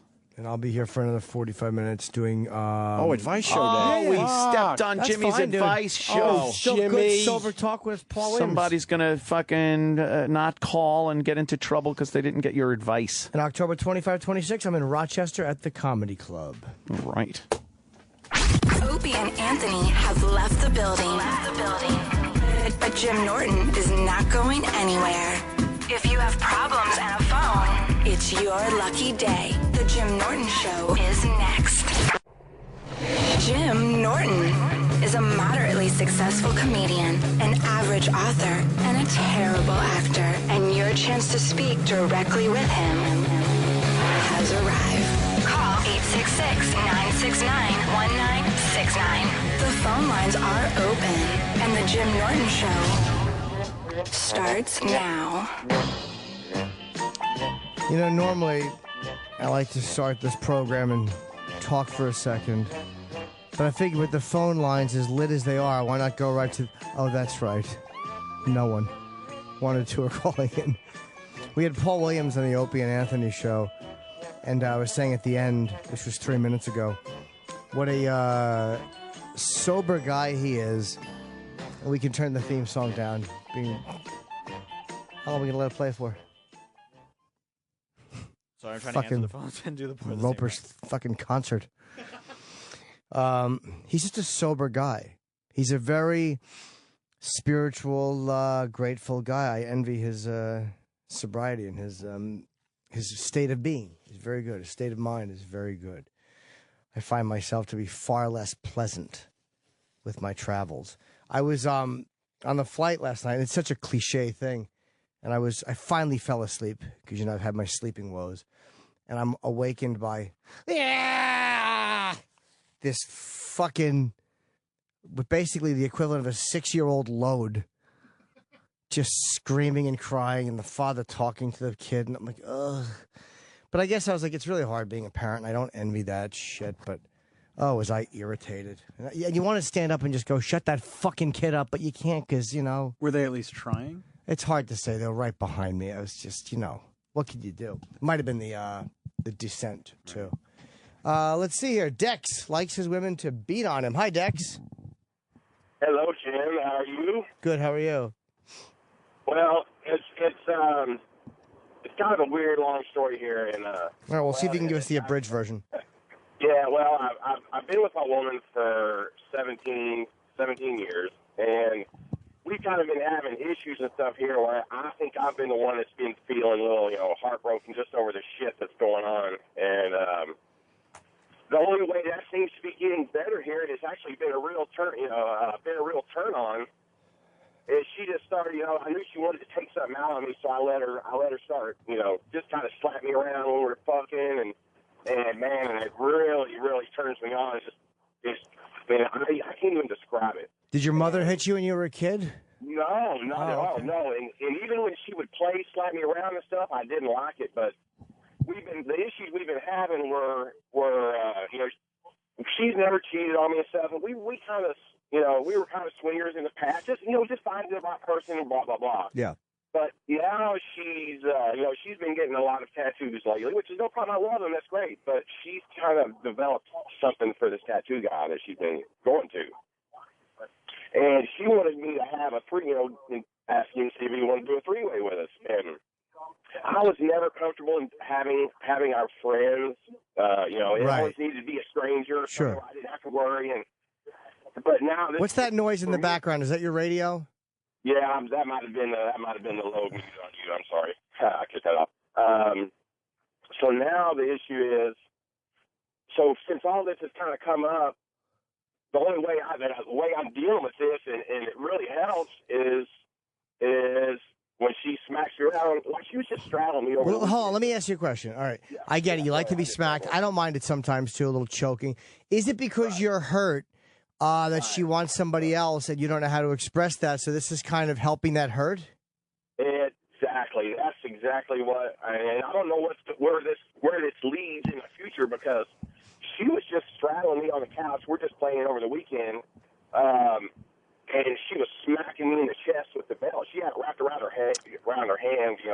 It had about a foot and a half, sticking out, and she was just smacking me in the chest with it, and it was just such a turn on, because I knew we couldn't go fuck because she's on her period. I mean, we could, but yeah. I mean, well, if you like it, dude, if you like it and she likes it, it's fine.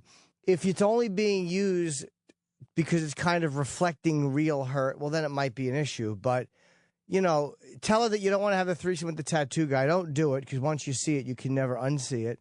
Right. And I've seen it before. You know, we've met under extreme circumstances, 25 years ago. No, but I mean the friend, the fact that it's a friend, and you don't want to do it. And that's kind of what I told her. I said, I could do it with you, but it would really, and we got a handful of kids. I mean, and I said I could do it with you, but it would probably be the end. I mean, I don't know if it's something.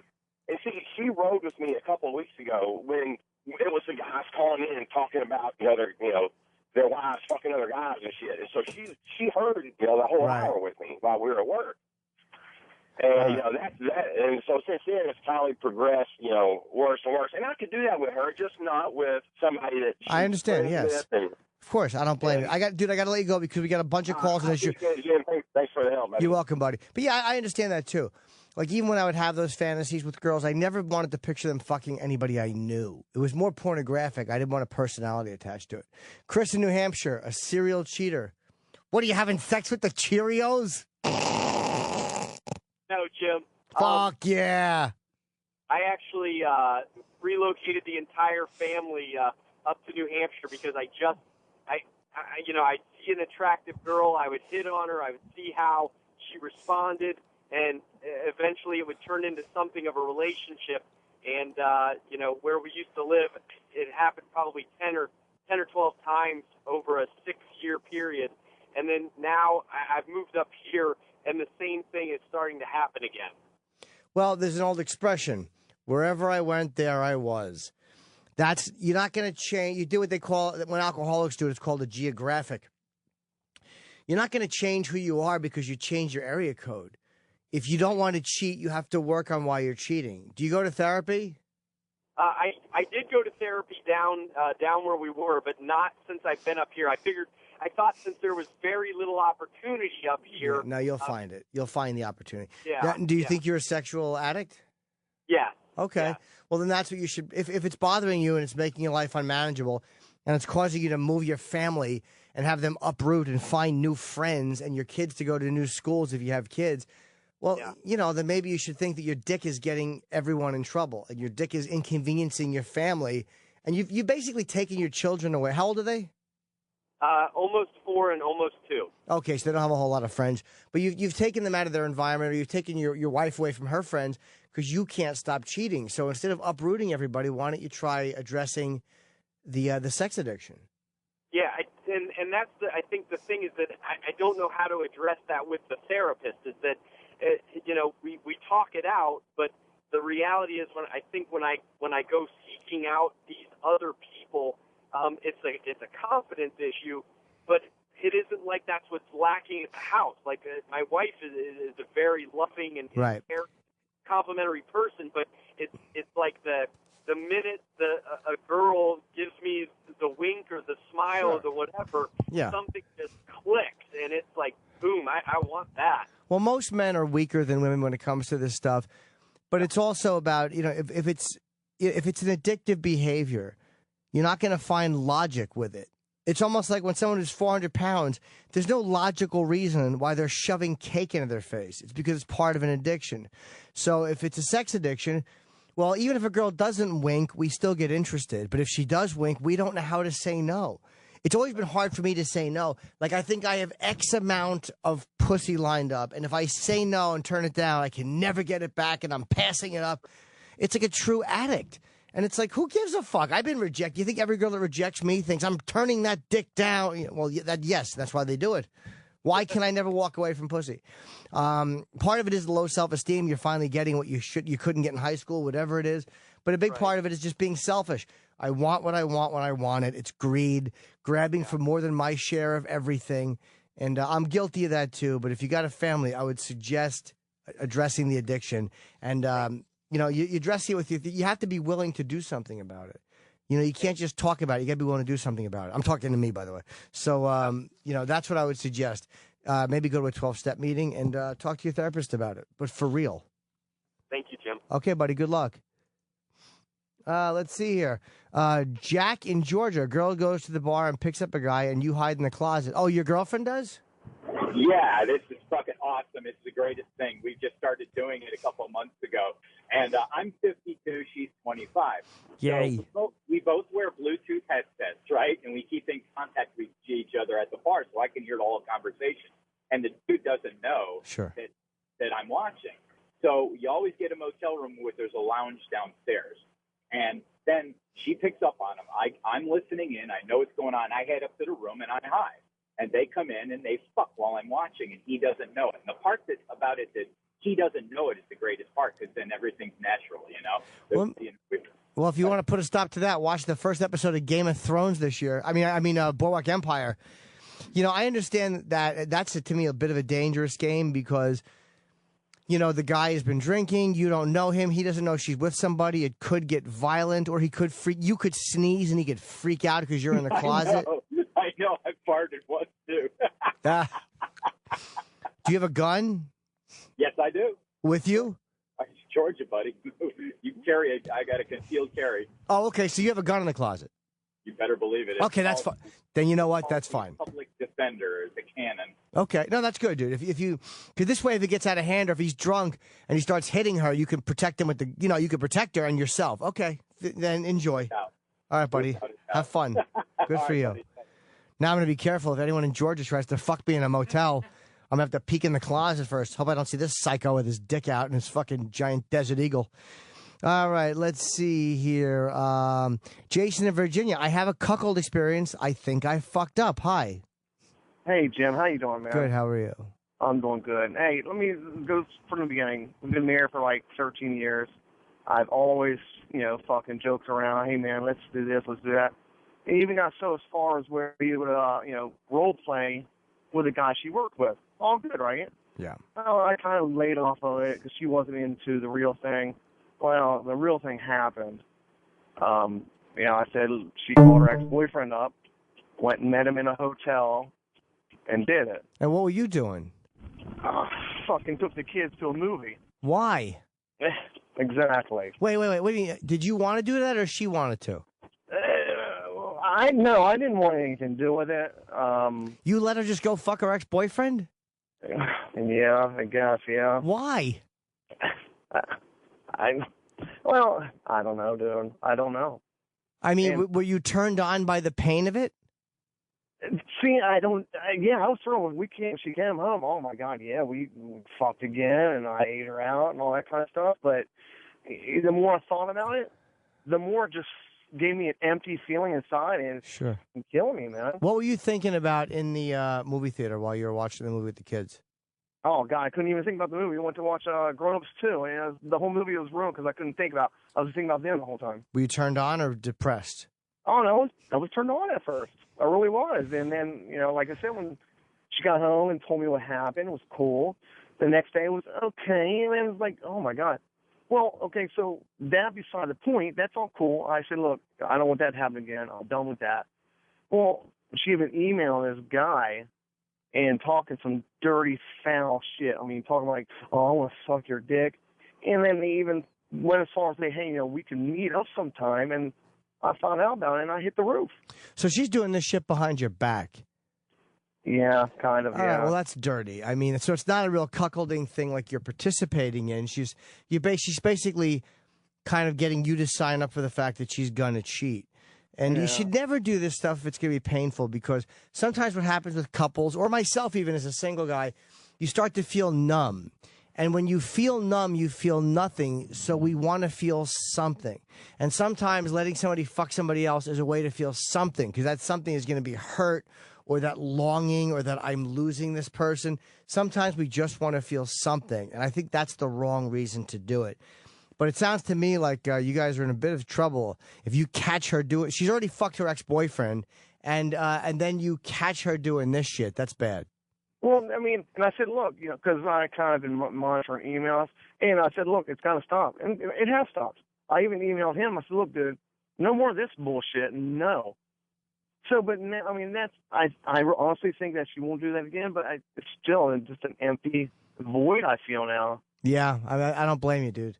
And the problem, my real issue is, I got, an ED problem too. So, a lot of times I do feel bad because hey, you know what? She's 40 years old. She wants to have sex, and I'm like, I'm not interested. That could be a problem too, because they're hitting their peak, and you want to fucking doze off. Yeah, that could be a problem. Yeah, so I mean, yeah. Well, I would suggest again, if she, how long you married? 14 years now, actually. I guess that's a while. Yeah, since '99. If you feel it's a problem, if you feel like she wants to fuck a lot more than you, and then that puts pressure on you because you're afraid if you don't, she's going to start emailing people and go fuck somebody else. Exactly. Yes. Well, eat her box. Yeah, I'm pretty good at that. I can do that. All right, well, make sure you do it more. I can do that. All right, buddy. See you later. John in Texas loves anal with his girlfriend, but she shits every time. Mr. Norton, it is a pleasure to talk with you, sir. But thank you, John. Yeah, every time and I don't have a problem with it. Oh, okay. She gets kind of embarrassed by it, but is it natural? I mean, this is the first girl that I've ever had that was wanting to do it as much as she does. I've had it happen, but what you got to do is get her an enema and have her do an enema first. Okay. And that should clean her out. But yeah, I've had that happen a few times with girls where you're fucking, and all of a sudden the next thing you know, your fucking dick is wearing an Abe Lincoln hat.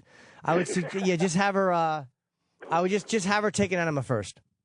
All right, I'll talk with her about it. Pleasure talking with you, sir. All right, buddy, enjoy. Let's see, Mark in New Jersey, career advice. He's a performer. Hi, Mark. Hey, what's going on, Jim? How are you?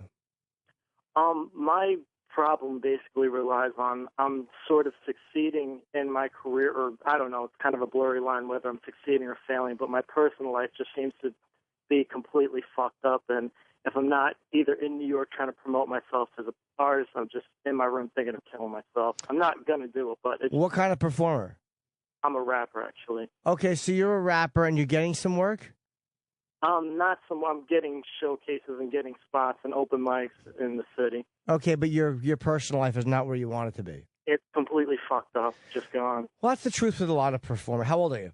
I'm 24, and that's what I was asking you, because you, in my eyes, made it as a performer, and you seem to have managed that. It's a lot of suffering and sacrifice, and I know I got, like, however many more years down the line. Sure. And, I gave up everything. And this, I don't mean that dramatically. I mean, just, everything came second to performing.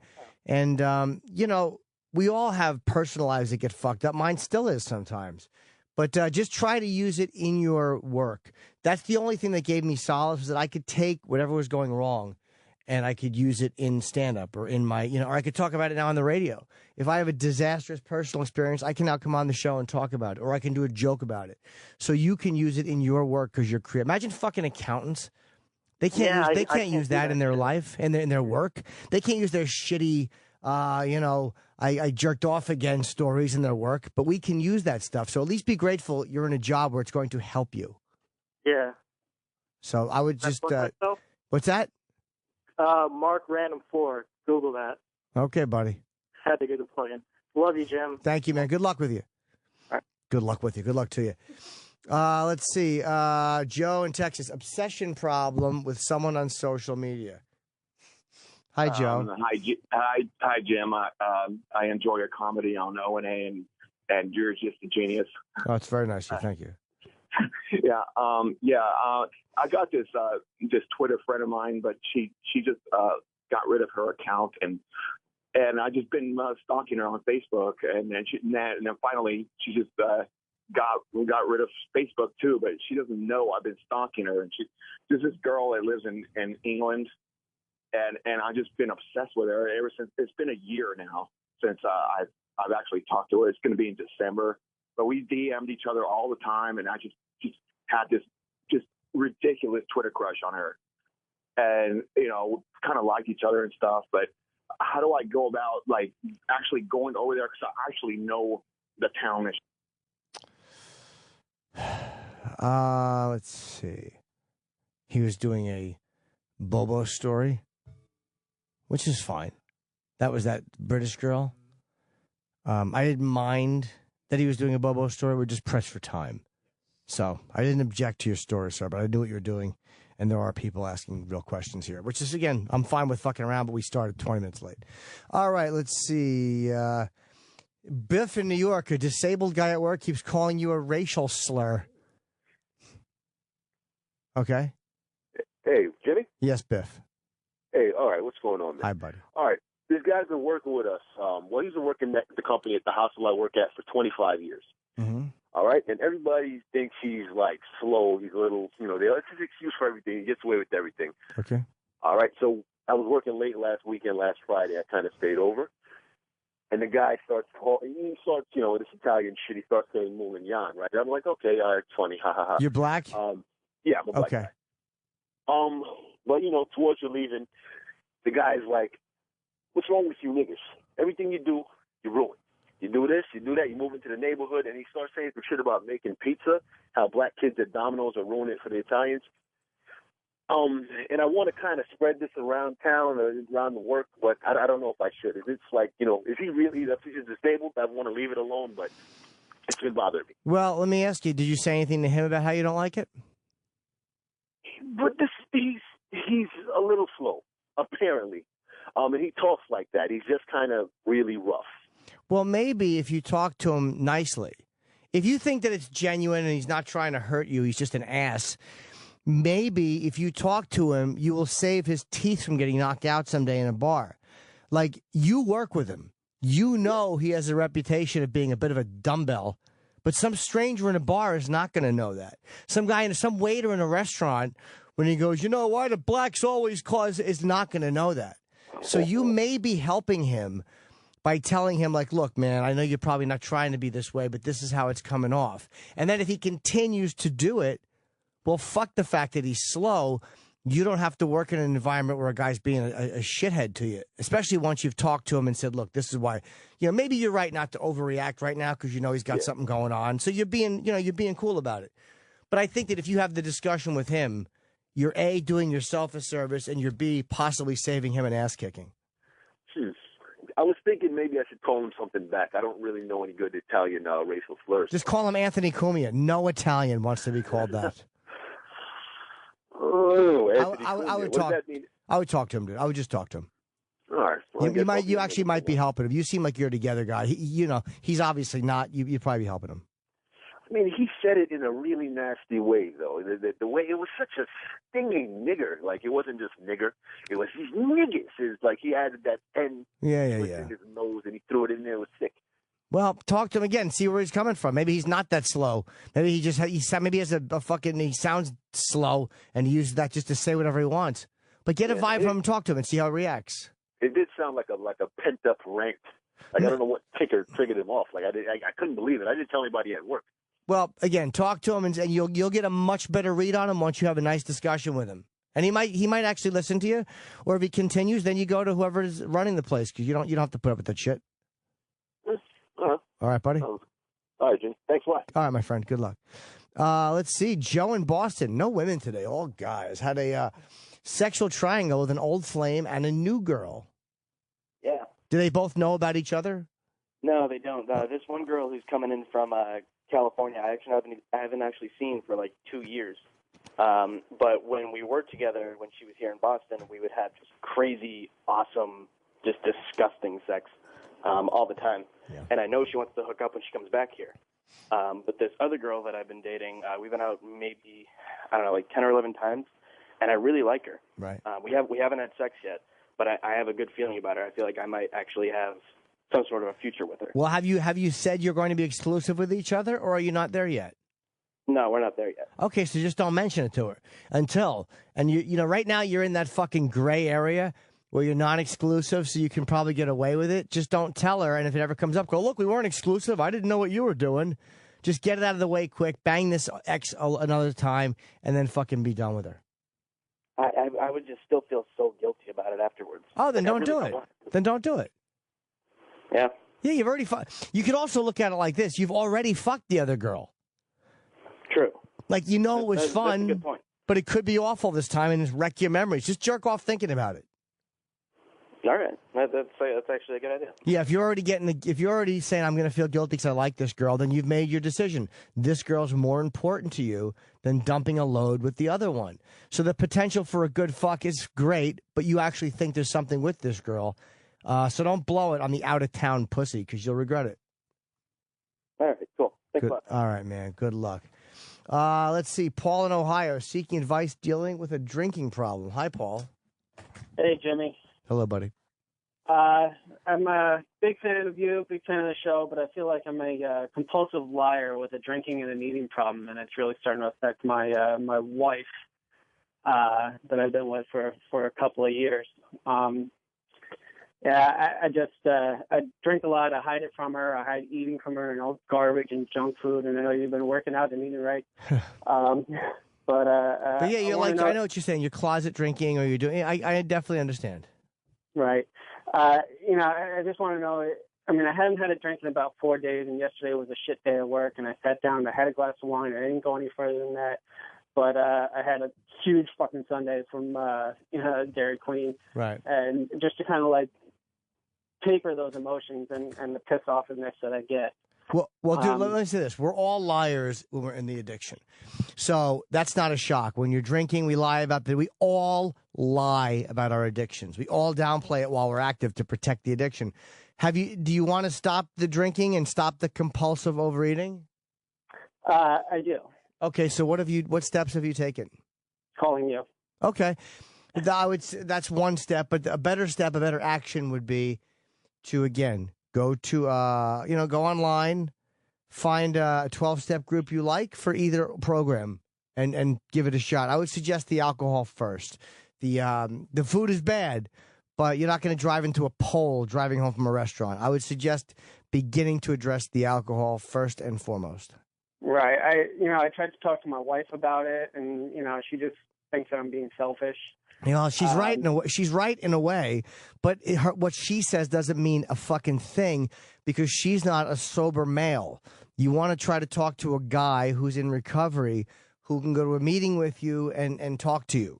She's not going to be able to help you there. This is one you have to do with the help. She could support you, but you have to go. I would suggest a 12-step group. Okay. Right on. That's the step. Okay, buddy? Thank you. Good luck, man. Let's see here. Ben in North Carolina. Difference between sex addiction and drug addiction. Yes, sir, Jim. I kind of wanted to get your opinion on this. I'm an opiate addict, and I'm also, I love sex. I mean, I think about it, want it nonstop. But I hear this argument all the time. I mean, I'm having a hard time understanding, when I don't have pills or just what have you, I mean, I get sick and want to beat my head against the wall. And then I hear people say they're sex addicts.